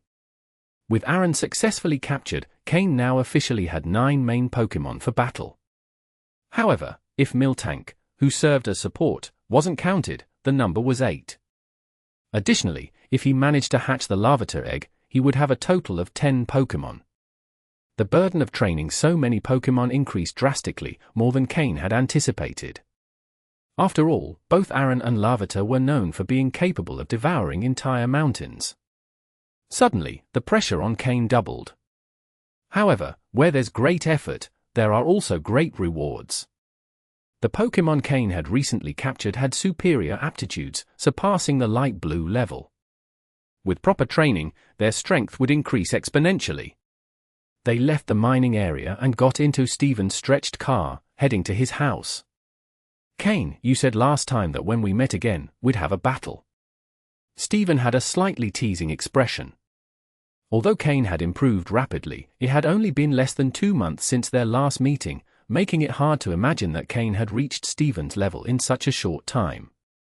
Thinking about Steven's metang, Cain felt a small headache. Initially, he had thought their next meeting would be in a few months, and by then, even if he couldn't win, he wouldn't lose so overwhelmingly. However, given the current situation, it was certain this battle would result in a tough defeat. After all, Cain still didn't have any Pokémon specialized in countering steel types. He didn't even have Pokémon that could go head-to-head with that type. Shaking his head in resignation, Cain said, "I know I'm not your match, but a promise is a promise." Still, you wouldn't want a completely one-sided battle, would you? Steven, a few years older than Cain and with the backing of his family, was naturally ahead in power. Cain, since his rebirth, had barely had 3 months to train. The fact that he had reached his current level was undoubtedly remarkable. It's worth noting that in his previous life, Cain didn't reach the captain level until a year later. You're right. Let's do this, you'll use 2 Pokémon, and I'll use only 1. That way, it'll be a fairer battle, Steven said, stroking his chin thoughtfully. Judging by the slowpoke that always accompanied Cain, it was clear he had a good level, but even so, there was a noticeable gap between them. Therefore, even in a 2 versus 1 battle, Steven was confident he would win. Shortly after, they arrived at a majestic mansion. Judging by the size of the garden and surrounding fields, Cain estimated it was almost the size of half a city. Now this was a true mansion. Before Cain could take a closer look, Steven dragged him to his personal battle room. After closing the door, there were no spectators present. Over an hour later, both emerged from the battle room. Cain had a slight smile on his face, while Steven seemed a bit deflated. "What's wrong? Winning didn't cheer you up? If someone else saw us, they'd think I was the one who won." Cain glanced at Steven teasingly, smiling. Steven looked at him but couldn't help feeling unsatisfied. That's right, Steven was the winner of the battle, and he did it using only 1 Pokémon against Cain's 2. However, the way the battle unfolded left him deeply uncomfortable. Cain had used Slowpoke and Haunter, while Steven deployed his powerful Metang. Instead of a direct fight, Cain opted for a guerrilla tactic, having his Pokémon use their speed to stay out of Metang's reach, gradually wearing down its energy. If not for Metang's high defenses and its advantage in level and aptitude, it might have been defeated by Slowpoke and Haunter's war of attrition. Fortunately for Steven, Haunter's poison-type moves weren't effective against Metang, otherwise, it would have been a different story. The entire battle consisted of enduring attacks. After almost an hour of fighting, Cain decided that Slowpoke and Haunter's energy was running low and chose to withdraw, acknowledging defeat. Had he not done so, the battle could have continued indefinitely. This is why, when they came out, Steven didn't feel completely satisfied. Even though Metang also had psychic abilities, Haunter was barely affected by Slowpoke's skills. This is pointless. Next time, when you've grown stronger, let's have a 1-on-1 or 2-on-2 battle. Your Pokémon have impressive synchronization, and their training is excellent. I now understand why, with so much talent as a breeder, you also decided to become a trainer, Steven commented with admiration. Steven not only admired Cain's talent but also his dedication. He had seen many talented people, but very few with talent who also worked as hard as Cain. You're no slouch yourself. With everything you have to learn to manage a company, plus your passion for collecting stones and training Pokémon, you're truly terrifying, Cain replied, acknowledging Steven's impressive potential, who already showed signs of being a future champion. Although Metang was strong, after an hour of intense combat, even it began to feel the strain. But Steven maintained control, managing the situation flawlessly. Ha ha ha. All right, enough mutual praise. Come on, let's relax a bit, Steven said, shaking off the discomfort from the battle and patting Cain's shoulder with a hearty laugh. It was time to get serious. He couldn't let Cain surpass him in their next encounter. The two headed to Steven's personal library. Have you read all these books? Cain asked, looking at the endless shelves filled with books on Pokémon, stones, and business management. More or less, I've read most of them. My father assigned them as homework. When I have free time, I read, Steven replied, pouring tea for Cain. That's incredible. Cain couldn't help but exclaim in amazement. Reading all those books and remembering so much. It was clear that Steven's success wasn't solely due to the backing of Devon Corporation. I haven't had much time to read lately. Later, I'll take you to see the stones I've been collecting. That's really interesting, Steven commented. His dark eyes gleamed with a passion only a rock enthusiast could understand. End of chapter. Chapter 390. Another cut. Cain briefly inspected Steven's study before sitting down. He took out a box from the storage space, which contained the Pokeblocks needed for Steven's 2 Metang.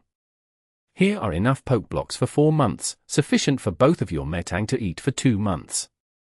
If you run out, come find me directly, Cain said. Steven's eyes lit up, and without even opening the box, he stored it away immediately. Then, he asked curiously, come find you directly?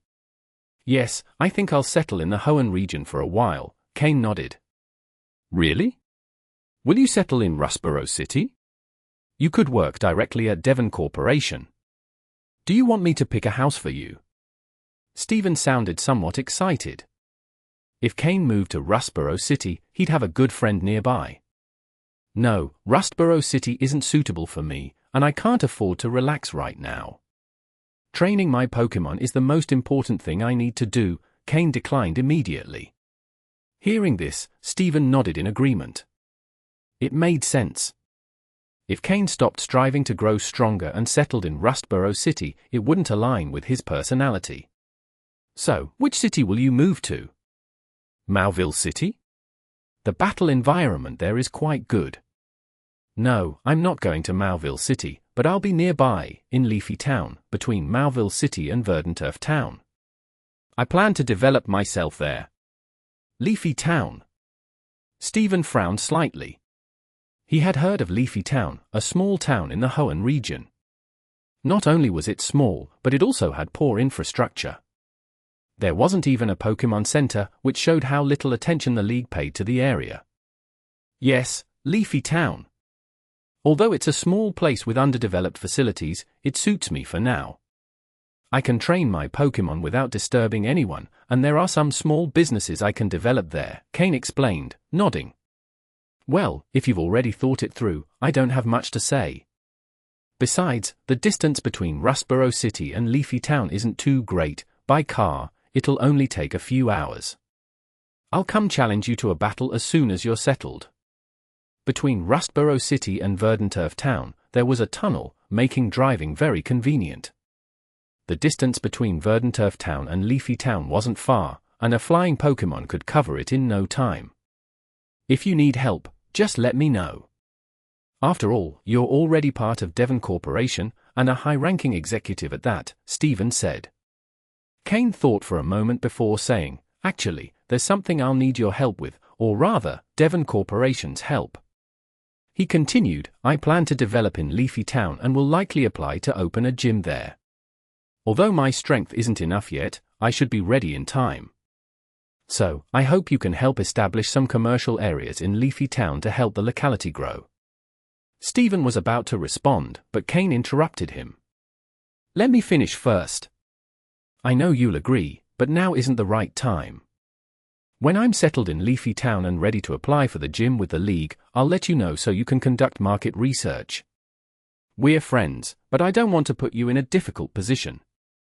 Although Cain and Steven were friends, openly taking advantage of him might not bother Steven personally since he would see it as a favor between friends.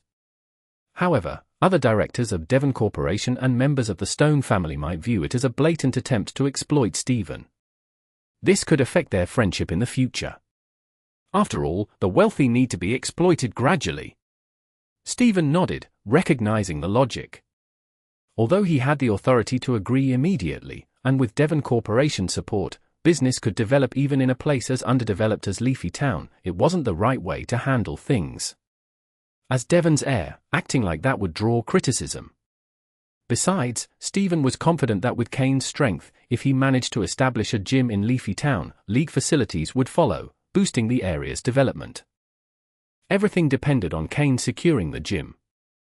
Luckily, Cain's master, Matsuda Takashi, while uninvolved with league affairs, commanded enough respect for others to give him some leeway. As long as Cain demonstrated sufficient strength, opening a gym wouldn't be impossible.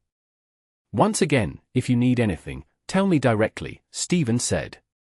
He then pulled a wooden box from a drawer in his study. Here's the Duskstone and King's Rock you requested. I couldn't find a high-quality Duskstone, so I only got one of intermediate quality. If you still need a superior one, I'll keep looking. As for the Razor Claw, I already have a lead, but you'll need to wait a bit longer. And about the King's Rock? Steven hesitated, as the King's Rock was incredibly expensive, and he still didn't fully understand its use. However, when Cain heard that Steven had obtained the King's Rock, he was thrilled. 2 King's Rocks. Originally, Cain only had one and was wondering how, if Slowpoke evolved into Slowking, the Poliwag he had bought could only evolve into Poliwrath. Thus, the core of his Rain team would have to rely on Pelipper with the Drizzle ability. But now, with Steven's King's Rock, his team's flexibility increased tremendously. Politoed. The perfect core for his Rain team. As for the Duskstone, since Murkrow had already evolved on Challenge Island, it wouldn't be necessary. He could sell it later. Don't worry, intermediate quality is good enough, Cain said, waving his hand. How much did they cost in total?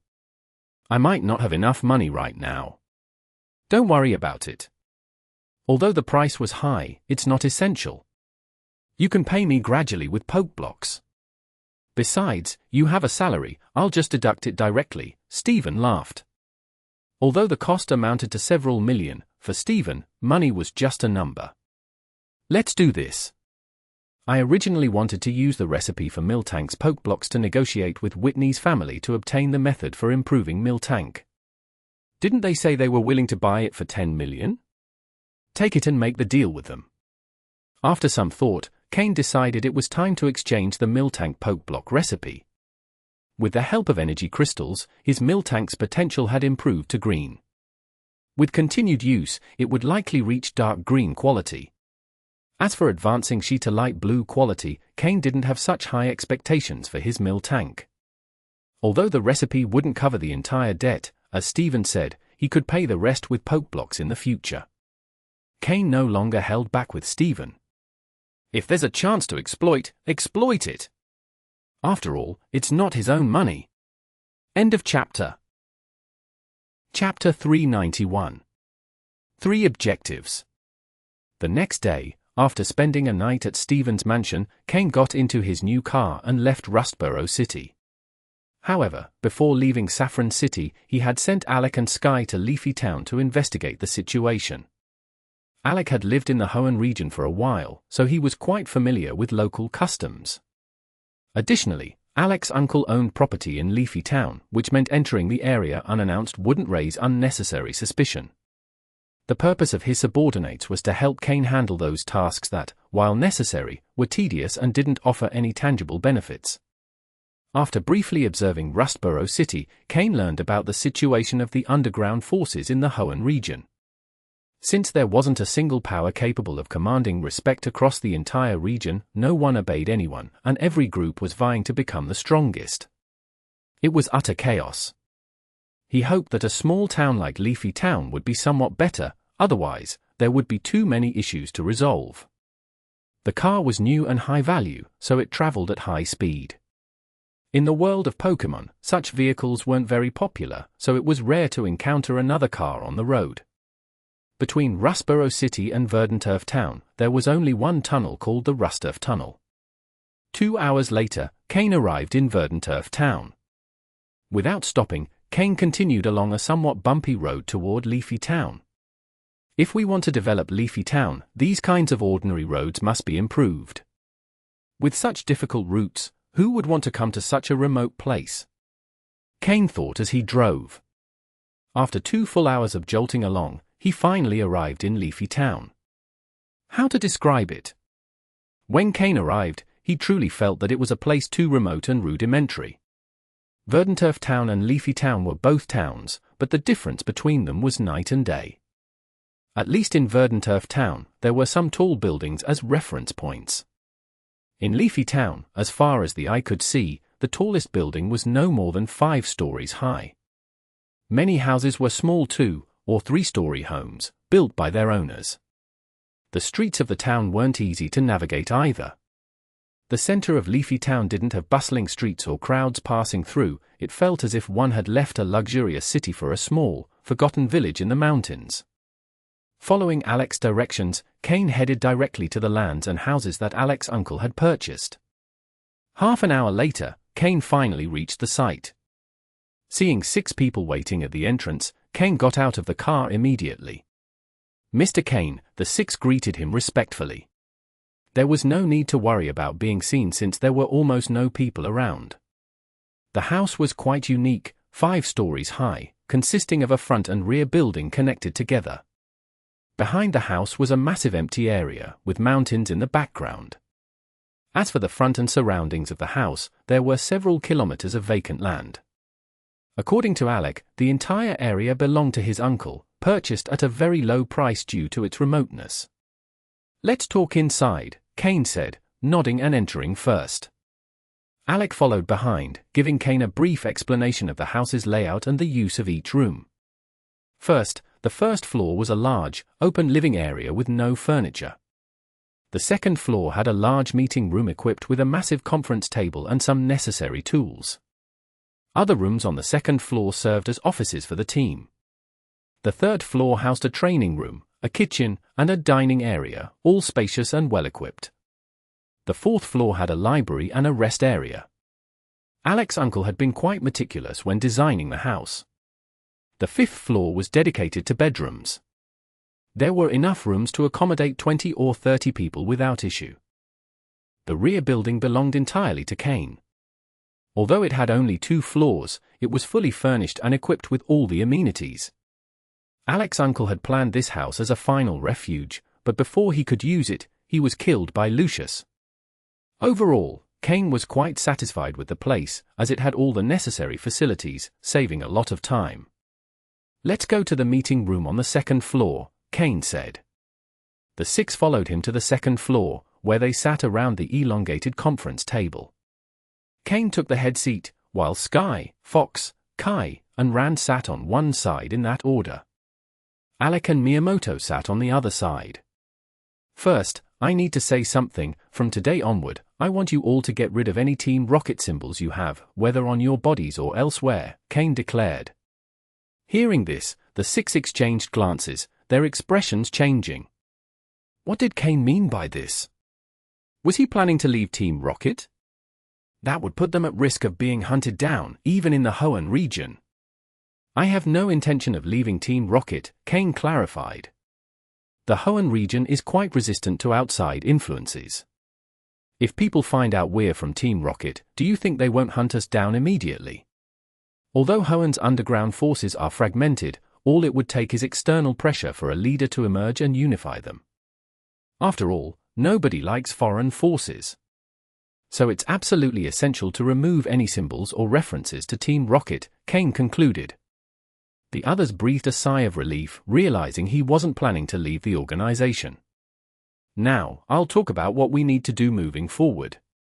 First, tomorrow, everyone must register as hunters with the Hunter Guild. If you don't know how, you can ask Miyamoto, who is familiar with the process. Second, regardless of the current state of Leafy Town's underground forces, we must bring them under our control and establish absolute dominance. Third, I'm going to establish a gym in Leafy Town to give us a public, respected identity. Those are the three main tasks we must accomplish in the near future. Of course, everything must be done step by step, and I will assign tasks to each of you accordingly. Upon hearing Cain's three objectives, everyone was stunned. Registering with the Hunter Guild was fine. Catching Pokémon and earning some money would allow everyone to improve their skills more quickly. Taking control of Leafy Town's underground forces would be difficult, but if this was Team Rocket's starting point in Hoenn, it made sense for Cain to take charge of those forces.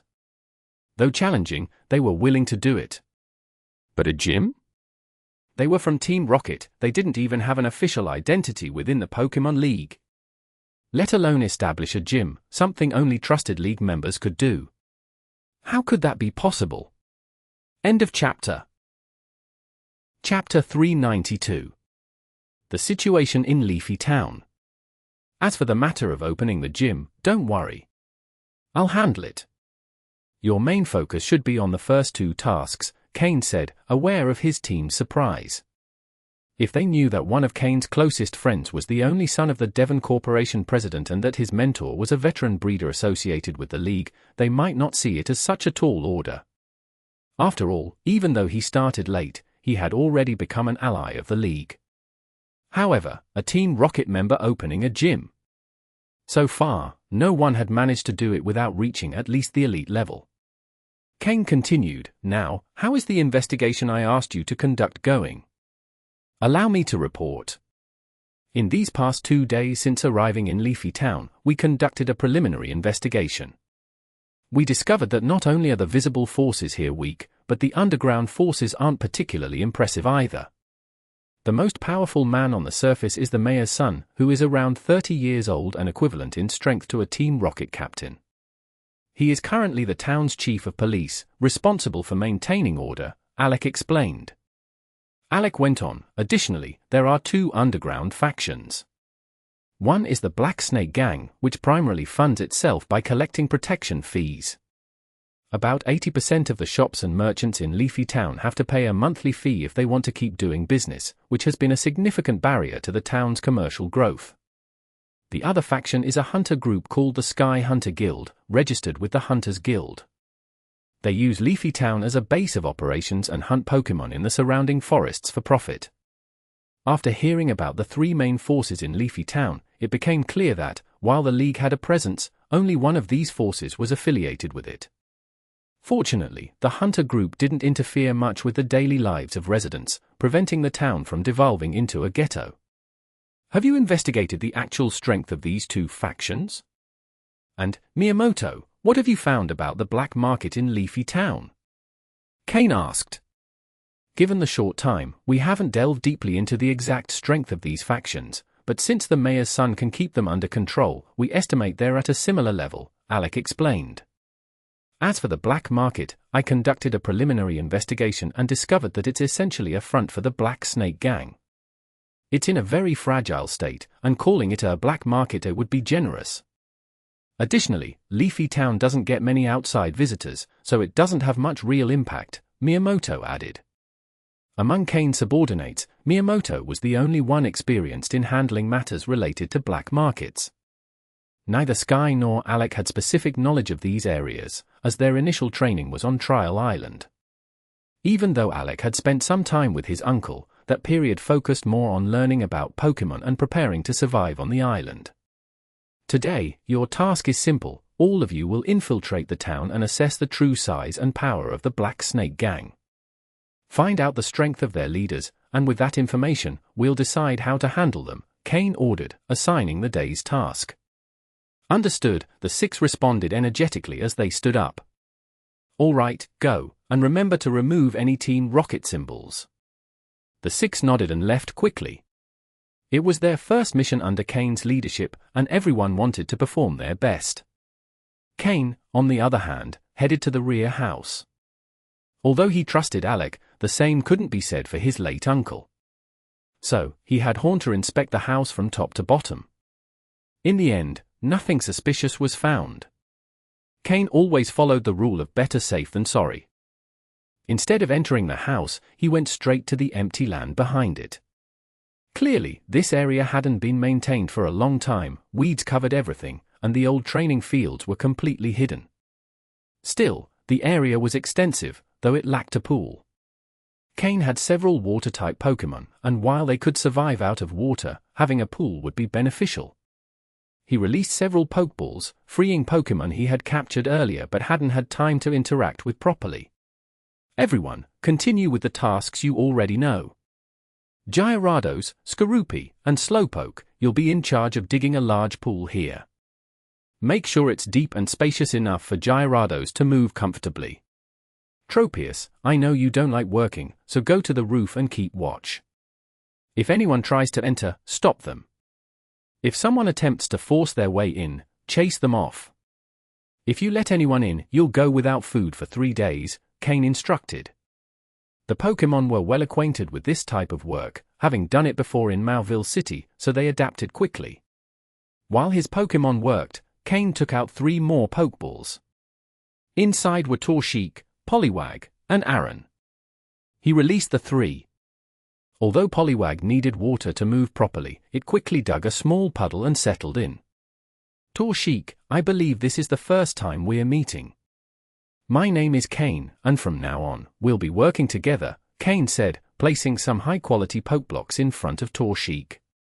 At first, Torchic seemed a bit proud, but as soon as it saw the Pokeblocks, it forgot its attitude. It was still young and couldn't resist food, especially at this stage of its growth. Poliwag, I know what you've been through before. I promise you'll never go back to that place. Follow me, and I'll make you stronger, Cain told Poliwag. Poliwag, which had been confined in a tank at the Hunters Guild, hadn't had a good experience. While the tank was large, seeing its companion sold off one by one had filled it with fear. Now, it seemed like its new trainer wasn't so bad. Slowly, Poliwag poked its head out of the water and ate the Pokeblocks Cain offered. Finally, Aron, with whom Cain had already spent considerable time, didn't require much explanation. Cain simply offered the Pokeblocks it liked. He patted its head, and since he had promised to train it, it was time to fulfill that promise. The rest of the afternoon, while his Pokémon worked on clearing the area, Cain focused on getting to know Torchic, Poliwag, and Aron better. Among the 3, Aron was the oldest and the strongest in level and power. Torchic, perhaps because it was a fire-type Pokémon, quickly adapted to Cain and the other Pokémon despite being the youngest and lowest in level. Poliwag, on the other hand, was more timid, likely due to its past environment. End of chapter. Chapter 393. The plan for the Pokémon. Once things stabilize here, Cain will likely enter a period of seclusion for a while, focusing on development and growth. Therefore, the training and care of the Pokémon must be organized now. First is Honchkrow, who has just evolved. Its body has grown more than twice in size, which has caused a decrease in its physical control. Additionally, due to the level increase on Trial Island, it will need more time to adapt. As it's a change in physical form, the weight Honchkrow carried before has now become irrelevant. For this reason, Cain adjusted Honchkrow's weight load to 75 kilograms. Even so, Honchkrow is managing it well. The weight shouldn't be increased too much at once, but once it adapts, it will be gradually raised. In addition, Honchkrow has learned a new flying-type move, Sky Attack. While powerful, it requires significant charging time, slowing down its offense. Reducing the charge time is something Cain will need to address. Honchkrow also changed its ability from Prankster to Moxie, which requires adjustments to its combat rhythm and style. Previously, its role was support and distraction, but now it could become a main attacker or a finisher. Moxie is a highly potent ability when enough consecutive victories are achieved. Next is Slowpoke. Slowpoke has been with Cain almost as long as Honchkrow, making it one of his oldest team members. However, its dark green potential has left it lagging behind Cain's other main Pokémon, making it the weakest in terms of ability. Nevertheless, this issue should improve once it evolves. Cain has already prepared everything needed for its evolution, but Slowpoke has yet to decide what form it wants to evolve into. It's been hesitant, as changing forms is a significant step for Slowpoke, and adapting to a new body could be challenging. However, after witnessing Honchkrow evolve and turn the tide of battle, Slowpoke has started seriously contemplating its own evolution. Evolution represents a major transformation for any Pokémon. Slowpoke's evolution is a priority for Cain since, if he wants to open a gym, he'll need Pokémon recognized by the League. Slowpoke must evolve for Cain to pass the League's trials. Now, Haunter. During its time on Trial Island, Haunter benefited greatly from the Ghastly Cave, increasing both its level and the concentration of Ghost-type energy in its body, significantly enhancing its power. As a Ghost-type Pokémon, it still needs to improve its control over this energy. Previously, there was an issue with excess energy inflating its body, but after compressing it, its form became more solid. This brings it closer to a Zhanga-like constitution, though it still has a way to go. Sneasel. Sneasel went relatively unnoticed on Trial Island, as there weren't many suitable rivals for it, and its strength wasn't enough to turn the tide of battle. Its control over Ice-type energy has improved, but now it needs to level up and gain more battle experience. In the upcoming tasks to stabilize Leafy Town, Sneasel will be one of Cain's key Pokémon working in the shadows. It's crucial that Sneasel doesn't fall behind the main team in terms of level. Then there's Skorupi. Its level has reached an awkward position within Cain's team. While it's stronger than newcomers like Aron, it still has a considerable gap compared to the main team. As the first Pokémon Cain hatched, he has high expectations for Skorupi. It hasn't had many opportunities so far, but in this upcoming period, Cain plans to develop its Poison-type abilities. If suitable enemies appear, Skorupi and Sneasel will be key players in Cain's battles. As for Miltank, despite her improved potential to green, Cain has decided she won't be a main battle Pokémon since Miltank isn't fond of fighting. She will likely be relegated to the support team, acting as a caretaker for Aron and other Pokémon. Miltank's milk and nurturing nature makes she the perfect nanny for growing Pokémon. With its milk, Aron and the others will grow stronger and healthier, as Skorupi is a good example of this.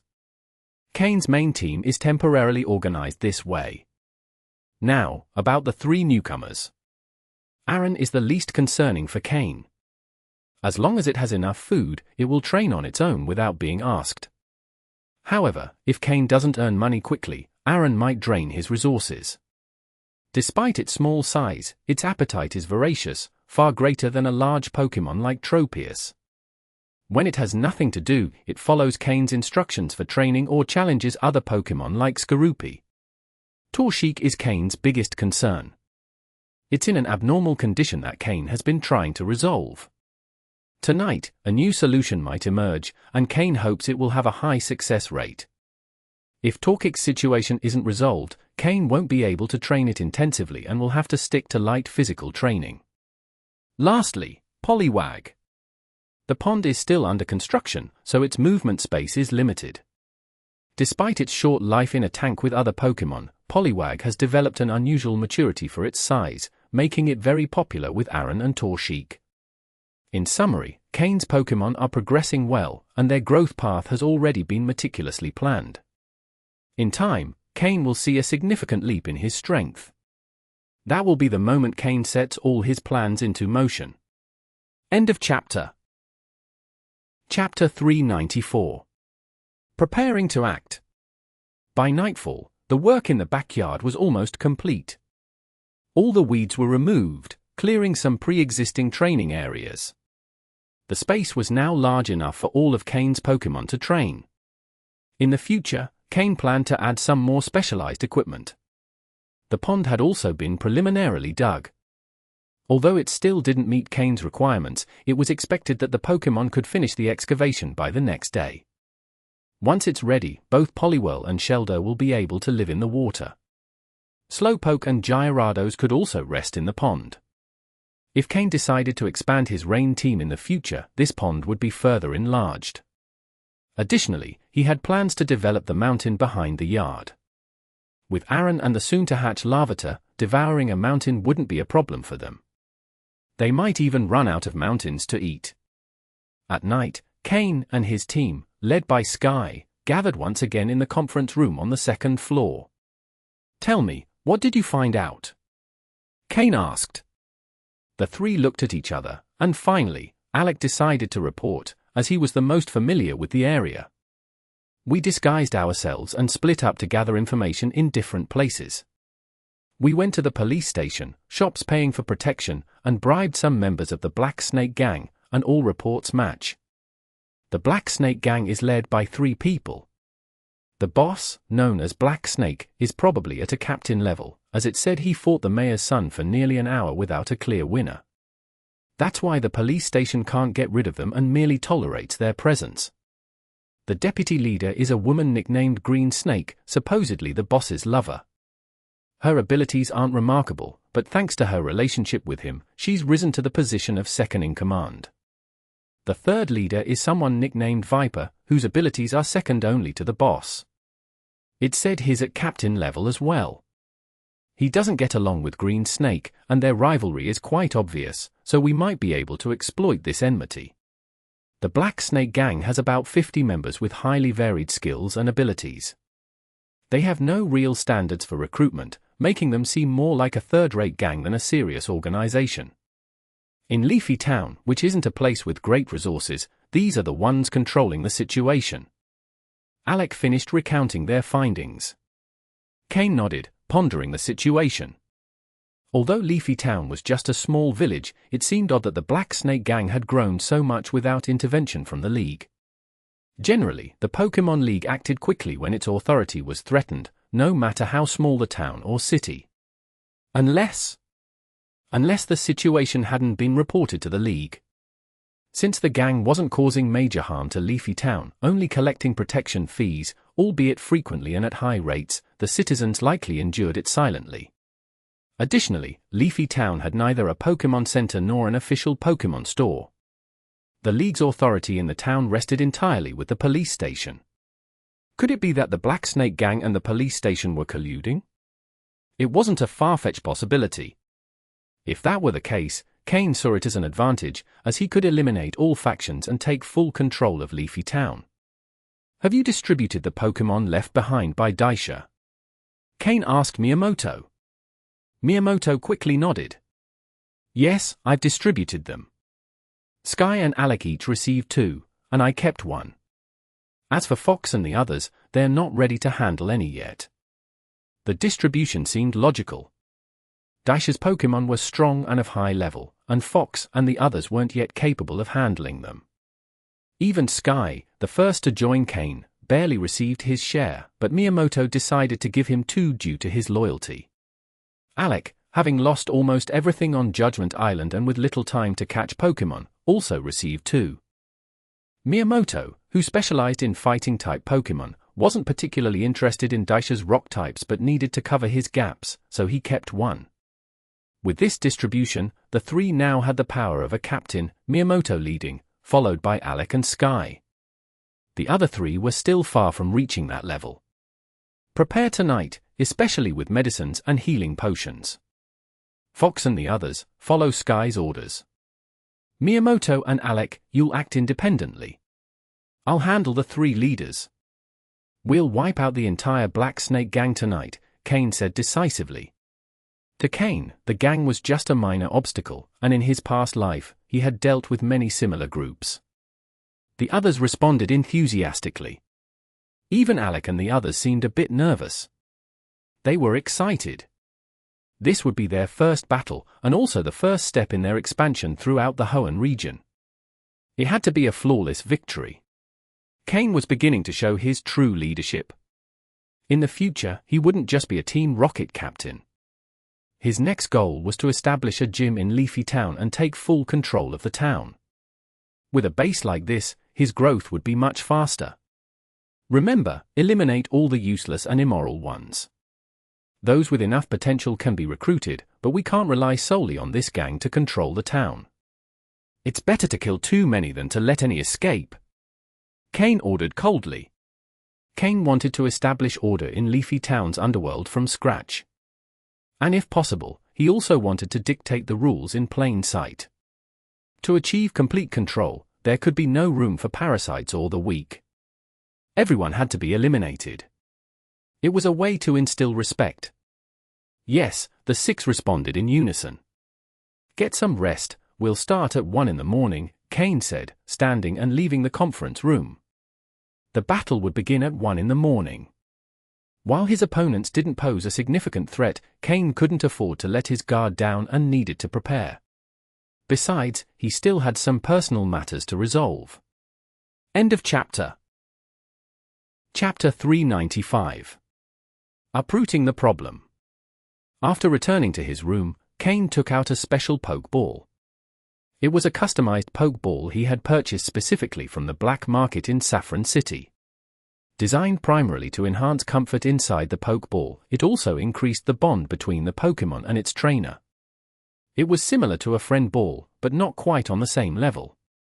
This Pokeball had cost a fortune and was hastily made to Cain's specifications. "Come out, Miss Magus," Cain said as he threw the Pokeball. "Miss!" Miss Magus floated out, letting out a soft cry. Upon seeing Cain, her eyes lit up, and she quickly drifted toward him. After spending time together, and influenced by Cain's other Pokémon encouraging her to trust him, the innocent Miss Magus already saw Cain as her best friend and partner. Although Cain couldn't yet fully direct Miss Magus in complex battles, he could give her basic instructions to use certain moves. Cain was confident that with more time together and as his strength grew to a near-elite level, he would be able to command Miss Magus in more intricate fights. By then, with Miss Magus as his trump card, Cain would have the confidence to face elite-level opponents.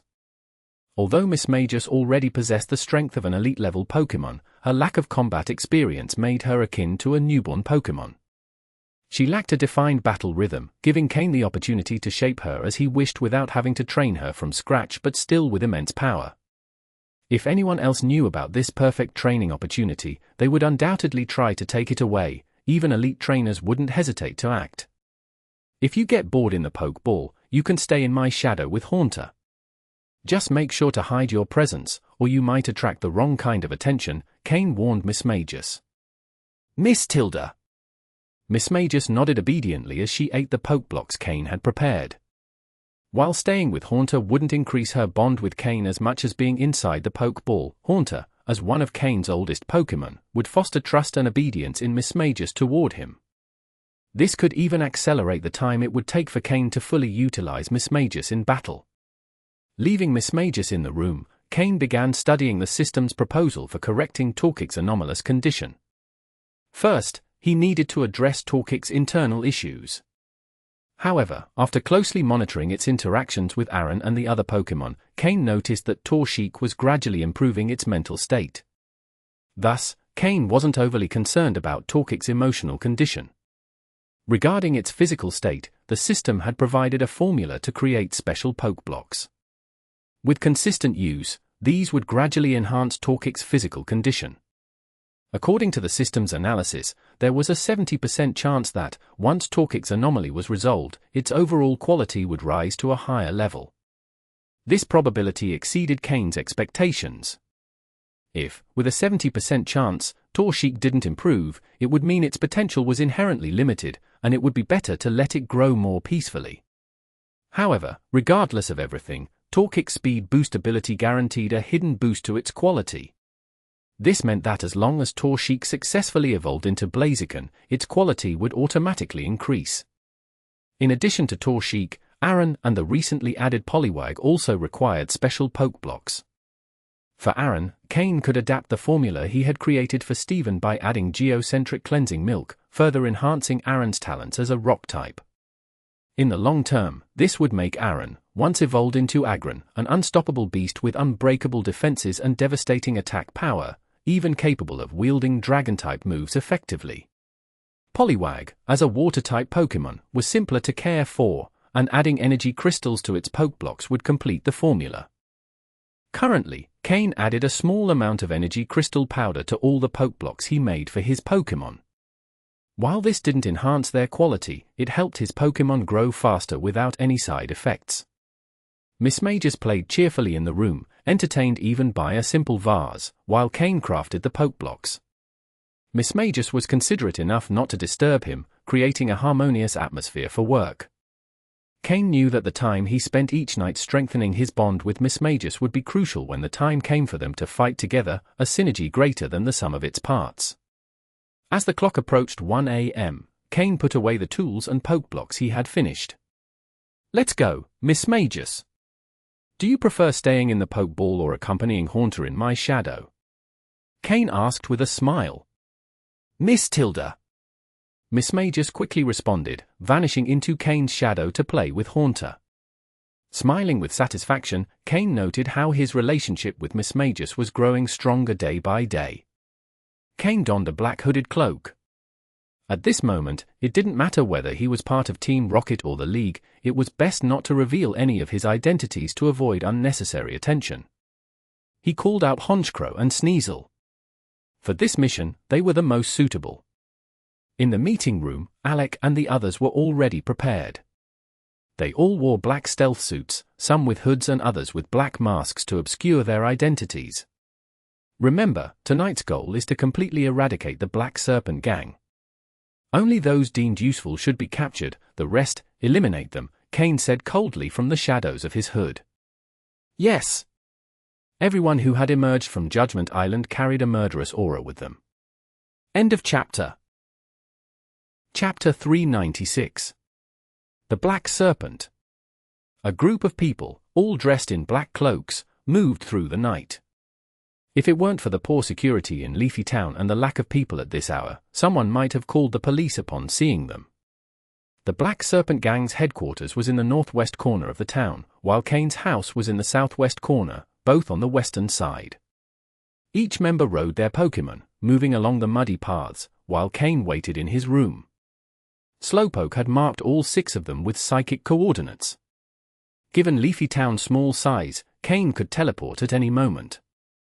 He only needed to wait until the 6 reached the Black Serpent gang's hideout to join them.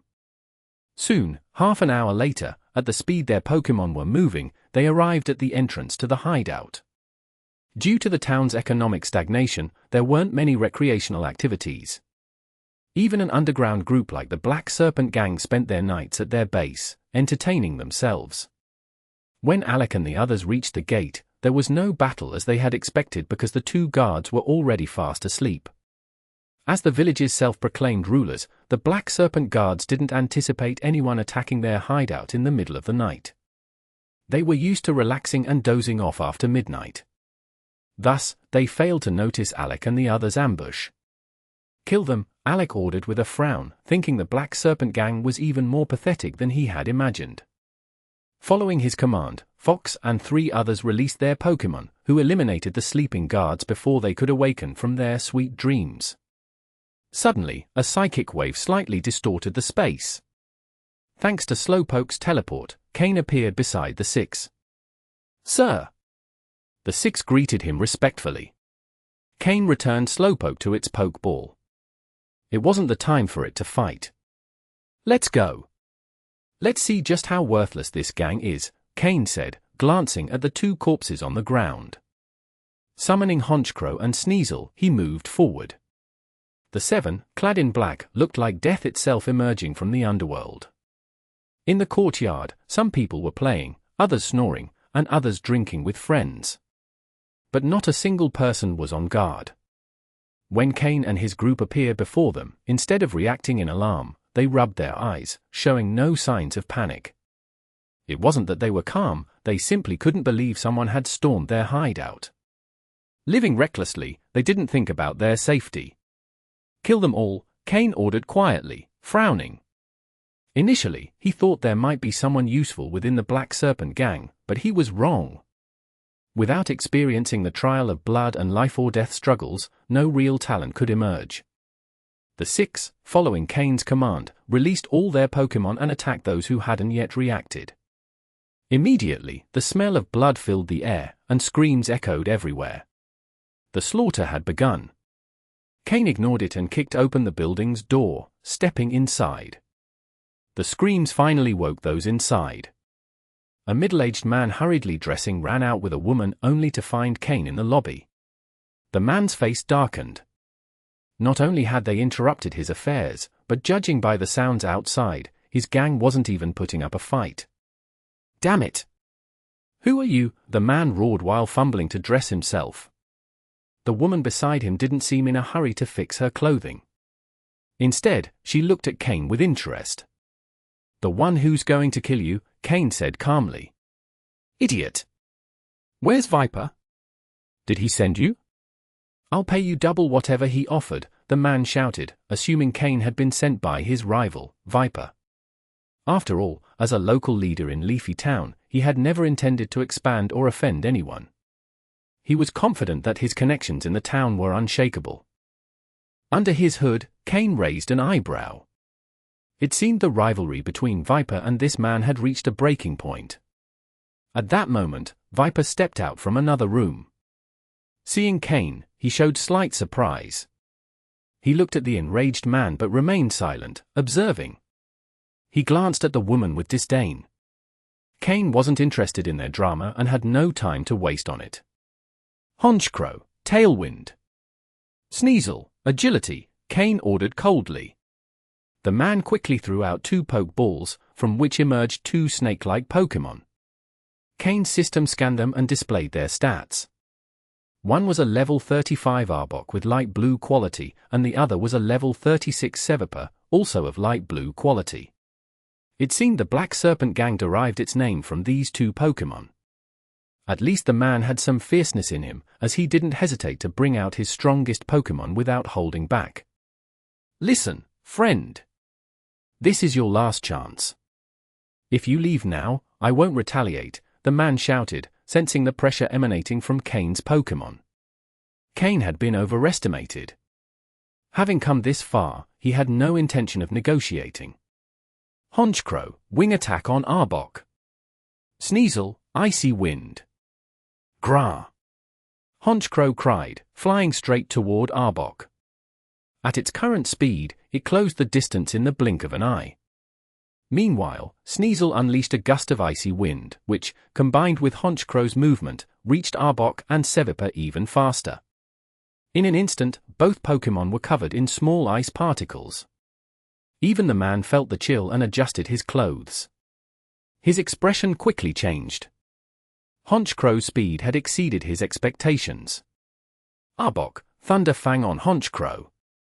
Seviper, use Swords Dance. End of chapter. Chapter 397. Kill him. Honchkrow, use Protect. Follow up with Wing Attack. Sneasel, use Taunt on Seviper to interrupt it. Cain continued ordering. Honchkrow's wing struck Arbok hard, sending it reeling back in pain.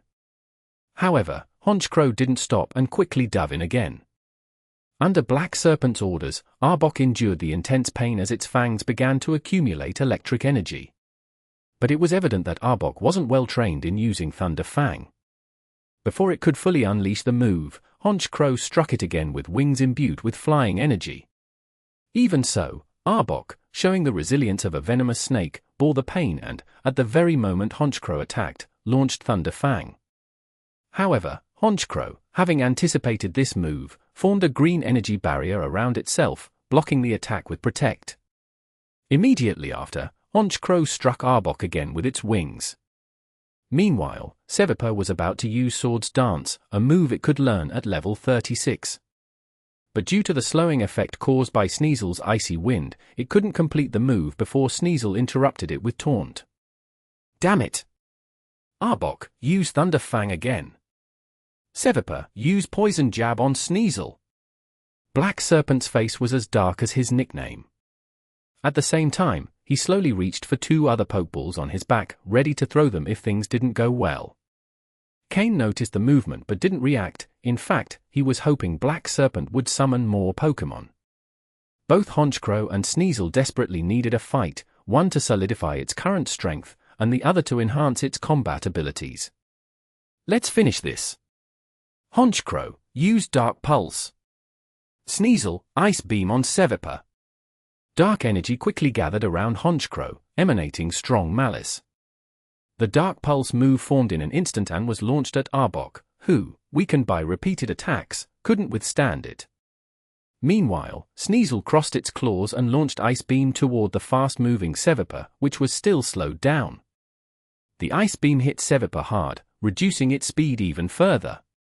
Meanwhile, Sneasel, boosted by Tailwind and its own agility, easily dodged Seviper's Poison Jab, toying with it in a battle of attrition. Come out, Mighty Ina! Use Thunder Fang on Honchkrow. Nuzleaf, use Leaf Blade. Finally, Black Serpent couldn't hold back any longer and threw his last 2 Pokeballs, bringing out his main Pokémon. What are you waiting for? Attack 2, or you're finished. Black Serpent shouted at Green Serpent, who was still watching from the sidelines. Green Serpent, realizing their fates were intertwined, hesitated for a moment before preparing her Pokeball. But before she could act, Viper, with a murderous glare, pulled out a knife and placed it at Green Serpent's neck. In a cold voice, he whispered, "You'd better not move. If you do, your beauty will be gone forever." Feeling the cold steel of the knife against her skin, Green Serpent raised her hands, showing Viper she had no intention of resisting. Black Serpent's face turned red with rage. "Viper! I've treated you well.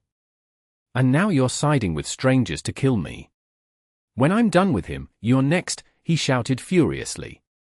Viper spat on the ground and said with disdain, "Please, do you really think you'd be where you are without my help? I'm sick of you and your way of letting a woman walk all over me." Cain merely observed the scene, unbothered. Honchkrow's Dark Pulse struck Arbok directly, knocking it out without any surprises. Honchkrow's Moxie ability activated, increasing its power. Meanwhile, Seviper, still struggling against Sneasel, was severely injured by the continuous attacks. Despite its resilience, the multiple cuts on its body and the damage from the icy shards left it in bad shape. Honchkrow, use Sky Attack on Nuzleaf, then finish Mighty Ina. Sneasel, use Icicle Crash. Honchkrow, soaring through the air, surrounded itself with a bluish flame as it charged Sky Attack. Sneasel, meanwhile, manipulated icy energy, forming 2 large icicles and hurling them at Seviper, who, due to its reduced speed, couldn't dodge. As Black Serpent turned, he saw Honchkrow, surrounded by blue fire, diving toward Nuzleaf, who had no chance to evade. The attack was devastating, and Nuzleaf was knocked out, triggering Honchkrow's Moxie ability again. Seviper was also struck by one of the icy spears, piercing its weak spot and pinning it to the ground, unable to move. In an instant, Black Serpent was left with only Mighty Ina. "Wait! Wait! I'll pay you!" Black Serpent shouted, his face now pale and desperate after losing 3 of his main Pokémon. But neither Honchkrow nor Cain were willing to listen. "Kill him!" Cain ordered coldly. With a sharp cry, Honchkrow charged Sky Attack, striking Mighty Ina with force and finishing it off. End of chapter. Chapter 398. Void. Honchkrow took down Mighty Ina with a single blow. With its superior level, the power build-up from its Moxie ability, and its powerful Sky Attack move, it was no challenge for Honchkrow to defeat an ordinary Mighty Ina. Under Cain's watchful eye, Sneasel leveled up, reaching level 32. Sneasel had already accumulated enough experience, and after defeating a Seviper 6 levels higher, as well as assisting Honchkrow in taking down the other 3 Pokémon, the experience gained was sufficient to raise its level again. Cain slowly approached, watching the pale face of Black Snake, who stared in shock at the 4 defeated Pokémon on the ground. He knew he was finished. Even if he managed to survive, at his age, it would be nearly impossible to regain the power he once had. However, he preferred life over death. A dark glint flashed in his eyes, but he quickly hid it as he raised his head and forced a smile. Just as he was about to speak, Honchkrow's sharp claws appeared in front of him, finishing him off instantly. In his final moments, Black Snake clutched at his throat as if trying to say something, but no words came out. He collapsed in a pool of blood, his face frozen in disbelief. Behind him, Green Snake and Viper stared at the scene in shock. Green Snake's eyes widened as she tried to scream, but as soon as she attempted to move her throat, she felt the blade of the dagger against her neck and froze. With effort, she concealed her terror and adopted a vulnerable expression, casting a pleading look at Cain. But Cain, hidden beneath his dark cloak, paid her no attention. He stepped over Black Snake's corpse and, without hesitation, grabbed Viper's hand, the one holding the dagger, and pushed it. Green Snake slowly fell to the ground. Viper, stunned for a moment, quickly knelt down and exclaimed, "Sir." Black Snake had powerful allies and complex connections. "I was the one who managed all of that for him. I am willing to serve you." Cain, who initially planned to eliminate him as well, paused. He looked at Viper, who remained kneeling with his head nearly touching the ground, and spoke indifferently, "Talk." After that, Cain found a chair free of bloodstains and sat down. Outside, the sounds of battle were beginning to die down. Miyamoto's men were overwhelming their enemies with sheer power. Even if their opponents had similar power levels, those who hadn't endured the same survival trials and death matches as them were no match. That's why it's said that below the level of a captain, even twice the number of Alliance soldiers couldn't always contend with Team Rocket members of equivalent skill. The same applied to the gangs of Leafy Town, who lived lives of comfort and idleness. Soon, the screams outside ceased, and 6 men dressed in black, their clothes soaked in blood, entered. Seeing Cain seated, they greeted him respectfully. Viper, still kneeling, caught the scent of blood wafting in from outside, which made him even more nervous. After gathering his thoughts, he raised his head. The reason Black Snake was able to consolidate power in Leafy Town was because he secretly allied with the mayor's son. Together, they exploited the town's resources, one in the open, the other in the shadows. That's why the Alliance never took decisive action against Black Snake's gang. The rumors about conflicts between the mayor's son and Black Snake were just a ruse to deceive people, Viper explained nervously. I'd already deduced that. If you have nothing more important to say, you can leave, Cain replied, resting his head on one hand. He looked at the men behind Viper and said, "Have Grimer clean up outside. I don't want the smell of blood spreading and causing unnecessary panic." Fortunately, while Leafy Town wasn't large, it didn't have a high population either, and Black Snake's headquarters was in a fairly isolated area, much like Cain's base. The nighttime screams didn't cause much of a disturbance. Understood. Sky and Fox, who had Grimer assigned to them, went out to carry out the orders. Viper, still kneeling, quickly nodded and said, "I have more information, much more important." "Do you know the Battle Coliseum in Mauville City?" Viper asked as he wiped sweat from his forehead. "Speak." "Yes, sir." Viper, who was accustomed to drawing out suspense before revealing anything, realized Cain had no patience for it. The Mauville City Battle Coliseum is a money-making machine run by 6 groups working together. One of these groups is an underground organization called Void. It's said that their leader is a trainer of near-elite level, very close to elite tier. Black Snake earned most of his profits thanks to a member of the Void group. Of all the revenue he collected monthly, he handed 70% to this member, which allowed him to maintain his dominance in Leafy Town. From the remaining 30%, 20% went to the mayor's son, leaving him with just 10% for himself.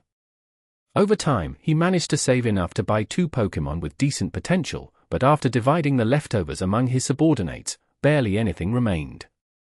That's why Black Snake's gang was so deteriorated, Viper explained hastily. So that's how Black Snake, a small-town boss, had 2 Pokémon with light blue potential, Cain thought. This also explained why Black Snake's 2 Pokémon were so weak. Clearly, they hadn't been properly trained. Void? Cain murmured. He hadn't heard of that organization before. Though he had spent time in Mauville City, he'd been so focused on training his Pokémon that he hadn't paid attention to underground groups. Since Leafy Town was near Mauville City, what Viper said made sense. Cain had always suspected that, while Leafy Town was small and poor, someone like Black Snake shouldn't have been able to dominate it alone. In the end, it turned out he was just a pawn working for someone else. Even the mayor's son, who received 20% of the revenue, showed how insignificant Black Snake was. Yes, Void. I personally delivered the resources each month, Viper continued, nodding quickly. What power level does that Void member have? Does their leader know about Black Snake's gang? Cain asked. I'm weak, so I can't say for sure, but that Void member must at least be at an advanced trainer level. The Void leader definitely doesn't know about Black Snake's gang. This place is too small and poor. That Void member only protected it because, as they say, something is better than nothing. An advanced trainer, that means they're on par with an officer, Cain thought. End of chapter. Chapter 399. Team Heaven. For now, it must remain a secret that the Black Snake gang no longer exists. Although an advanced level trainer doesn't pose a significant threat to Cain at the moment, and it's likely that the other party isn't interested in the revenues from a small place like Leafy Town, unnecessary trouble is better avoided for now. Cain needs time to grow. Stand up, Cain said calmly. Upon hearing this, Viper, who was kneeling on the ground, showed a glimmer of joy in his eyes, realizing he had narrowly escaped a grim fate. Are all the members of the Black Snake gang here? No. There are only about 30 people here, most of whom are idle individuals with nothing useful to do. They aren't deeply involved in actual battles. Their main role is to wave the Black Snake gang banner and collect some fees in Leafy Town. The real fighters are usually at home or in a specialized training area of the gang. They form the gang's main core, while the rest are just people with one or two low-quality Pokémon trying to scrape by for a slightly better life, Viper explained. Hearing this, Cain began to understand. Delegating trivial, unnecessary tasks to idle people to save time and money for others to improve their strength first is a strategy that allows a gang to grow steadily. No wonder the outsiders seemed as weak as chickens and paper tigers, easily wiped out by Alec and the others. Can you gather them? Yes, I usually train these core fighters myself. While their strength is average compared to great masters, they are much better than the outsiders. Also, not all of them are here just to enjoy life, some genuinely desire to improve. It seemed Viper had a significant role in the Black Snake gang, which explained his growing dissatisfaction when the gang leader allowed a woman to take leadership. If that woman had been strong enough, it would have been a different story, but she clearly wasn't. Moreover, much of the gang's administrative work was managed by Viper. If he had been stronger than Black Snake, he likely would have eliminated him to take control. But he didn't dare, as both the mayor's son and the Void group member were beyond his reach. Take this pill and gather those people. Cain tossed a red pill to Viper, the same one he had given to Alec and Miyamoto. Although Cain trusted Miyamoto and Alec more now, he hadn't yet given them the antidote. The tasks he had assigned them were becoming more critical, and even if Cain gave them the antidote now, they wouldn't accept it. Trust had only recently been built and needed time to solidify. Without the pill's restraint, there was no guarantee that small treacherous thoughts wouldn't emerge in their minds. Though such minor thoughts wouldn't be decisive, once they decided to follow Cain, believing he would lead them to a better future, they would give him their all. So far, Cain had not let them down. Viper hesitated for a moment but ultimately swallowed the red pill. Cain hadn't explained the pill's effects, but as a member of an underground force, Viper understood its implications. Leaving after taking a pill without a specific purpose would be suspicious even to himself. He quickly ran out to gather the true fighters of the Black Snake gang in Leafy Town. Cain sat in the main seat, watching as Sky and the others cleaned up the corpses and bloodstains from the outer yard and inner hall. Since Cain didn't want to alarm the townsfolk, everything had to be cleaned up without leaving a trace of blood. Fortunately, these problems posed no challenge for Grimer. Soon, Viper hurried back with about a dozen people to the hall. Judging by their expressions, it was clear Viper had already informed them of what had happened. Initially, some were dissatisfied, thinking Black Snake's strength couldn't have been defeated so easily. But upon seeing Cain seated in the hall's main chair, for some reason, everyone felt a faint tension, and their movements became more cautious. "Sir, these are the main fighters of the former Black Snake gang. They're responsible for the gang's battles and dealing with wild Pokémon that suddenly infiltrate," Viper said, pointing to the 12 men behind him.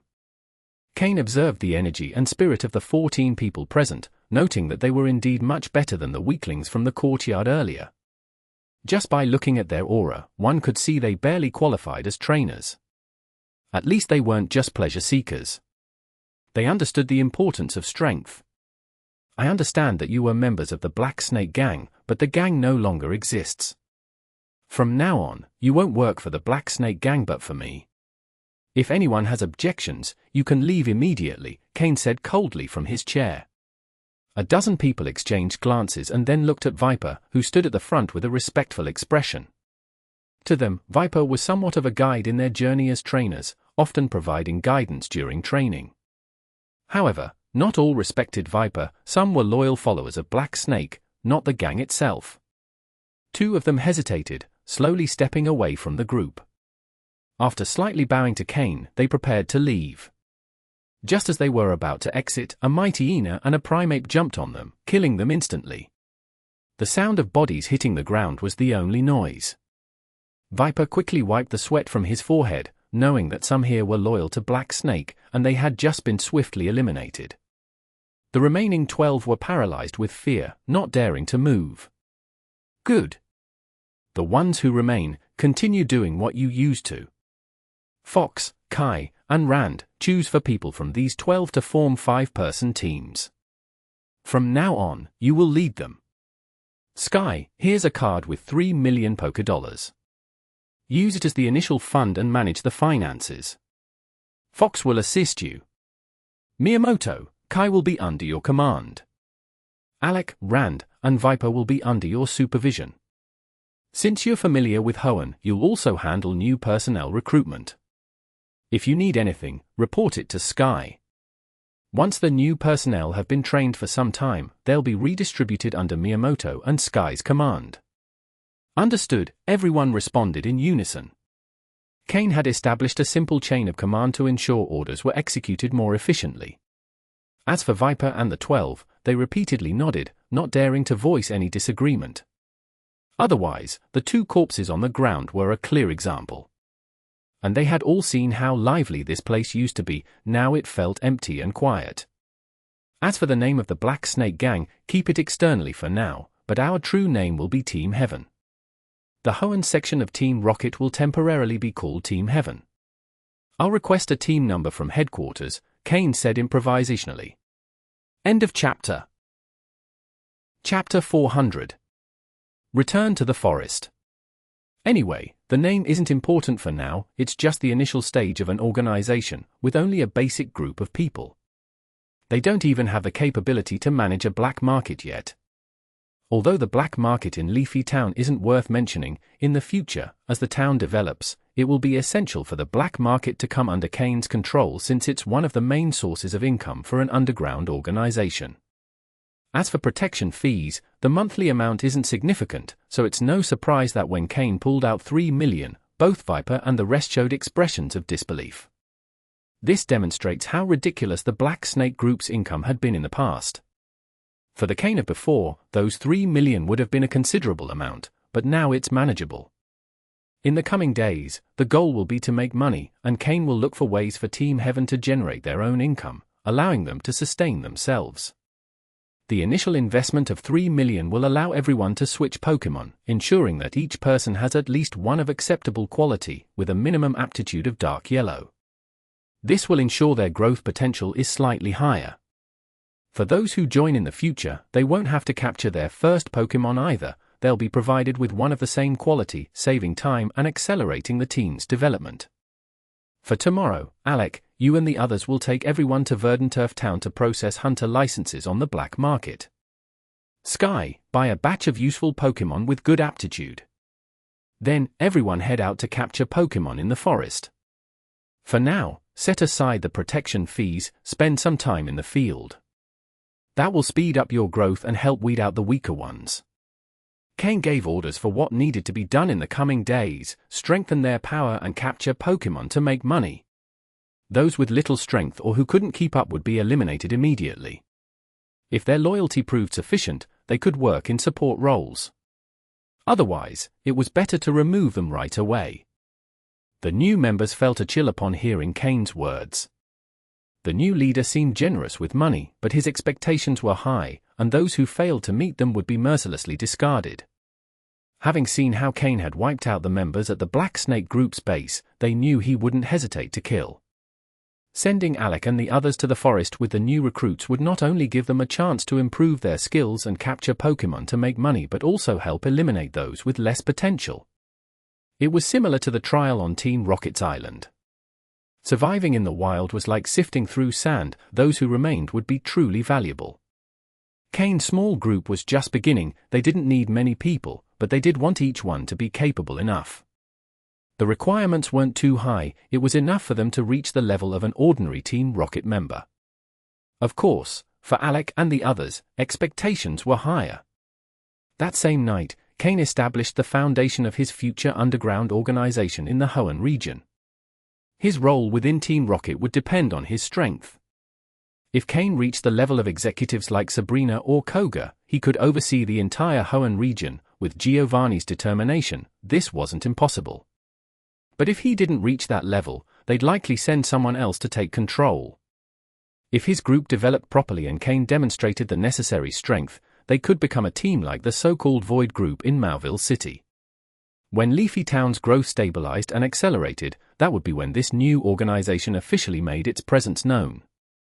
Cain's only obstacle was Leafy Town's slow development.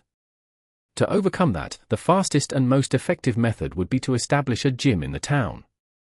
Just look at neighboring Verdanturf Town. In the past, it was as poor and underdeveloped as Leafy Town, but since a Pokémon contest hall was built there, its popularity has skyrocketed. Moreover, its renewed atmosphere and prime location have made it a desired retirement spot for many seniors. Soon after, a gym was established in Verdanturf Town, added by the author. Please don't criticize. Although the gym isn't very famous, the combination of the contest hall and the gym has caused the town to grow rapidly. It's said that the mayor of Verdanturf Town even considered renaming the town to Verdanturf City, though the lack of support has halted the initiative. This shows the level of development Verdanturf Town has achieved. Cain doesn't intend to immediately reach that level, but he can replicate their development strategy. With the support of Devon Corporation and some recommendations from old Matsuda in the league, Leafy Town's development shouldn't be a problem. Once the town prospers, all of Cain's forces will grow quickly, whether it's the underground organization known as Team Heaven or the surface-level gym. Leafy Town will be Cain's true point of origin. Of course, this is all just a plan; he's only taken the first step and still faces significant challenges. After assigning all tasks, Cain left with Honchkrow and Sneasel. Given Honchkrow's current size and strength, flying with Cain isn't a problem. Cain climbed onto its back, returning directly to his residence. For now, it wasn't convenient for Cain to reveal his identity to these people, whether his real appearance or his status as a league member. With Alec and the others present, small decisions could be handled among them. In the past, Murkrow used to perch on Cain's shoulder, but now Honchkrow carried him in flight. Although Honchkrow didn't have as much space as Tropius, as long as it didn't fly too fast, Cain could hold on without issue. Cain returned directly to his room and collapsed into bed. The next day, Cain left with his Pokémon and went straight into the forest behind the garden. To open a gym, Cain still needed to improve his strength. At the very least, he required the strength of an advanced-level trainer, similar to a Team Rocket officer, to obtain permission to open a gym in a small place like Leafy Town. This was possible only with league contacts, otherwise, it would be extremely difficult. With Slowpoke, Sneasel, and Skorupi, Cain headed deeper into the forest. He also needed to raise his rank as a hunter in the Hunter Guild. Only by reaching the level of a 4-star hunter could he create a hunter team and accept team missions. Team missions were by far the fastest way to make money. At first, he didn't encounter many Pokémon, but as he ventured deeper into the forest, they gradually began to appear. End of chapter.